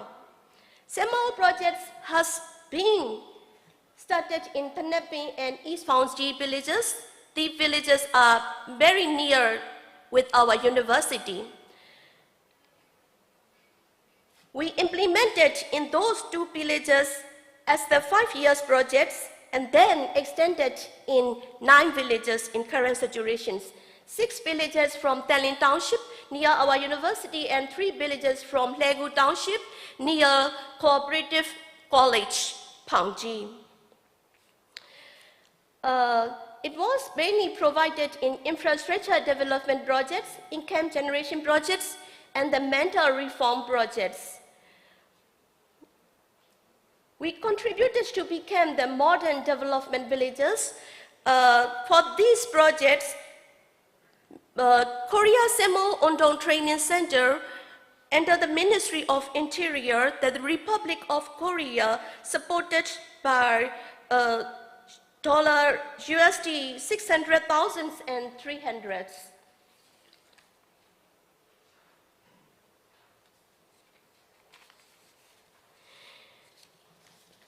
We implemented the 2 villages since 2012, and then we extended to 6 villages near Thanapin, and we extended to 3 villages near Legu Township.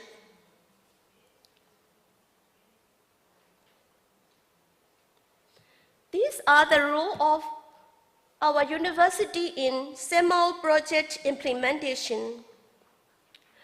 Our university has a role of facilitator, coordinator, and supervisor in these projects.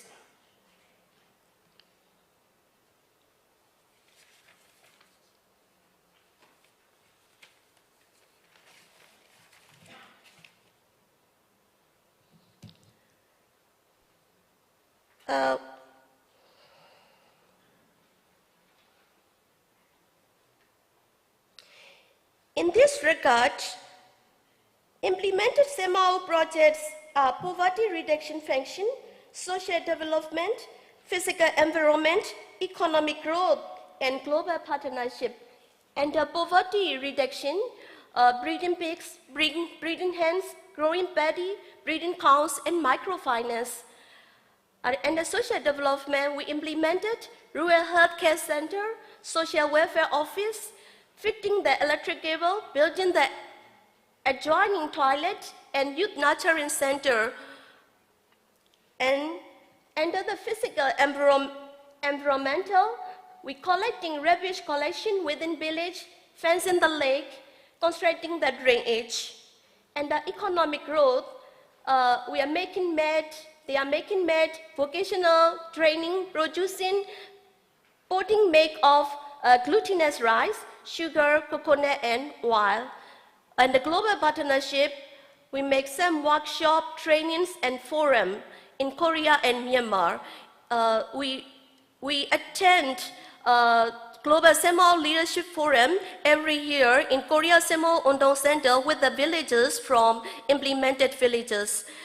We share and knowledge, we experience sharing in this global forum. And then in Myanmar, in my university, we make a Myanmar 새마을 leadership workshop every year from 2017 to 2019. Every year we make this workshop.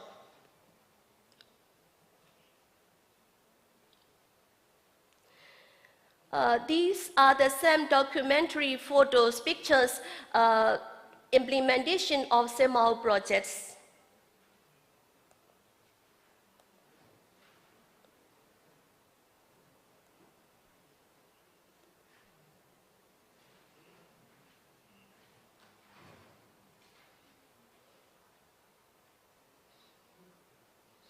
Now, I would like to explain the achieving the sustainable development goals by implementing 새마을 운동 projects. Our regional community development projects are harmonious with these 4 goals. Goal 1, end poverty in all its forms everywhere. Goal 3, ensure healthy lives and promote well-being for all at all ages. And Goal 8, promote sustained, inclusive, and sustainable economic growth, full and productive employment, and decent work for all. And then Goal 17, strengthen the means of implementation and revitalize the global partnership for sustainable development.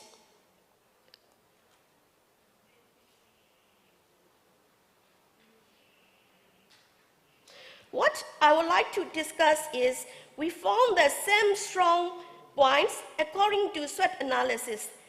The highlighted point is increasing income of the villagers. The weak point, some villagers cannot understand 새마을's project 새ma을 system clearly. The opportunity is community development in rural areas. One of the threats is lack of cooperation among stakeholders.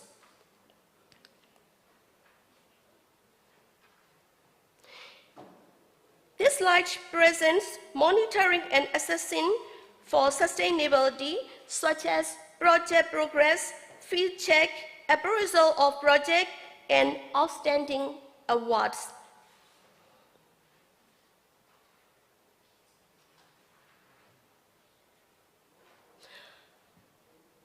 The main benefits of regional community development are improvement of basic infrastructure within the village, increase in household income, and thriftness.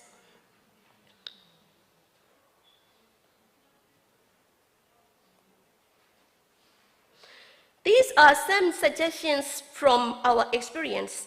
My suggestions are to conduct more training and workshop for villagers to better understand 새마을 project, to provide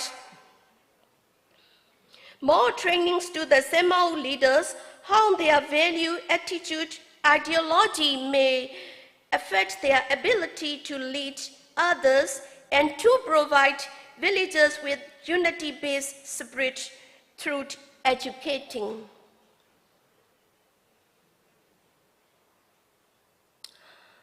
These are the lessons learned from our experience. Unity is very important for rural development.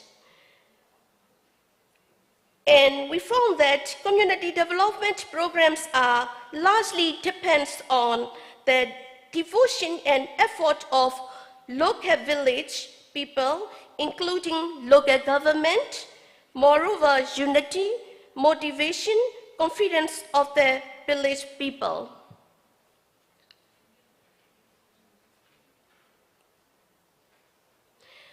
To conclude my presentation, community development is one of the most important processes of development of Myanmar.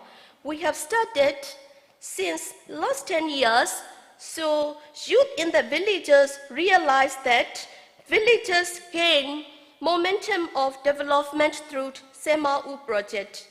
We need to provide more training to young generations for sustainable development.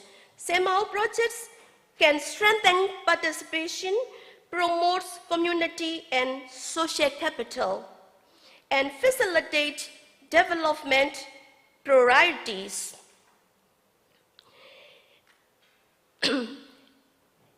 As I already mentioned in my presentation, we need to provide better accesses such as natural, physical, human, technologies, and social capital, etc.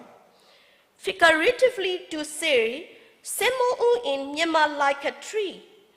We try 새ma을 to stay grounded last 10 years from 2012 to 2022 until now.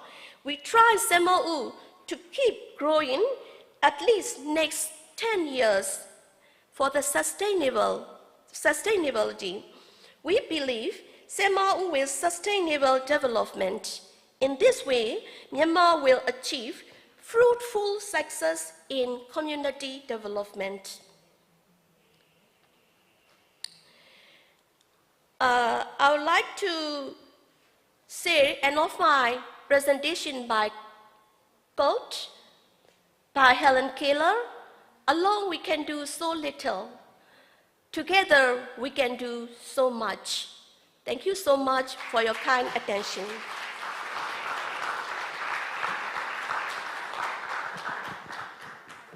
Thank you very much, Rector Lee Ye-win. Especially great thanks for your nice suggestions. And then 3 presenters and 3 discussants, I'd like to invite you to the stage. Please, to the stage. Okay. Come now.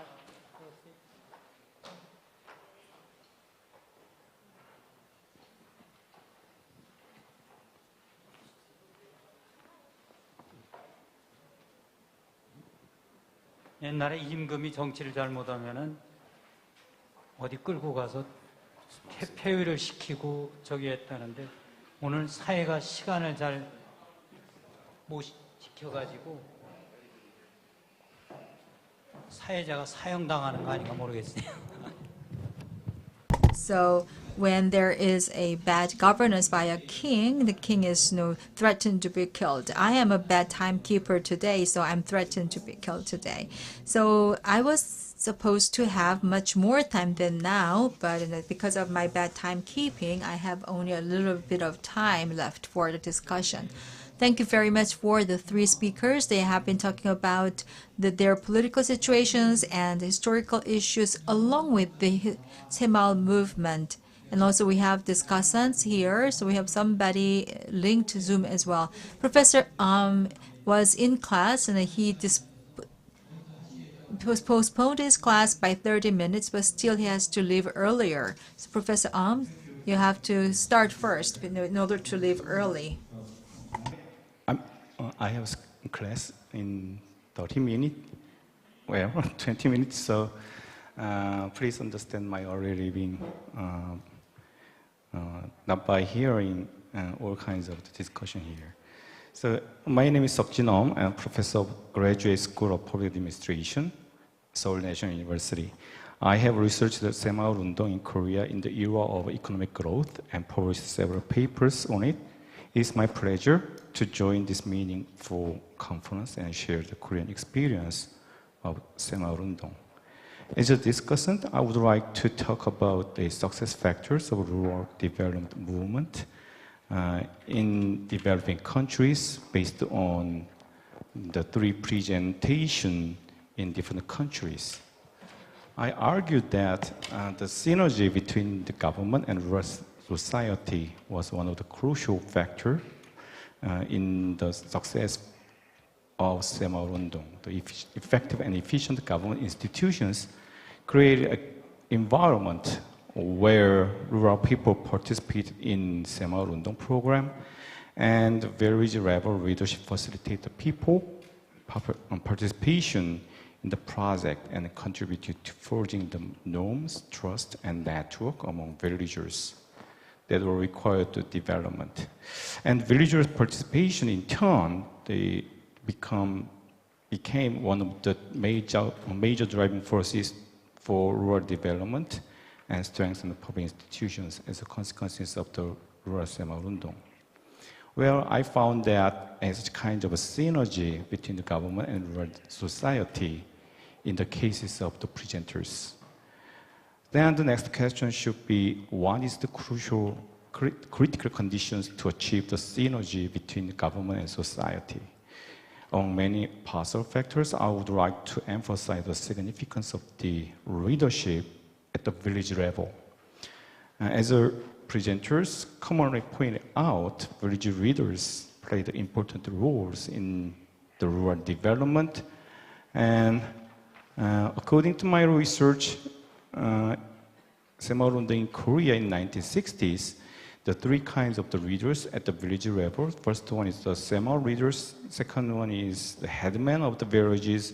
And the third one is the public officials assigned to each village. Each of them retain their own specialized authority and professionalism. So their collaboration of different kinds of readers contributed to faster progress in implementing the initiatives and enhance the flexibility and effectiveness in dealing with the diverse problem in rural development. Well, I believe that the synergy between the government and society and innovative collaboration among different kinds of the village level leaders should not be taken for granted. Even in Korean case, we can find many cases in which government intervention overwhelmed spontaneous community participation while implementing the rural 새마을운동. So in such cases, 새마을 projects were implemented solely and heavily on basis of top-down directions and government mobilization. So those these kinds of the side effect can be a source of the criticism about 새마을운동 in Korea. So today, those kinds of the synergy and innovative collaboration is more difficult than in the past. So we encountered different kinds of pressure which prevented such vital interaction between the government and society and between readers and citizens. So I believe that we should newly innovate the strategy to achieve the synergy between the government and society, and we need to develop a new spirit and public values to combine the readers and citizens and government and rural society for the development. To achieve that, I believe that we should invest more time and resources to the research on 새마을운동, I believe. So I believe that 새마을운동 in Korea is a rural development program specific to the Korea in 1960s and 70s. I believe that the different countries have a kind of historical legacy and a kind of the cultural legacy for rural development, as you, the three presenters, provided to us. So such kind of rural development program I believe, reflect the different kinds of the environment, different kinds of the social and government systems, institutional arrangements. So we need to do the comparative study about the similarities and differences of rural development program in different countries, and what is the characteristics, idiosyncratic characteristics in a country, and what is the different characteristics of the another countries. Through that, we can find a kind of generalization. We can find a kind of general aspect of the rural development for Asian people and worldwide. And furthermore, what is the more specific and specialized aspect in a countries, which is a kind of limited to apply to different countries. This is a kind of new mission of the 21st century 새마을운동 for public happiness and social community well-being. Thank you very much. Thank you very much. And then let me make sure. One is, the first is when you are talking about the society, you mean that the village people. I mean that the interaction between government and the society. Government, society, in this context, society means the rural society, rural citizens and agrarians. Okay, you know where the 새마을운동 rooted from 1960s, but began to be implemented since 1970. You know? Okay, thank you. Thank you very much. And then next, 여기 순서대로 하시죠, 뭐. Now let's move on with the plans made here.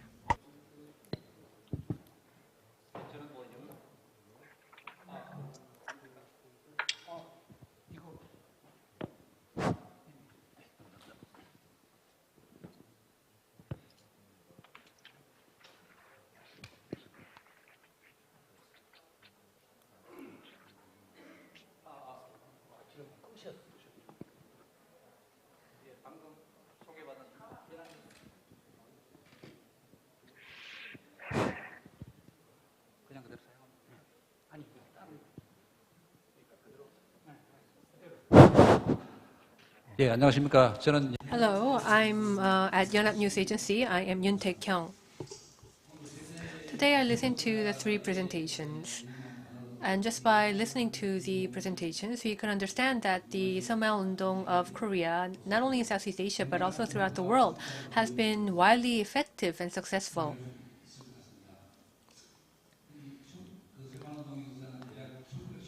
And the history goes back to the 1970s, and it's already 50 years. In my memory, when I was in elementary and middle and high school, we would clean up the roads, and sometimes we would collect these grass seeds. And I remember doing those things under the 새마을운동. It's kind of a childhood memory for me. And now that type of 새마을운동, in my memory, now is promoted globally and is gaining much success. And it makes me feel a lot of emotions, as I understand it, as a kind of a new wave of a development model of Korea. And it is very moving and touching. And I also feel very proud that it has made a lot of achievement. As a journalist in the media sector, I like to talk about the media perspective on the 새마을운동 or 새마을 movement. We have many academic scholars and also the practitioners, and they, of course, will have their own perspective and interpretations and analysis of the achievement, as well as the evaluation of the 새마을운동. 새마을 movement. Well, today we talk about K-pop and K-drama, which is gaining a lot of popularity throughout the world. But when we look back historically, in some developing countries or Asian and African countries or Middle East and Middle Asia, in Central Asia, I think 새마을운동 has been one of the pioneers of the so-called K culture.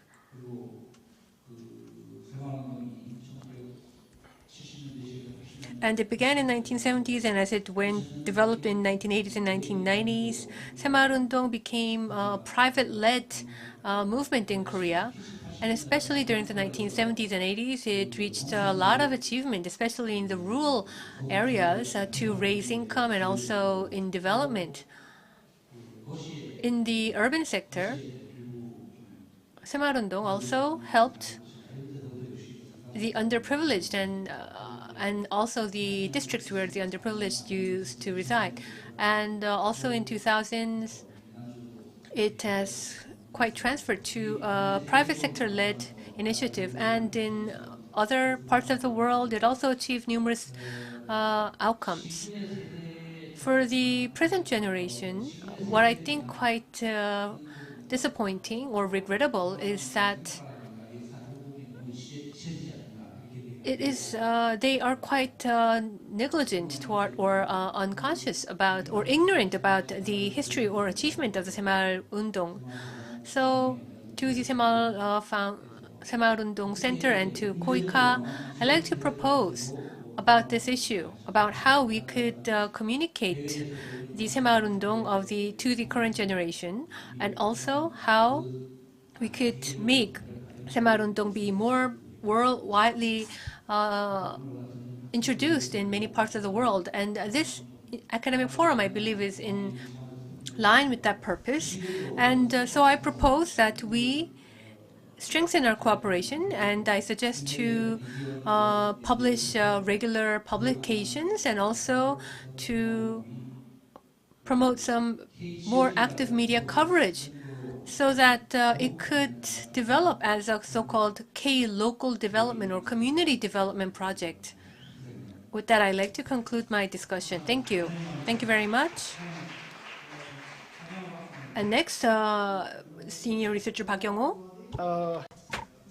Situation that this floor occupied many foreigners coming from Africa, Middle East, and East Africa, make me I go in English version. Okay. Okay. Personally speaking, today's seminar remind my old day I have so many scratches on my body, on arm and leg, and any other secret part of my body. That is hip. This scratch came from my participating 새마을 movement when I was young with my brother and sister. It's true story.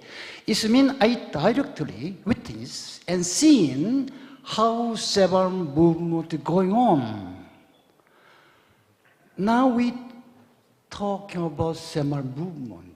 Why 새마을 movement? Why 새마을 much needed more economic social development in developing country? I think the right answer.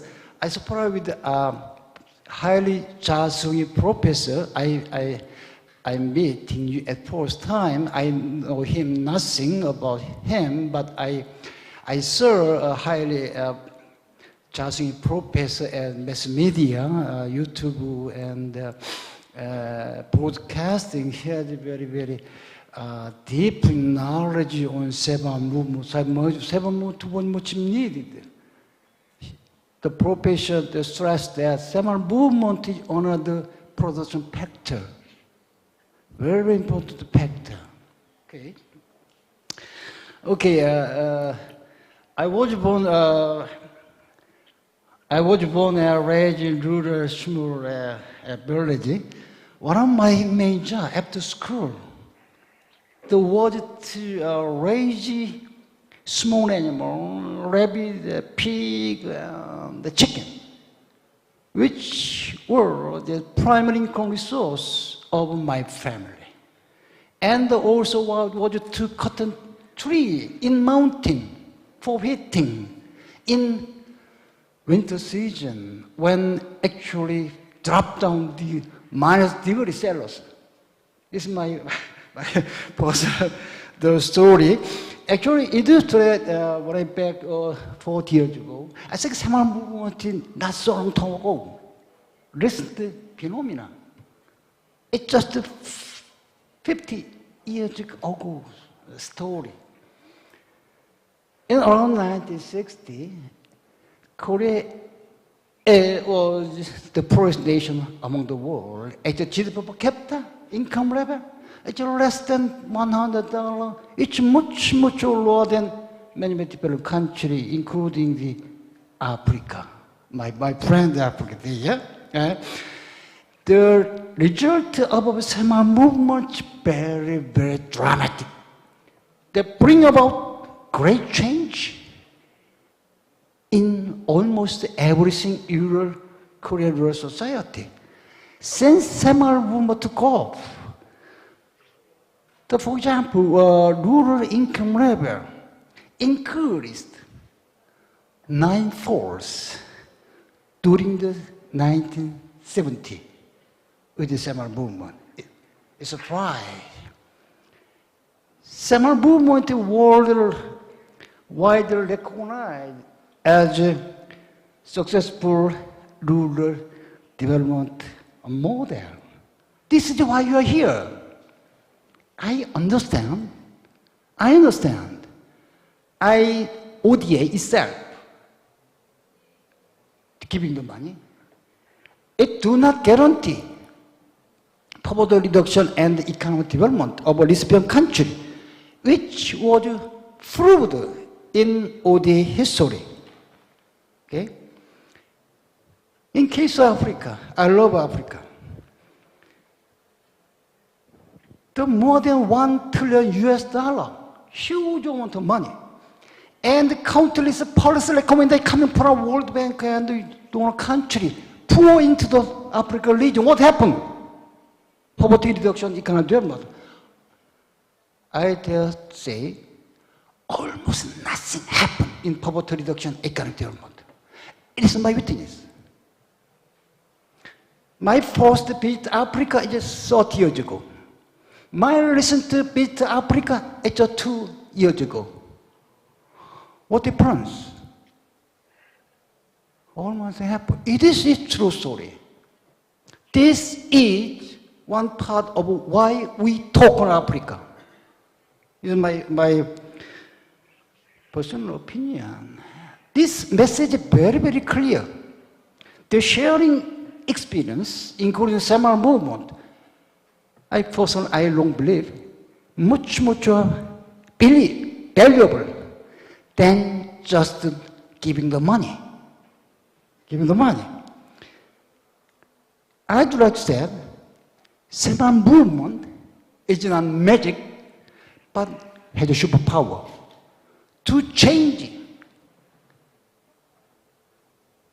bring about big change, such as dependence to self-reliance, from selfish to cooperation, and much importantly that from illusion to vision. Today, too many developing countries are stuck in illusion rather than vision. What is the difference between illusion and vision?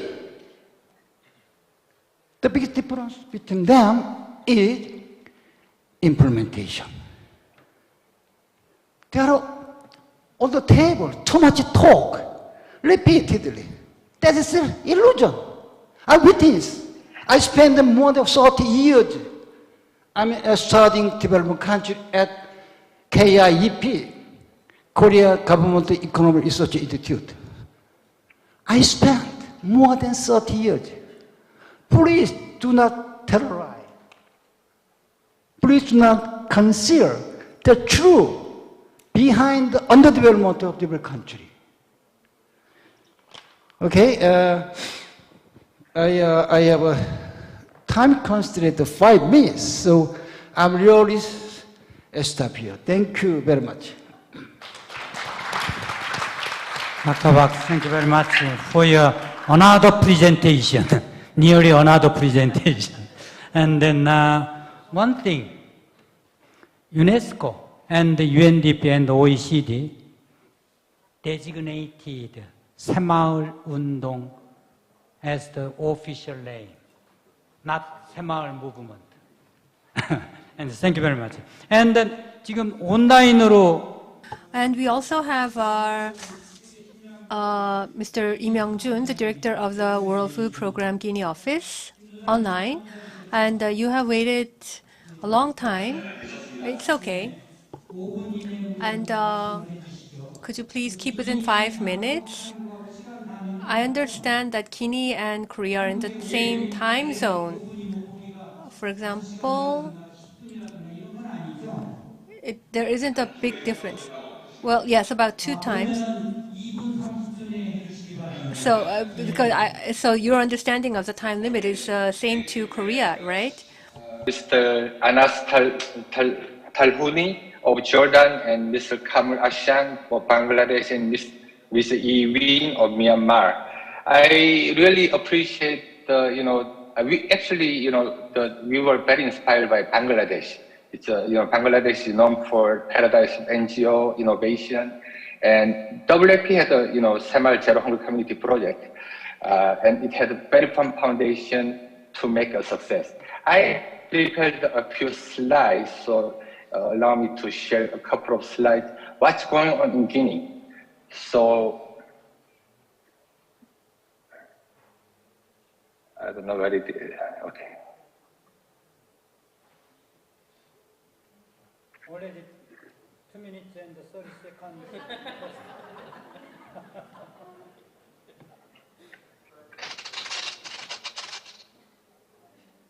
So this is the Bangladesh that people were in the question of did you achieve zero hunger? They were smiling and they are so happy and they say yes, we actually achieved zero hunger.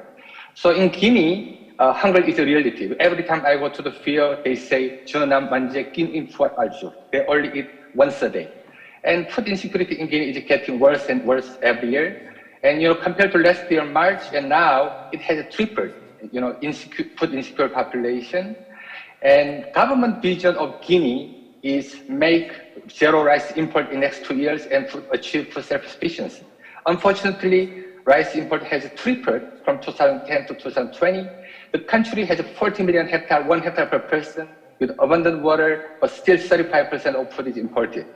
You know, WFP came to Guinea and Korea at the same time in 1964. So what we want to try to achieve, I was asking my colleague, is zero hunger, did you ever observe zero hunger in Guinea?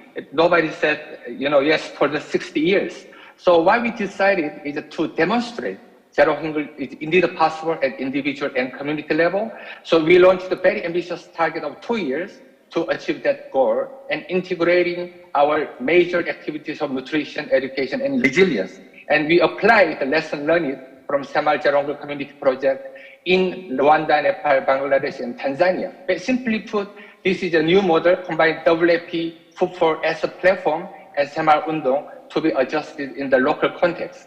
So, you know, in World Development Journal said this model was very, very successful. So, Zero Hunger Village model, we zero in on zero hunger. We really want to target zero hunger, and then we build around infrastructure, livelihood, health, education, etc. So the driving principle of 새마을 Zero Hunger Community Project is autonomy. The leaders are democratically elected, and the villagers choose what they really want.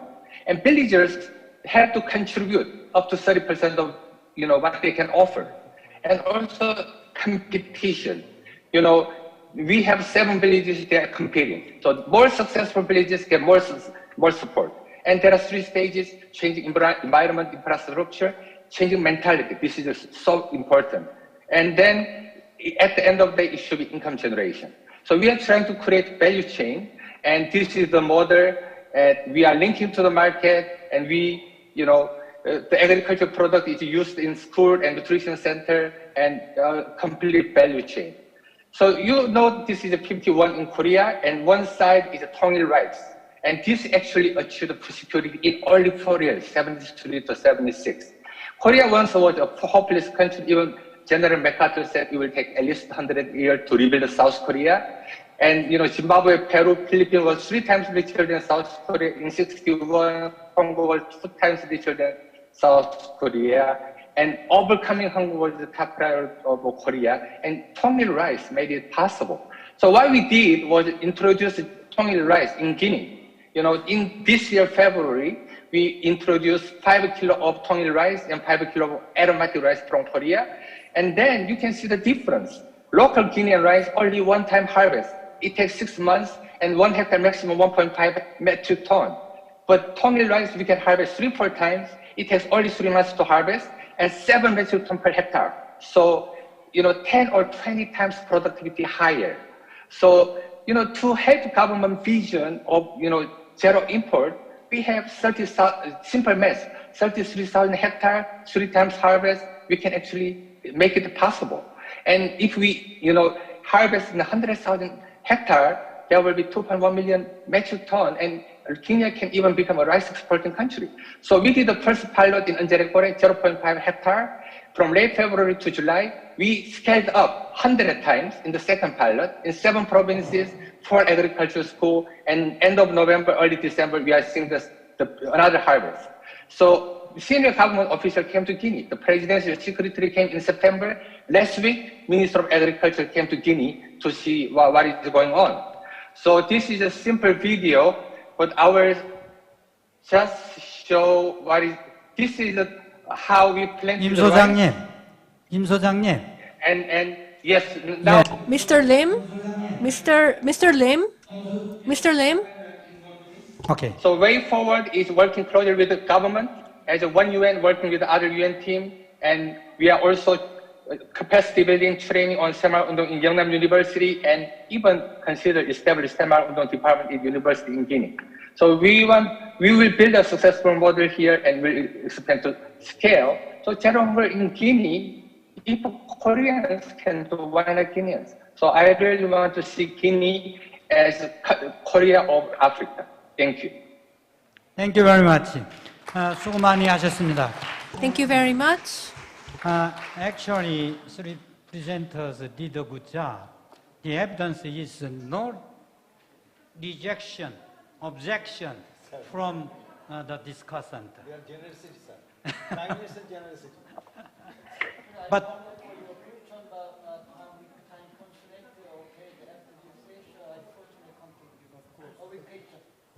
Please ask him to use the microphone. And then let me add one thing. 제가 그 2016년 새마을운동 Please ask him to use the microphone.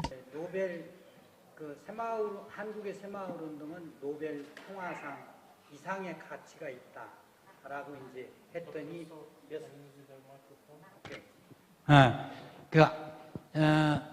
I said in the inauguration ceremony of the 23rd president of 새마을운동 Center, the Korean experiences of 새마을운동 deserve the Nobel Prize, over the Nobel Prize actually, because Nobel Peace Prize means intended to those dedicated to global peace, okay?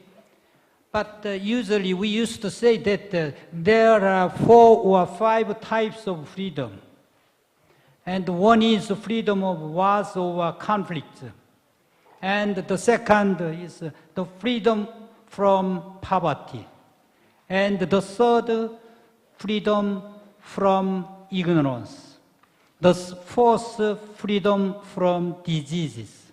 And the fifth, freedom from relative depreciation caused by unfair opportunity or unfair chances, like this. But those types, 5 types, are interconnected, okay?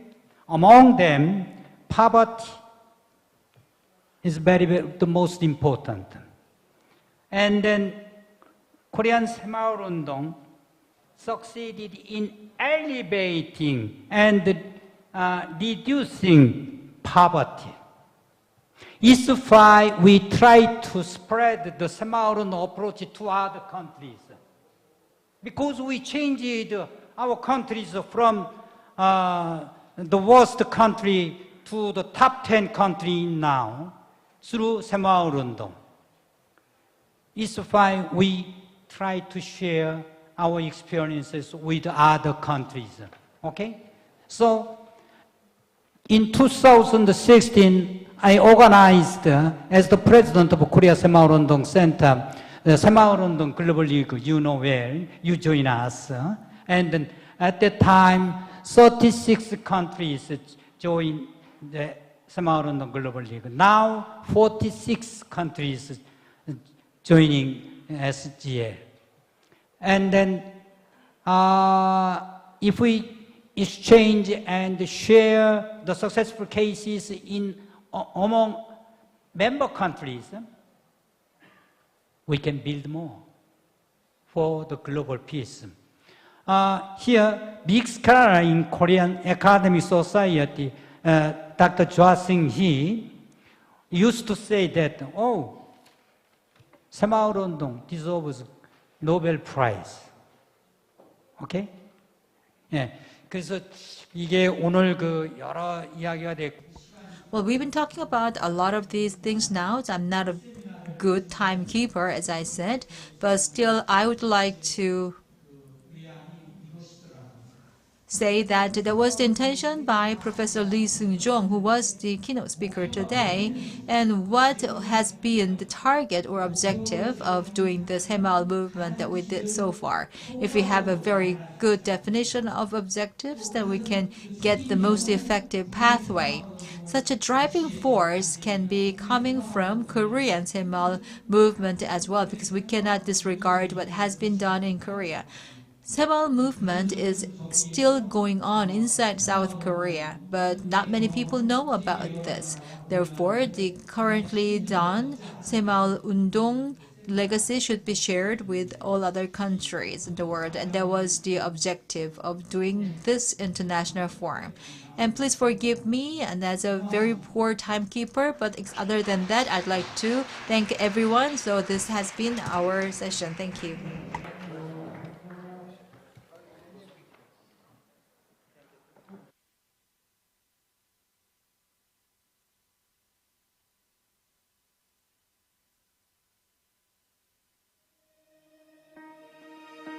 새마을 운동은 마을을 새로이 일궈 가난을 딛고 일어서고자 했던 우리들의 강한 마음에서 비롯되어 잠든 가능성을 깨워 굶주림 없는 세상을 만드는 지구촌의 강한 힘이 되었습니다.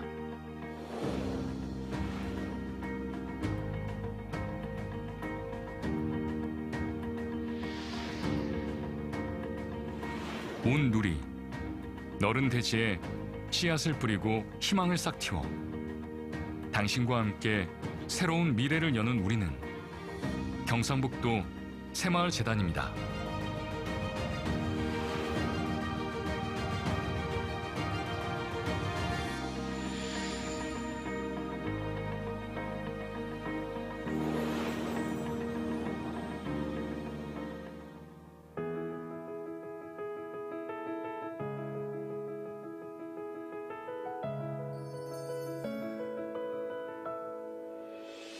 사람들은 말합니다.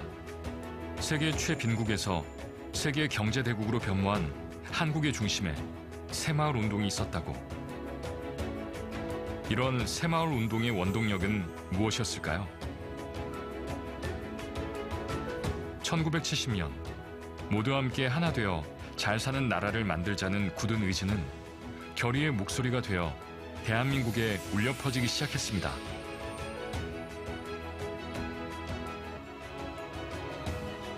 세계는 이러한 새마을 운동이 지닌 가치를 발견하였고 그 희망의 토대를 함께 나누기를 바랬습니다. 그리고 마침내 새마을 운동의 성공 경험을 공유해달라는 국제사회의 요청과 인류 공동 번영을 향한 우리의 마음이 한데 모여 2012년 경상북도 새마을재단이 설립되었습니다. 우리는 개발도상국의 발전과 빈곤 퇴치에 기여한다는 분명한 소명의식을 가지고 개발도상국이 스스로 가난을 극복하여 일어설 수 있도록 지원하고 있습니다. 네, 세션 2 종료 후 본관 지하 크리스탈홀에서 저녁 식사 준비되어 있습니다. 다음 세션 종료 후 크리스탈홀에서 저녁 식사 준비되어 있습니다.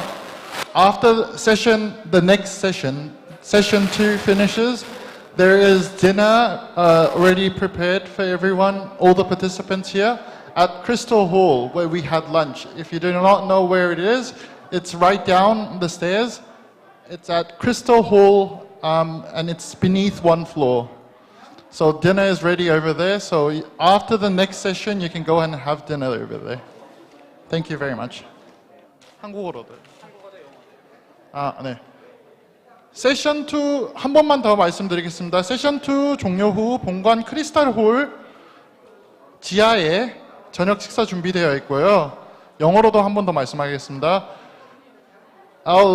This is a reminder once again in English. There is dinner prepared for everyone, all the participants here, at beneath one floor at Crystal Hall, right over there. After the end of session 2. Thank you very much.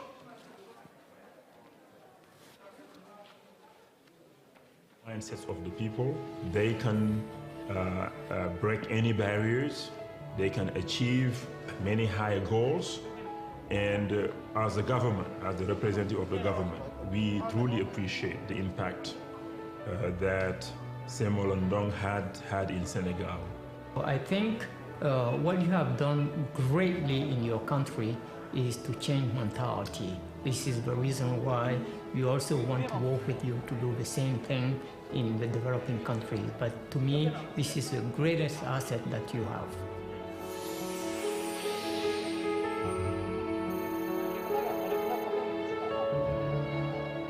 Là cán bộ phụ trách dự án tại Việt Nam thì ban đầu chúng tôi rất là băn khoăn về sự thành công của dự án. Tuy nhiên trong quá trình thực hiện được tham gia tập huấn tại Hàn Quốc cũng như tại Việt Nam và sự đồng hành của các bạn tình nguyện viên đến từ Hàn Quốc thì chúng tôi đã có thêm niềm tin về sự thành công của dự án cũng như là vào quỹ. Hiện tại chúng tôi đang nỗ lực không ngừng. 우리는 각 마을의 특성에 맞는 맞춤형 지원으로 현지 주민들의 소득을 향상시키는 등 실질적인 변화와 가시적인 성과를 이루고 있습니다. 또한 주민들을 대상으로 의식 개선 교육, 보건위생 교육 등을 시행하여 새마을 시범마을의 생활 환경 개선에도 힘쓰고 있습니다. බිම්මල් විකුණුම් ආදායමෙන් නිවසාලුත්තරියා කරගෙන දරුවන්ගේ පාසල් කටයුතු සිදු කරනවා. බිම්මල් වලින් ලැබෙන ආදායමෙන් කොටසක් බැංකුවේ තැන්පත් කර මගේ පවුලේ අයට උදව් කිරීමට හැකියවීම ගැන මම සතුටු වෙනවා. 새마을 재단은 우리의 도움이 필요한 세계 곳곳에서 오늘의 환경을 바꾸어 내일의 희망을 꽃피워 나갑니다. So I need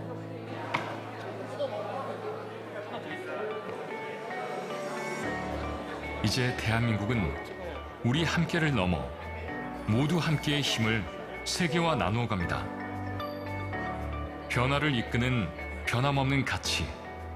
우리의 영향력은 무엇일까요?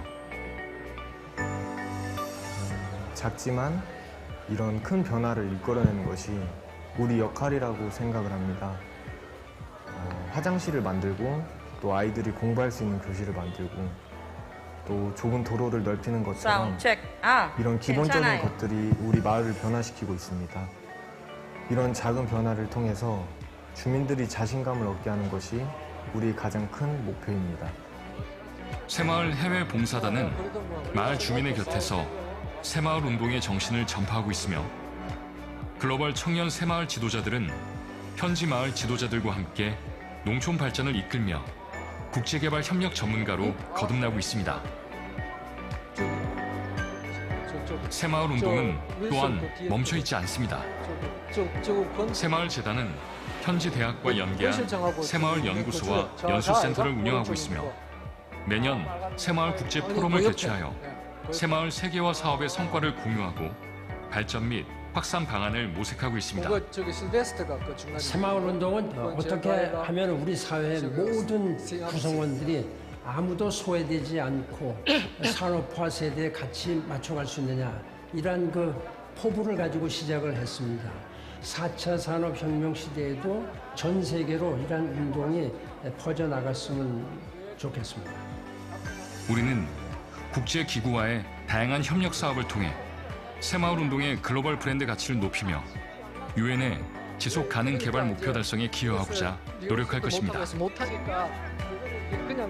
새마을 운동은 시민들의 자발적인 참여와 우수한 지도자의 헌신적 봉사, 정부의 적극적 지원이 어우러진 한국형 지역사회 개발 모델로서 인류 공동 번영의 정신이 담겨 있습니다.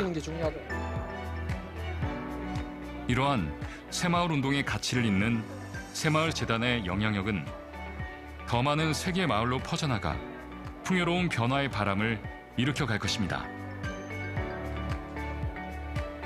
경상북도는 대한민국을 잘 살게 만든 근본이 되는 새마을 운동의 발상지입니다.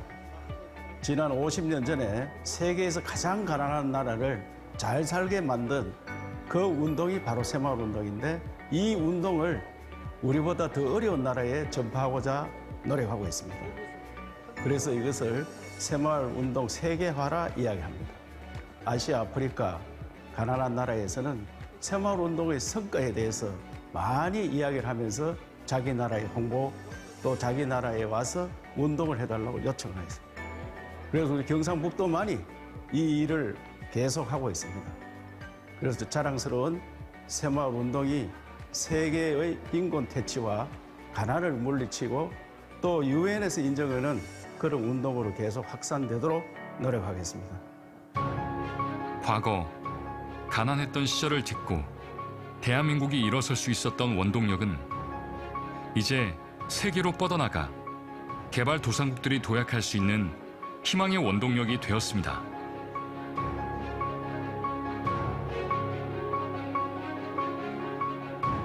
작은 도움의 손길이 한숨을 희망으로 바꿀 수 있다는 걸 알기에 다 함께 잘 사는 지구촌을 향해 새마을 재단이 전 세계 곳곳의 이웃들과 함께합니다.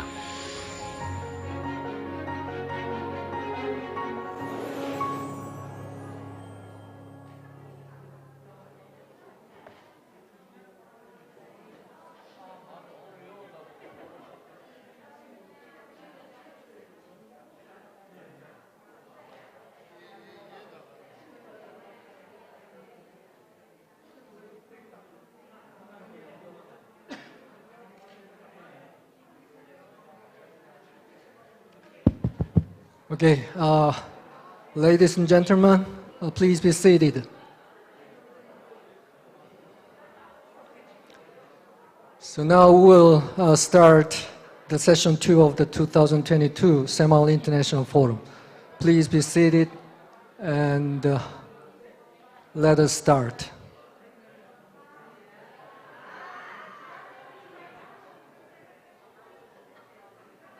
Attention please. 주목해 주시기 바랍니다. 착석해 주시면 감사하겠습니다. Okay, good evening. I am the moderator of this session, Kim Gi-soo, the director of the Institute for International Development Cooperation of Yeongnam University. It is great honor and pleasure to have this opportunity. I know that translators speak English much better than me, but for more effective and quicker communication, I will speak in English. Please understand that. This session is a special session to commemorate the 11th anniversary of the Park Chung-hee School of Policy and 새마을, PSPS of Yeongnam University. Yeongnam University has been making educational efforts of sharing Korea's economic development experience with the world to contribute to the co-prosperity of the world. As a part of this effort, the PSPS was established in 2011. Since then, the PSPS has been offering master's degree programs to the government officials and leaders of developing countries around the world. More than 800 students from 71 nations have been admitted. They study traditional courses on international and economic development, public policy and leadership, and sustainable development, as well as Korea's 새마을운동 experience. These programs are unique in the sense that not just academic education, but practical studies and students' mindset change are also very much emphasized. Today, we have the seven graduates of PSPS are invited for discussions and presentations. They will introduce and share what they have been doing for the development of their countries by practicing 새마을운동. Before beginning the session, let me give a brief explanation regarding the proceeding of this session. In this session, we have 3 presenters. Each of them will have just 15 minutes, no more than 15 minutes for the presentation, and then 4 discussions, including, no, so she's not joining online. We have 3 the discussants. Each of them will use 5 minutes for their discussions. Particularly in this session, I want to focus on 2 issues. One is applications or practices of the 새마을운동 to diverse communities and diverse nations, and the 새마을운동 for the future. So I don't know if we have enough time to discuss all these 2 issues. Okay, let us start. Let me introduce those presenters and discussants. First of all, Andong Augusto Melody, who is a senior economic specialist of the National Economic and Development Authority of the Philippines. Big hands, please. Next presenter is Arthur Rexford, a development planning officer of Senkondi Takoradi Metropolitan Assembly of Ghana. And third presenter is Vasquez Leon Carlos Andres, who is a science department coordinator of Ecuador. And for discussions, we have Muhammad Nur Siamsi, who is a forest extension agent of Regional Environment and Forest Education and Training Center in Samarinda, Indonesia. Thank you. Next discussion is Nagoli Wilson Bill, a senior economist of the Ministry of Local Government and Rural Development, Malawi. Thank you. And the last discussion is Siam Sylvester, who is a conservator of forests, Department of Forestry under Ministry of Green Economy and Environment. the Republic of Zambia. So we have all 6 the speakers today. So now we will start with Ms. Andong's presentation.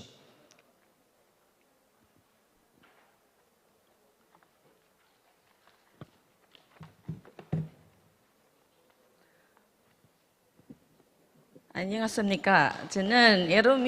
Hello, I'm Yerum and I am Yerum Andong August. I'm a Filipino. It's a pleasure to meet you. As mentioned, I am working as a Senior Economic Development Specialist of the National Economic Development Authority. It is the premier planning agency of the Philippine government under the Office of the President.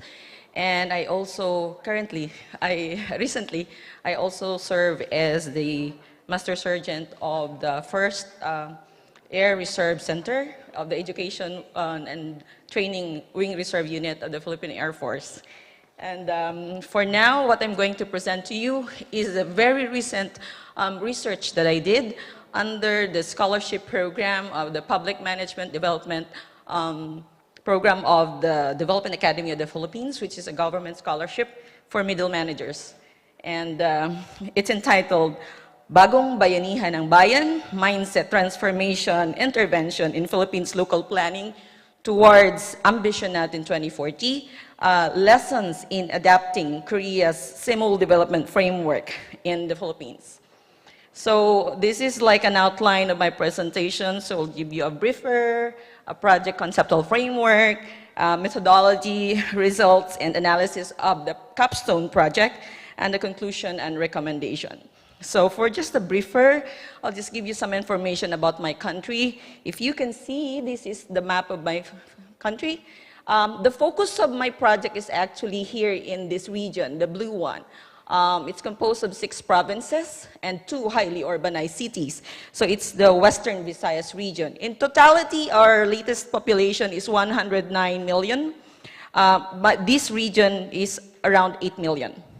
So the focus is actually in Iloilo, and the capital is here. So in the Philippines, we have a long-term vision. As I said, as mentioned earlier, there should not be illusion, but should be a vision.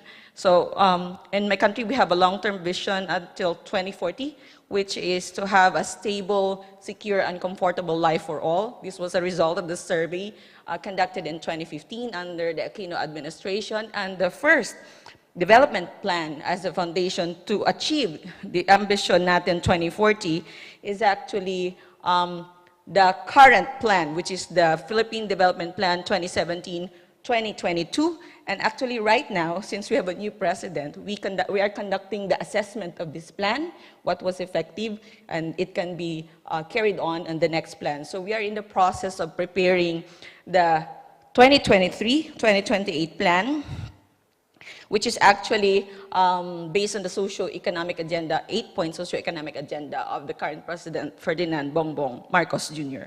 And now, just a review of what really happened during the pandemic.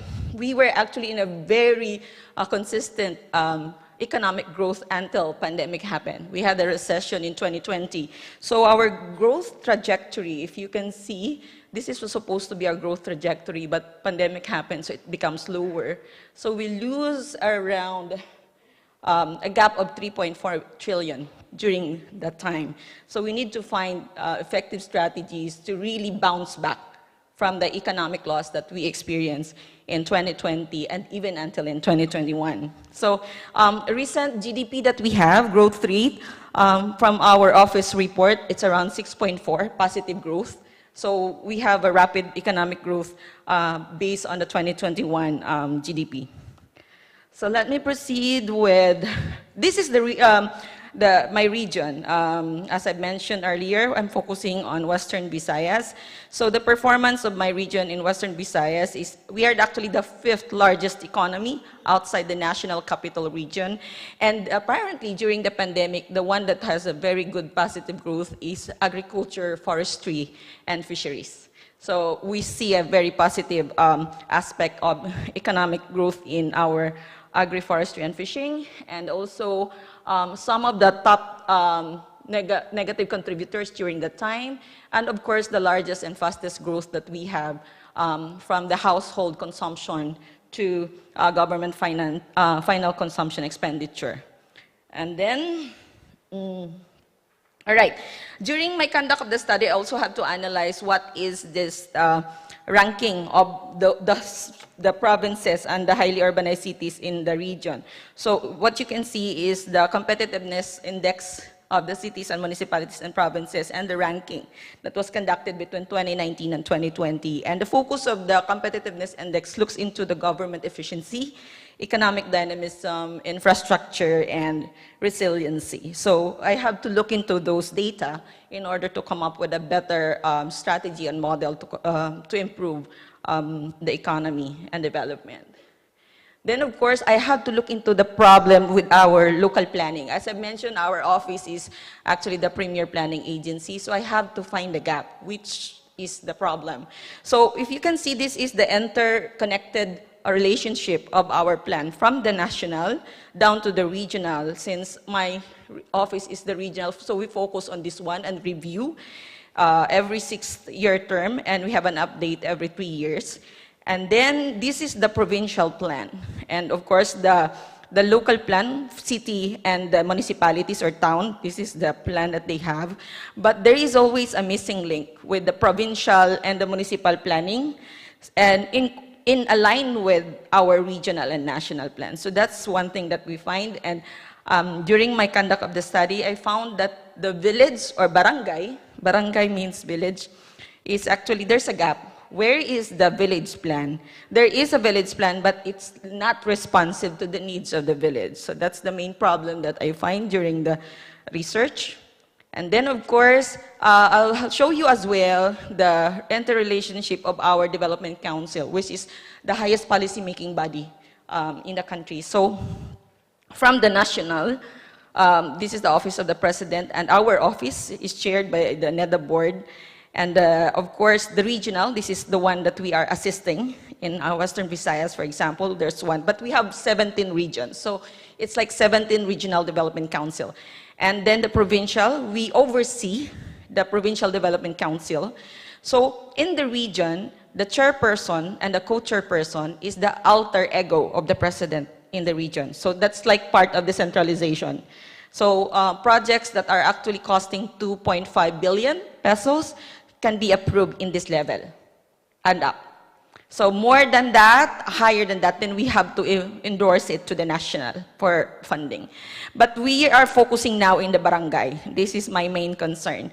Is it effective and functional? They are actually present, but they are not functional. And the main concern is they lack capability and knowledge on how to really do policy making and planning in the local level. So proceeding to, so this is the research question. You have that in my paper, so I'll skip on that. Basically, I'm focusing on if I can use same old development, same old framework to address the problems in the village. And then, of course, these are specific questions that I have to answer, and I have to come up with a model that is adapted to the Philippine setting. So these are the ones that will who benefited the study. I'll skip on that one, but I'll focus on the framework. So when I did this capstone project under the scholarship program of the government, these are the things that I also have to learn. There is the concept of co-creation, mindset transformation, planning, and the new normal during the COVID, and devolution, because we have passed a latest Supreme Court ruling wherein the share of the local government will not only be in the internal revenue alone, but the whole national tax collection. So that's an increase of 4%, the 40%, 100%, they're going to receive it. And then, of course, the concept of SEMAUL. So how can I take use of these concepts to develop my model? So, of course, SEMAUL Undong, you know already this one, so I'll keep this one. But of course, in my related literature, I also look into how UNDP adapted the diligence, help, and cooperation in their various community projects in other countries. So I look into that, and these are just examples of what UNDP did, but I also focused, there's one existing community SEMAUL project in the Philippines, sponsored by COICA, back in 2018 to 2019.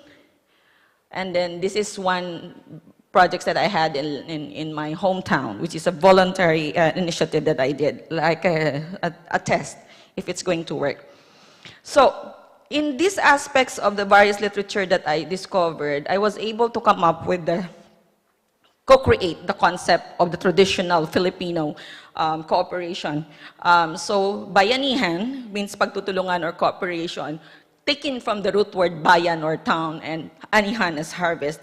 So if you look into it, in our old traditional way, we already have inclusive growth because bayanihan concept is actually people in the town working and cooperating together in order to have a very fair share of harvest. So I want to revive that concept by using Saimol Undong and then revitalize the bayanihan spirit among us. So in this project, I focused that bayanihan is inclusive growth. And then this is the photo persona that I created when I'm imagining and modeling my concept of bagong bayanihan ng bayan. So if you look at it, it's like an integrated top-down and bottom-up planning using the 6 Saimol spirits as the reinforcement agent to bring back bayanihan in the bottom-up concept. But I look into how we cook our typical rice cake, bibingka, that when we cook it, you put it in the oven, there's a heat on top and a heat on the bottom. And this is how I imagine development planning is all about. We have to steer development from the top down and steer development from bottom up in order to come up with very good sustainable development strategies. And then, of course, some of the impact or features of the project, I'll skip on that one, but focus on this one. So the main target of the project is really provide an intervention in the local planning and change the mindset from the usual top-down dominant concept of what you should do. This is what our national government is always doing, telling the people in the local government to what to do, but change it in what we can do mindset. And of course, I'll show you quickly the method that I did. So I did the research framework phase 1 and part 2. Doing all the research, coming up with the model, and in the part 2 is actually the implementation stage. So I'll highlight the actual result of the pilot test. So this was the timeline. So I just recently finished this one and presented it in my panel during the last August, actually. So this was the timeline of the implementation. The focus of the test, of the pilot test, is these 3 municipalities, but the one that really accepted to be the respondent is the municipality of Lemery in the province of Iloilo. So I'll skip on the details of the data of this municipality, but only the municipality of Lemery showed a high response to be the respondent of the project. So I proceed with implementing it to the town. And then these are the number of participants during the implementation of the pilot test. And then the first one that I did is analyze their values. What are the positive and negative values affecting in the town? In order for me to know and combat using the Saimol principle. So determine the negative attitudes and what it results to in the town, and then come up with the positive attitude as well. So this became an asset to them. So combat the negative with the positive attitude and address the concern in the community.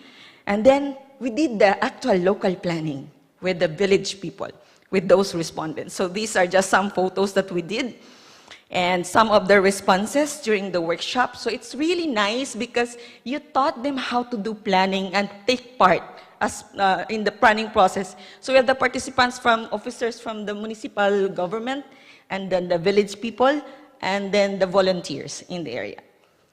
So some of the results, and these are actually their output during the actual workshop. They identify what strategy they want to do, what programs that they can actually do in the very doable activities within only 3 years, because the term for local officials is only 3 years. So these are just examples of their actual result project that they want to conduct in the next 3 years. And then, of course, I'll show you as well, after the planning workshop, mentoring and everything for 2 months, I have to determine if they have a change in values. My only concern always in the area is that they lack self-help because they are used to having aid from the government every time there's disaster. So I want to focus the internalization of the value of self-help. Diligence, we don't have a problem. Cooperation, we don't have a problem. But self-help is a very critical one for us because we are too dependent with the government. And apparently, this study showed that self-help really increased, and they were able to internalize it. They realized that they should also help themselves in order to alleviate themselves from poverty. So these are just results. I group them according to male, female, to the area where they belong to the family size that they have. You can look into that results in the copy of the book. And of course, their marriage status, who actually showed self-help among the participants. And then the final result of this project is they were able to come up what are the parameters if they're going to progress. This is the actual result of the workshop from the participants themselves. They said that if they're going to do a basic village, these are the criteria that they need to find. And then for self-sufficient village, those are the criteria that they need to see. And of course, the self-reliant village. So this is the actual result of the project. But in the conclusion and recommendation, did you see the proto-persona that I showed earlier? The actual result now is this one. This is the actual model itself and its framework. So the top-down should be the town and the village, and then the bottom-up component is the village to the town or the municipal officers. And then strengthen it with same-old spirits in the bottom-up component. Strengthen the people's participation in the local planning. The triple helix model that are key actors for improving or doing the local planning is the government, development partners, which includes the NGO and all the stakeholders that are working together in the town, and of course, the people. So those are the key. So we use same-old spirits as a change agents to have a positive mindset in the local village. So this model now will be an enhancement to our existing guideline. Our existing guideline based on the provincial planning and expenditure management system is this one, the one in pink. So this model should happen or should be done prior to the preparation of the city and municipal plan and the provincial plan and the regional plan. So as a result of this study, I also presented this one in the Regional Development Council, as I mentioned earlier, the highest policymaking body of our region. So basically, I was able to prove that same-old spirits can actually be adapted in a new environment and be integrated in the current bureaucracy or government system of the adapting country, as I've shown to you. And of course, the approach of integrated top-down and bottom-up. So I was able to come up with those conclusions. And of course, motivating ownership in developing the barangay and community to transform them to be better participants of development. So the concept of what you should do should be lessened and then change it to what we can do. And then this project resulted to 4 innovations. In terms of process, we enhanced the local planning process.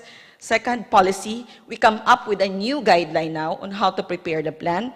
Product, we improved the village plan with having it as a more responsive plan.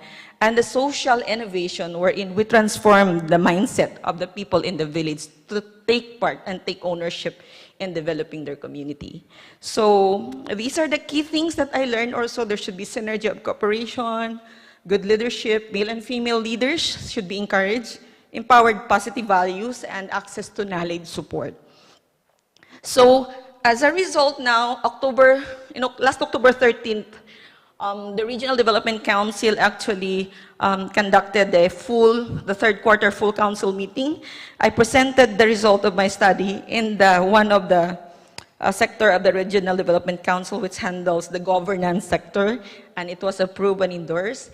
And happily, in October 13th, I received an approval from the Regional Development Council telling that resolution number 42, series of 2022, they are adopting the Bagong Bayanihan ng Bayan, which adopted the same-old undong principles as one of the strategy for our local planning process for community development. And hopefully, we will start a very massive training by next year. Thank you so much. Thank you very much, Ms. Andong, for your very well prepared presentation. I think she shared with us about her experience of applying 새마을 development framework to make the participation at the barangay level in development planning stage. And also she analyzed the result qualitatively and qualitatively, very thoroughly. I think it is very well prepared presentation. Thank you very much for your presentation. But I'm very sorry to give you enough time to present all the materials you prepared. So now, move to the second presentation. Arthur Rexford will present on his experience practicing 새마을운동 in Ghana.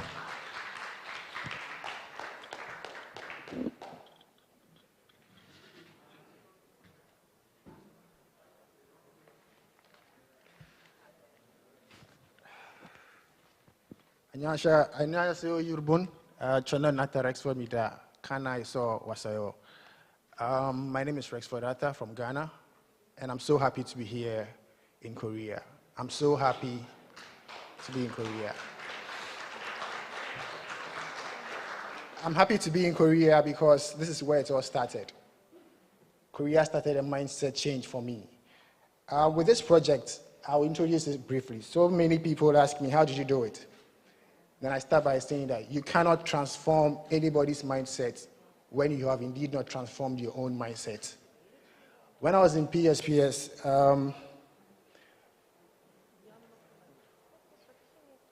okay, this is Ghana. For those of you who don't know where Ghana is, this is Ghana. It's in West Africa. And then this is Korea. You can see Korea right here. And then Ghana. Korea right here and then Ghana over there. It's about 12,000 kilometers away. So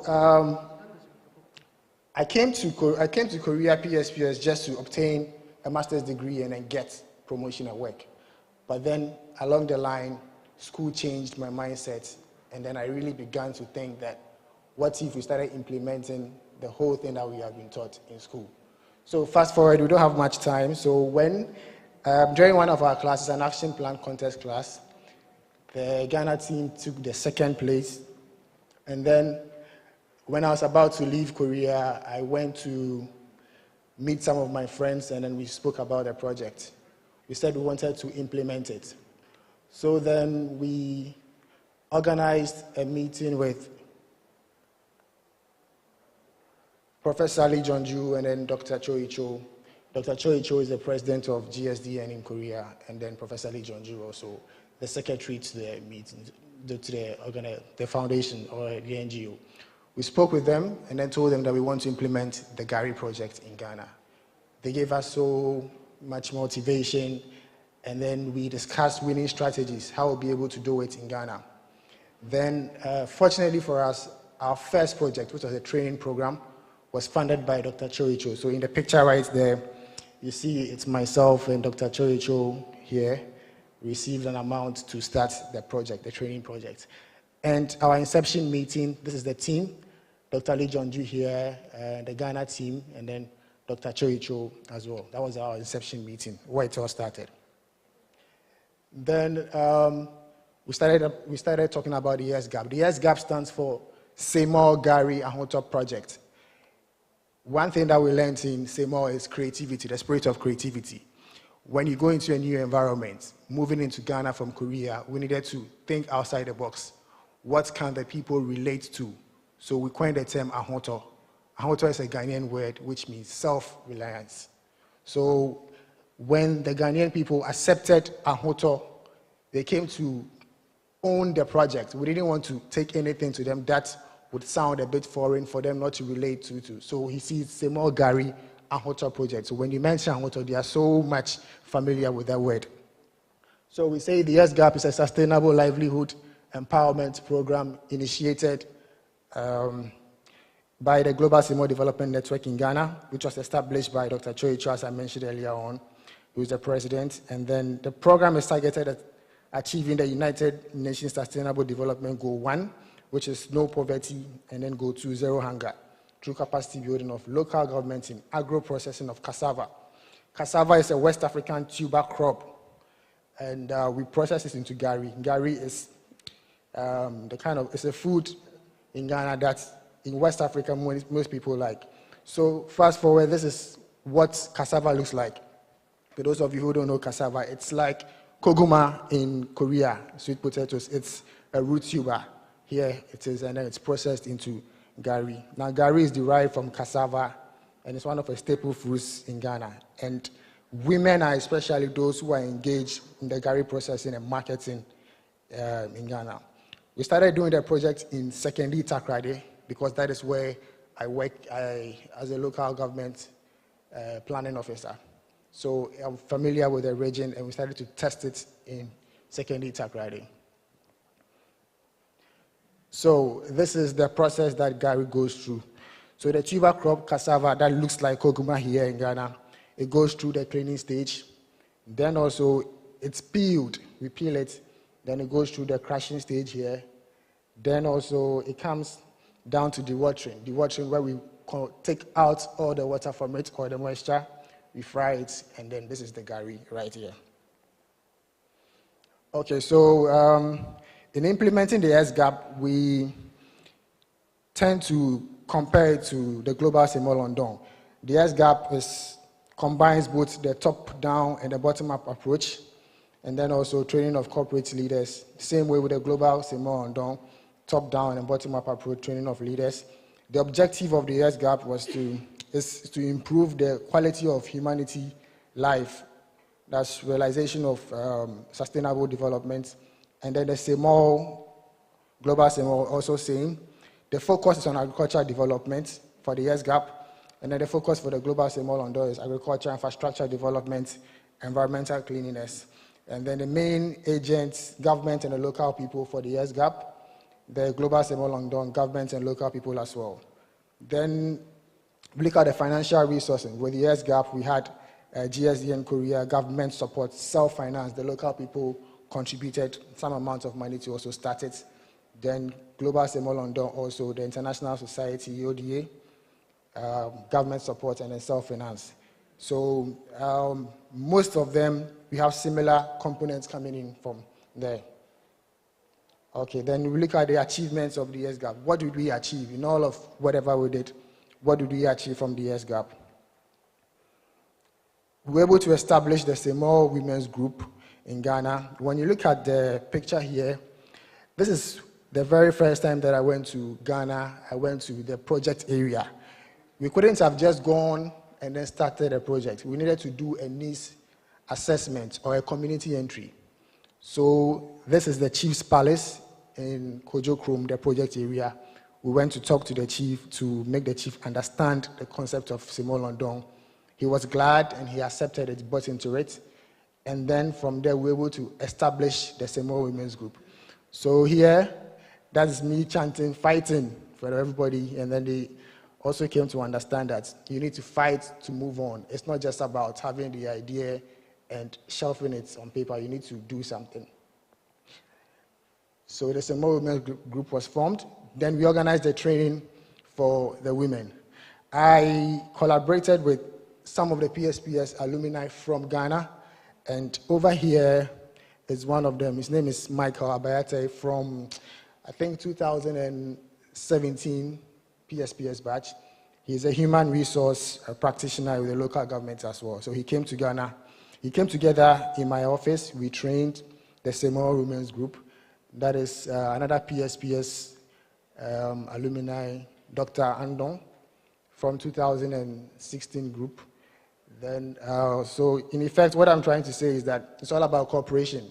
You try to work with your country people or even those outside your country. I had an experience where I was able to work with one other lady from, she's from one of the Philippines country. I remember her name. We collaborated on the project. I'll come to that in my next presentation sometime soon. And then the SGAP, we went for a study tour to a different region far from the project area. They also undertake a similar project. So we understand that Semol is all about sharing. It's one of the things that we were taught, or our team taught the women, that we need to share. We went for a study tour to learn how the gari is being processed. We made them engage in this activity. They did it themselves, and we came to implement the same. So it's about transferable knowledge. You learn, you come, you pick what you can pick from it, you adapt to suit your environment, then you implement. Okay, so when we came back, we did a gari, and then we told them that we took them through bookkeeping, marketing, and how to be able to sell. One of the things we learned about marketing is that it's not just about having the product. The major objective of the project is income, to increase your income. If you have a nice product and nobody's buying, you are not achieving your aim. So we moved from, taught them how to package, taught them how to promote. We learned about the 7 P's of marketing. That is your pricing, promotion, your product, the place, the people.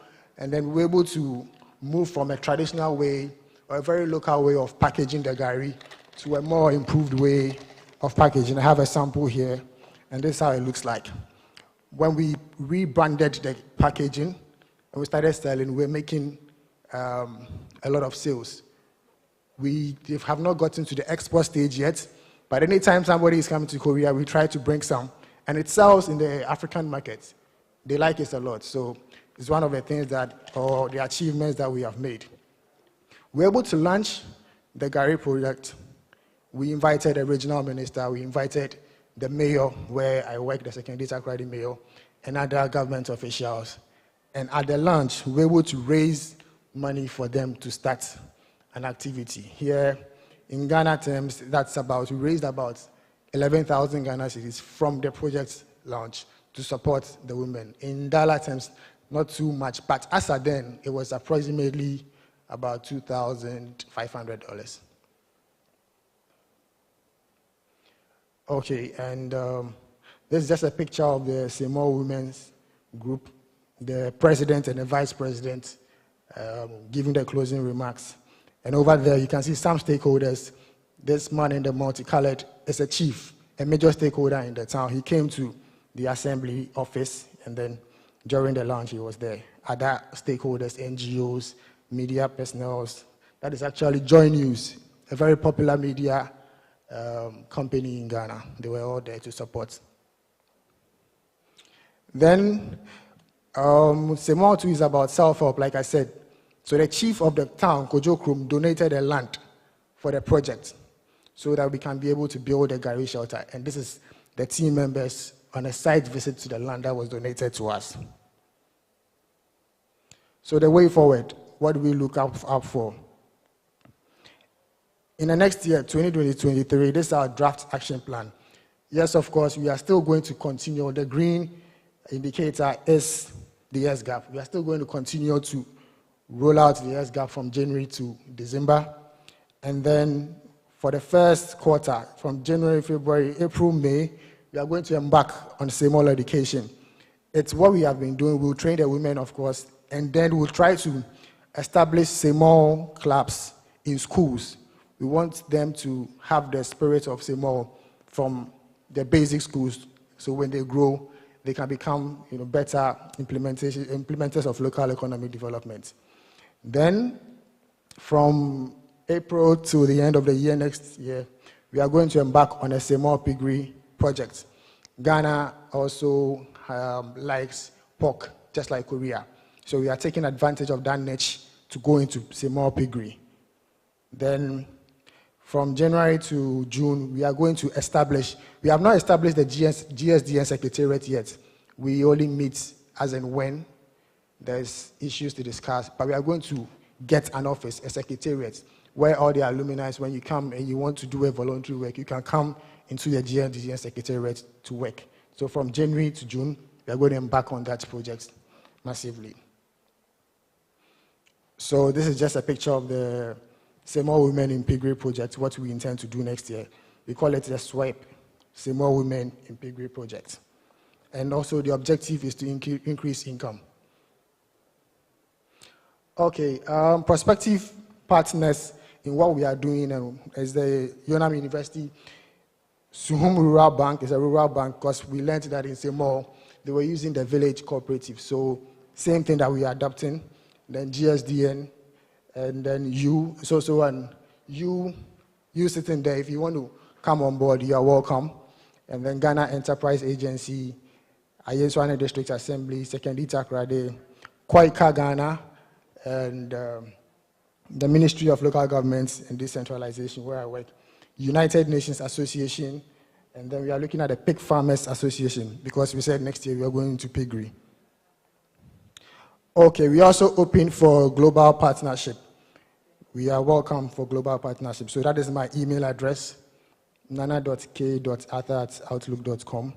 You can contact me on this number. It's on WhatsApp. And then my Kakao ID is Nana K. Arthur. Thank you so much. Kamsahamnida. Okay. Thank you very much, Mr. Arthur Raxford. She explained about his experience of practicing 새마을운동 in the project of transforming the cassava to the gali, which is a value-added product to increase the income of the village people. So he formed a GSDN Global 새마을 Development Network Ghana chapter with graduates of the Park Chung-hee School of Policy and 새마을 of Yeongnam University, and as an NGO, and he works very hard to develop his community. Thank you very much again for your presentation. And we have third presentation by Leon Carlos, his application of 새마을운동 in Ecuador.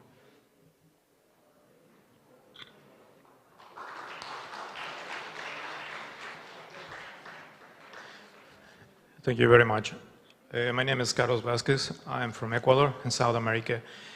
And today I wanted to share with you the 새ma을 in Ecuador. But first of all, I have to mention that proudly I'm a former student of Yonam University. One of the most valuable gifts that the university gave to me is having siblings in other countries. Yesterday I was talking to Carolina Moreira in Costa Rica and Monica Garay in Peru. And we were very sad about what happened in Newtown. And they asked me to express our condolences. As we are a former alumni of Yeongnam University, we're very sad because we consider Korea being our second home. Well, I have to start my presentation with, sorry, it's not working.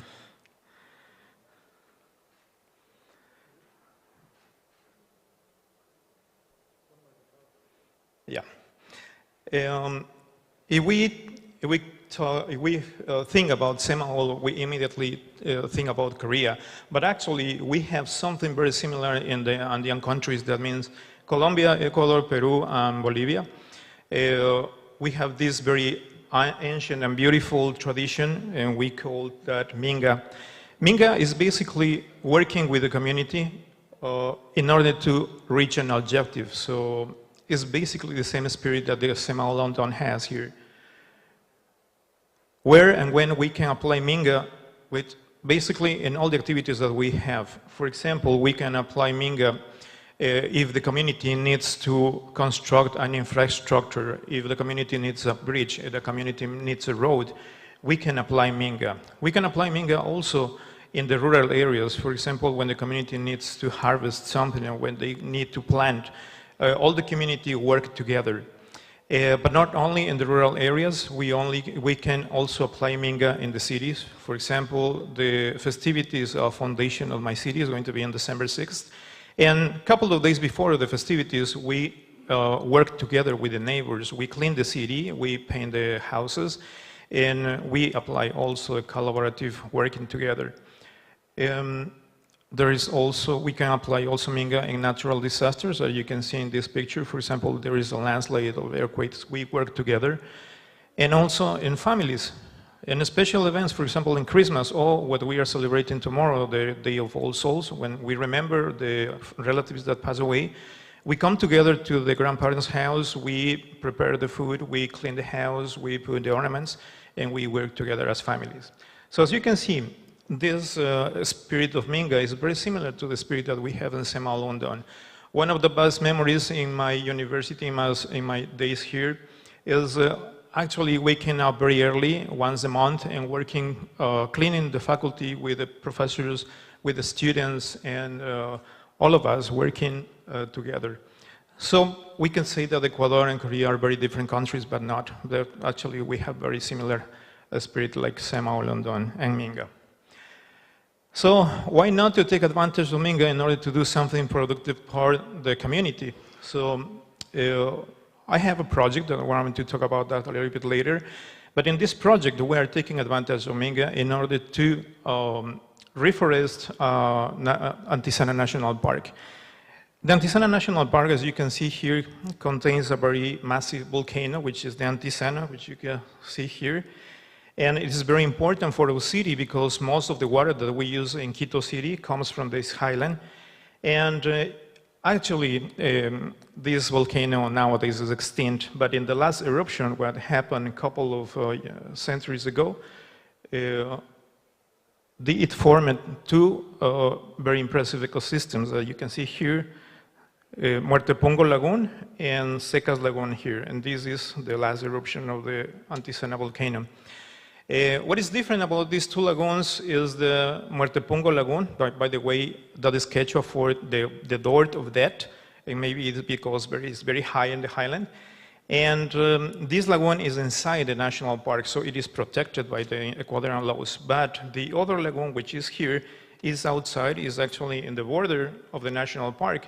And as you see in this picture, all the area surrounding the lagoon actually is deforested because of agricultural activities. The first time that I came to this place, it was 25 years ago.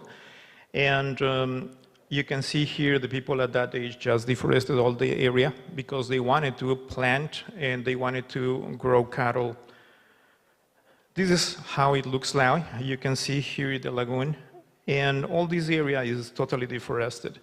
So now we are applying the reforesting Minga. Is part of a project that I have. And we started on May 2022.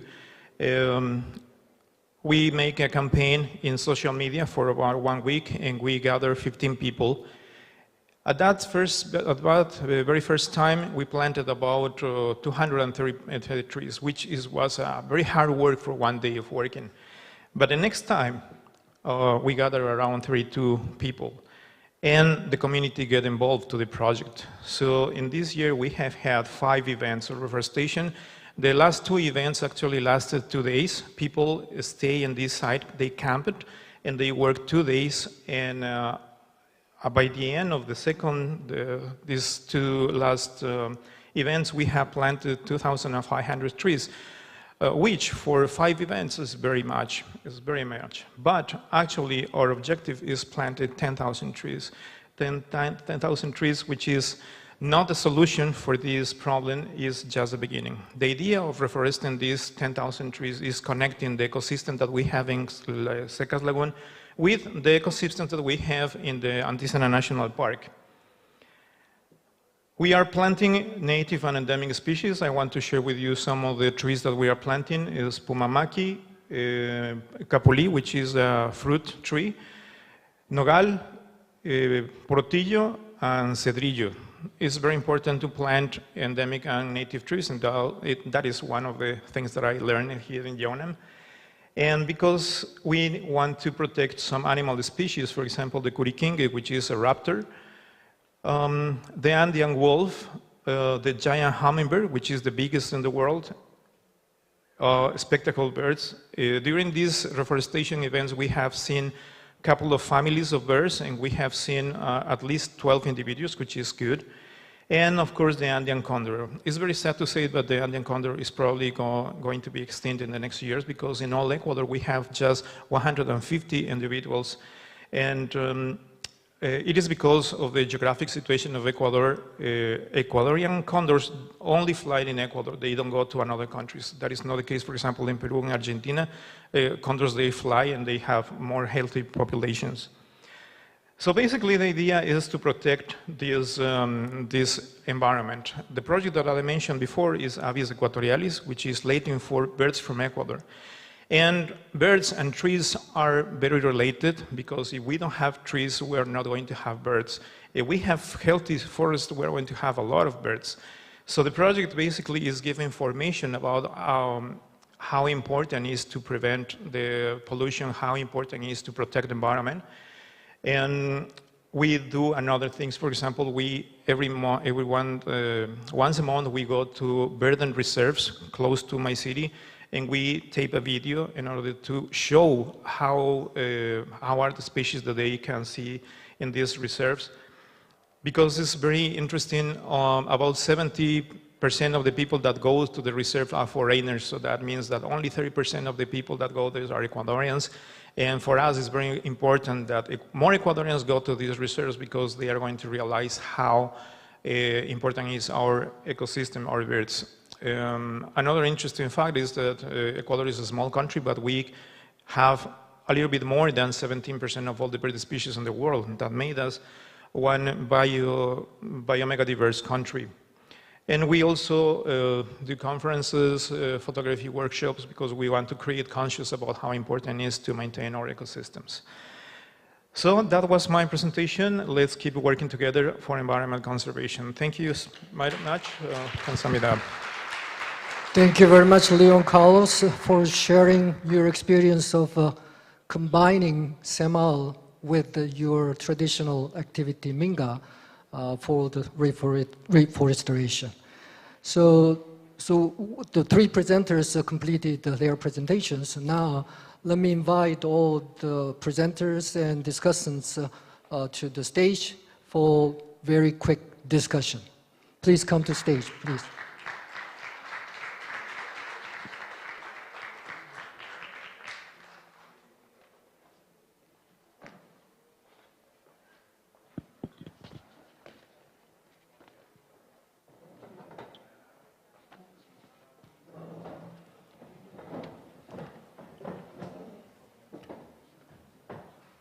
Okay, so for real discussion, we have to have questions or comments from discussants to the presentations, but since we don't have time, so let me ask each of discussants to use 5 minutes, anything about your experience of practice of Semaul-undong in your own country. Okay, so let us start with Nurse Yamsi. Yeah. Don't touch any switch, okay? So all the microphones are on, so don't touch the switch, just speak. Okay, Professor, thank you so much for the time. My name is Nur Samsi Muhammad. I came from Indonesia. So talk about what I did in Indonesia. My background is forestry, so now I'm working in the Ministry of Forestry as a forest extensionist officer. So for the basic information, up until now in Indonesia, there are around 20 to 30 million people who live near the forest. So they are classified as poor for now. And then the income disparity also become bigger and bigger between the city and also the rural area. Therefore, when I came back to my country after I finished my study at PSPS, I try to apply the Semaul-undong spirit to the local people through the forest farmer group, and then we try to increasing their ownership among the people, among the villagers, and also their communities communal activity. That is for the local people, and then for the local level. Up until now, I already go back for 2 years, and then actually I have the presentation, but I can say it that the income increase for the local people is drastically increased from 2020 because of the I applying the Semaul spirit for in the local people. And then for the national level, I also help we have the Korea-Indonesia Forest Cooperation Center. So before we have the Korea-Indonesia Forest Recreational Project, It also been done by Professor Lee Ju-young. He's my supervisor also, and then the KEFC want me to help to build the replicated project based on the Semaul spirit. And now we already done designing all the project, and then if all thing can be done, it will be start maybe 2 years, 2025. That's what I did after I finished my study at PSPS. Thank you. Thank you very much. Now let us move to Nagoli Wilson. Thank you, Professor. Before I start commenting on the presentation, let me say that I'm a proud alumni of PSPS, and there are also some Malawians that are here that have benefited from PSPS. We're very grateful that Semaul Undong has reached as far as Malawi in Africa. The concept is very important, the Semaul Undong concept, because I will highlight more later on why it is very important for African countries. But let me say that for Malawi, we introduced the concept to 15 district councils currently, and we have also introduced it to 2 villages that have been trained here in Korea. And the aim is that we should go as much as in the local villages so that the people apply the concept. So let me go forward and highlight why Semaul Undong is important. So what is coming out as developing countries is that the Semaul Undong can help us to reduce the project cost. So because of through the Semaul Undong, people with the self-help initiatives, they are contributing like some money in other projects. So the little money that the government has can be applied to a lot of people, like a lot of maybe cooperatives and groups. And through also the Semaul Undong, we're also finding out that there's that ownership coming along, that people are owning the project. Unlike in the previous implementation modalities in Africa, where everything was coming freely, there was no type of that ownership among the people. But also strengthening organization, but also discipline among our people. So that's how the Semaul Undong concept is very, very important. So going forward, we would want to take it up, train more people, more groups. The projects like the Gari projects are in Ghana, but also projects that are being done in Philippines. The one in Ecuador would also want to implement the same in Malawi so that we develop our people. And one of the things that we would want to address as much is the inequalities. You see, in Africa, you find very rich people, but also very poor people. And that is very wrong, and we would want to address that going forward. Thank you. Thank you very much for your short comment. Now, let's move to Siam Sylvester. So what's going on in Zambia? Thank you very much, Professor. And thank you very much to the 3 colleagues who made the presentations. Those were very elaborate presentations, so thank you so much. In terms of Zambia, I should be quick to mention that for now we don't have any fully fledged Semaul project, but with the knowledge that I personally gained and with other colleagues, there are quite a lot of initiatives that are going on in which we are trying to apply the Semaul Undong development model. So one of the models that we are actually trying to use Semaul Undong is the community forestry model. Like Professor mentioned, I'm coming from the Ministry of Green Economy and Environment, and I'm working under the Forestry Department. I actually coordinate community forestry in the country. So that's one area where we're trying to use Semaul Undong in terms of devolving rights for the communities to get involved in the management of their forests that they live around with.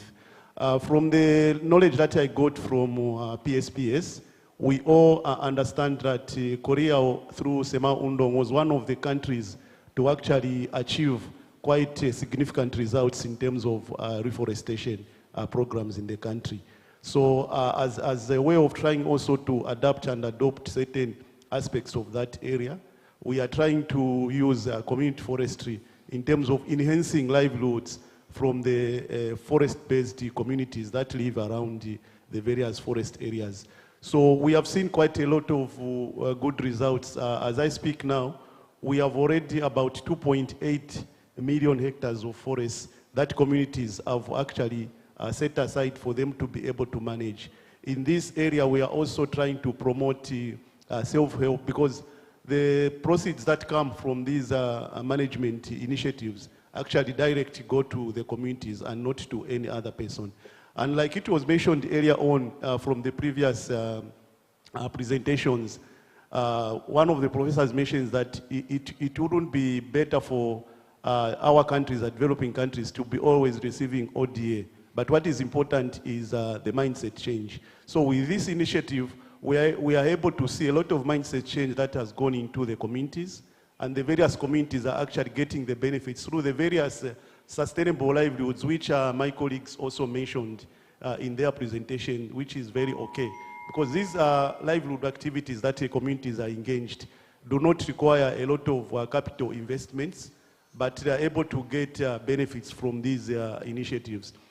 In terms of going forward, like my colleague mentioned, what do we need to do for us to move forward Sema-Undong, or to strengthen the application of Sema-Undong in various countries like Zambia, where I'm coming from. So what I would want to emphasize is the need for more collaboration in terms of trying to roll out different capacity building programs amongst the communities. We understand that for Sema-Undong initiatives to be adopted, the center stage is the communities who are mainly the beneficiaries of the various interventions or project initiatives that are going on. So that's one of the areas.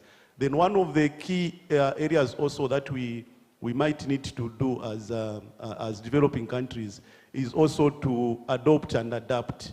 So by adopt, we mean that we adopt certain aspects of Sema-Undong based on the various environmental situations in our countries. We have different development trajectories that we follow, but then using those trajectories that we have taken, like we heard from one of the presenters, he mentioned about the Minga initiative.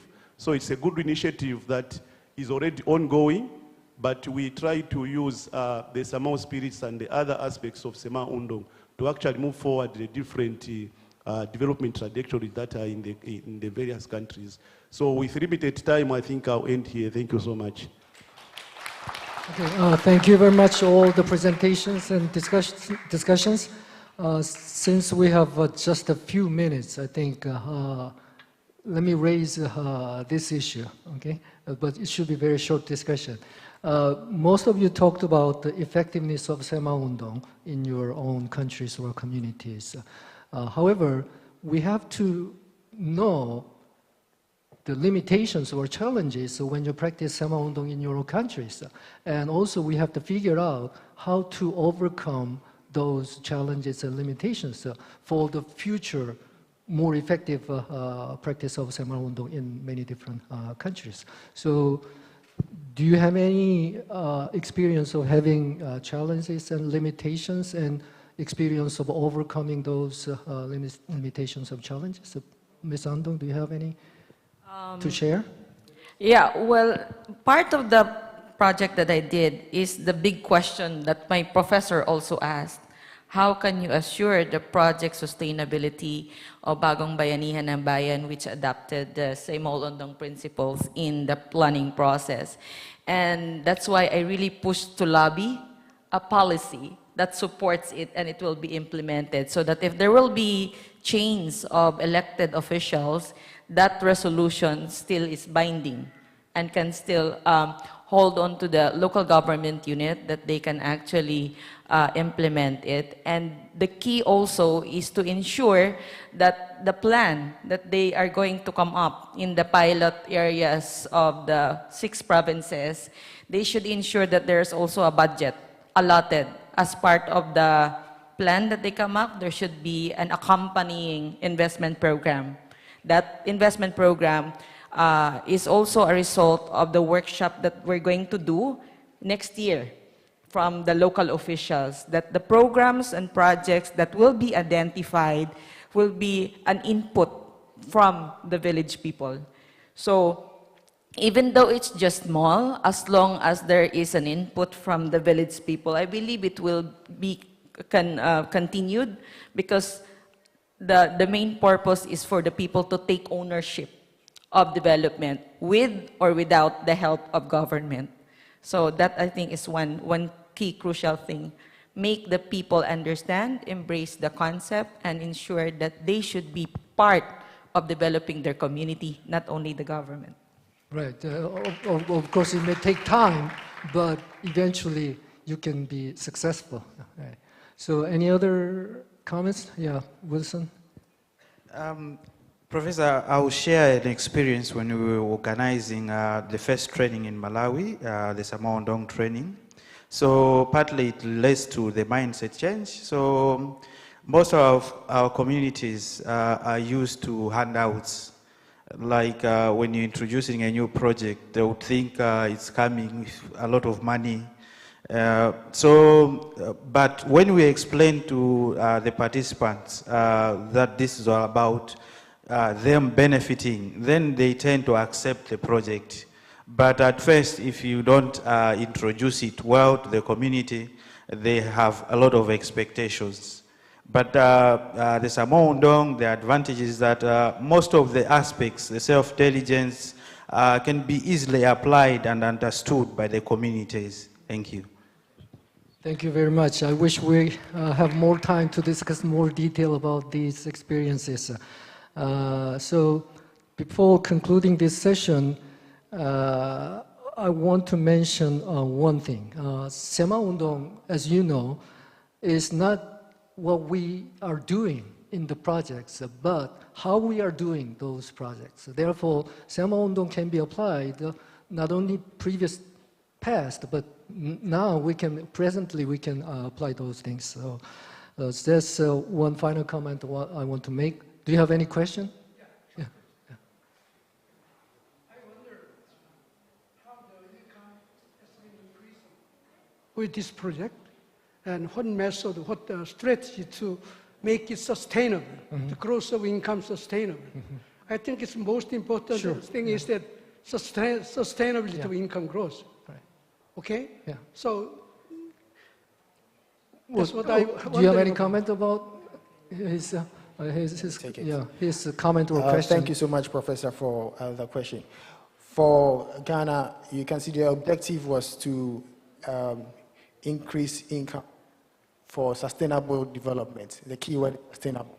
So what we do is that we measure success. We don't just leave the projects like that. We have a project monitoring and evaluation that we do, that at the end of biannually, at the end of the first half of the year, we try to see how much or what percentage of income increase there has been, and then whether if we fell short, what were some of the bad practices that made us fall short. We revise our plan, and then we adjust to the new trends.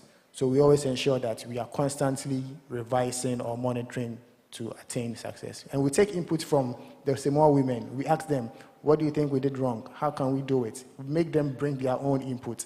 It's not that we impose any decision on them. So that's one of the strategies that we are using. Thank you. Yeah, to make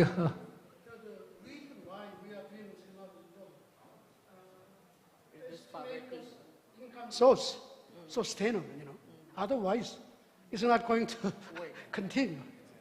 Okay? Yeah, that's true. So I think, I would agree with you. That's why when we did the planning process with the village people, our main focus is for them to reduce poverty in their level, and not only poverty, but intergenerational poverty, which is the main problem that we have in the Philippines. 60% of our people are still really living in rural areas and are too dependent with agriculture. But our agriculture sector is actually highly affected by 19 to 21 typhoons every year, and we always have a very low productivity. So our focus during the planning workshop was to find an alternative means of income, which is on livelihood projects. And the people in the village were the one who identified it based on what they know and how they live. So somehow, using Saimaol, we encourage them to empower them and identify what can they do in terms of alleviating themselves from poverty. And I think we bring back also the concept of hard-earned money, because we keep on depending the freebies that is being provided by ODA and other donor countries, but we miss to emphasize now the value of hard-earned money and hard work, and that's what we were pushing in the values in the village level, and ensure that when the village people provide that input in the plan, the local government present during the process will commit to support the livelihood project of the community. So that's the binding one that we can look into. And aside from that, the crucial also is the monitoring and evaluation on how the progress of the village is going to happen.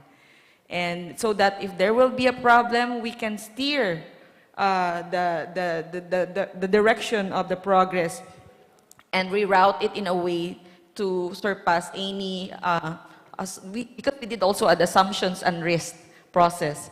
So somehow we come up with option B, or backup plan, in order to have our project more successful and sustainable.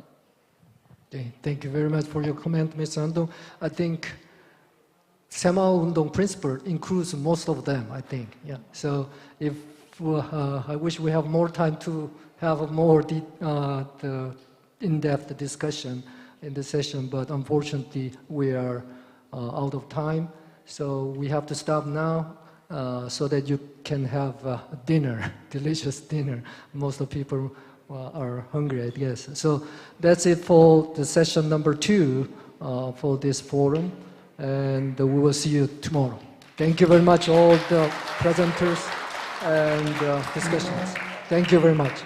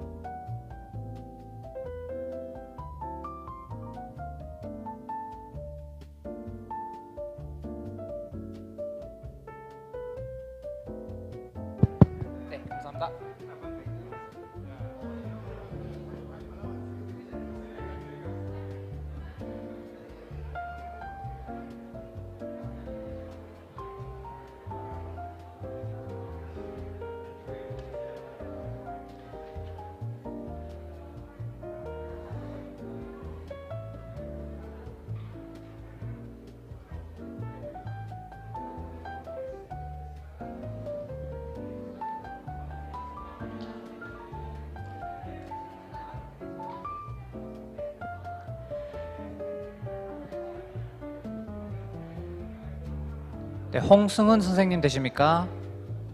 선생님 리허설 진행하겠습니다.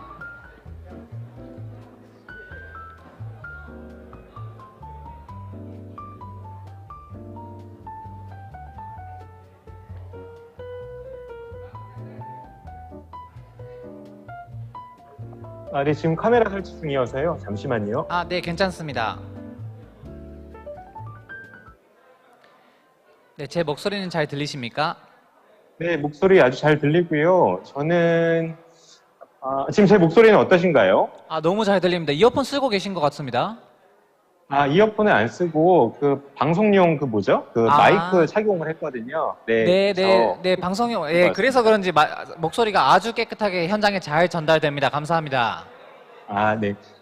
지금 저는 이게 듣는 거는 스피커로 듣고 있는데 울리거나 이런 문제는 없으시죠? 전혀 없습니다.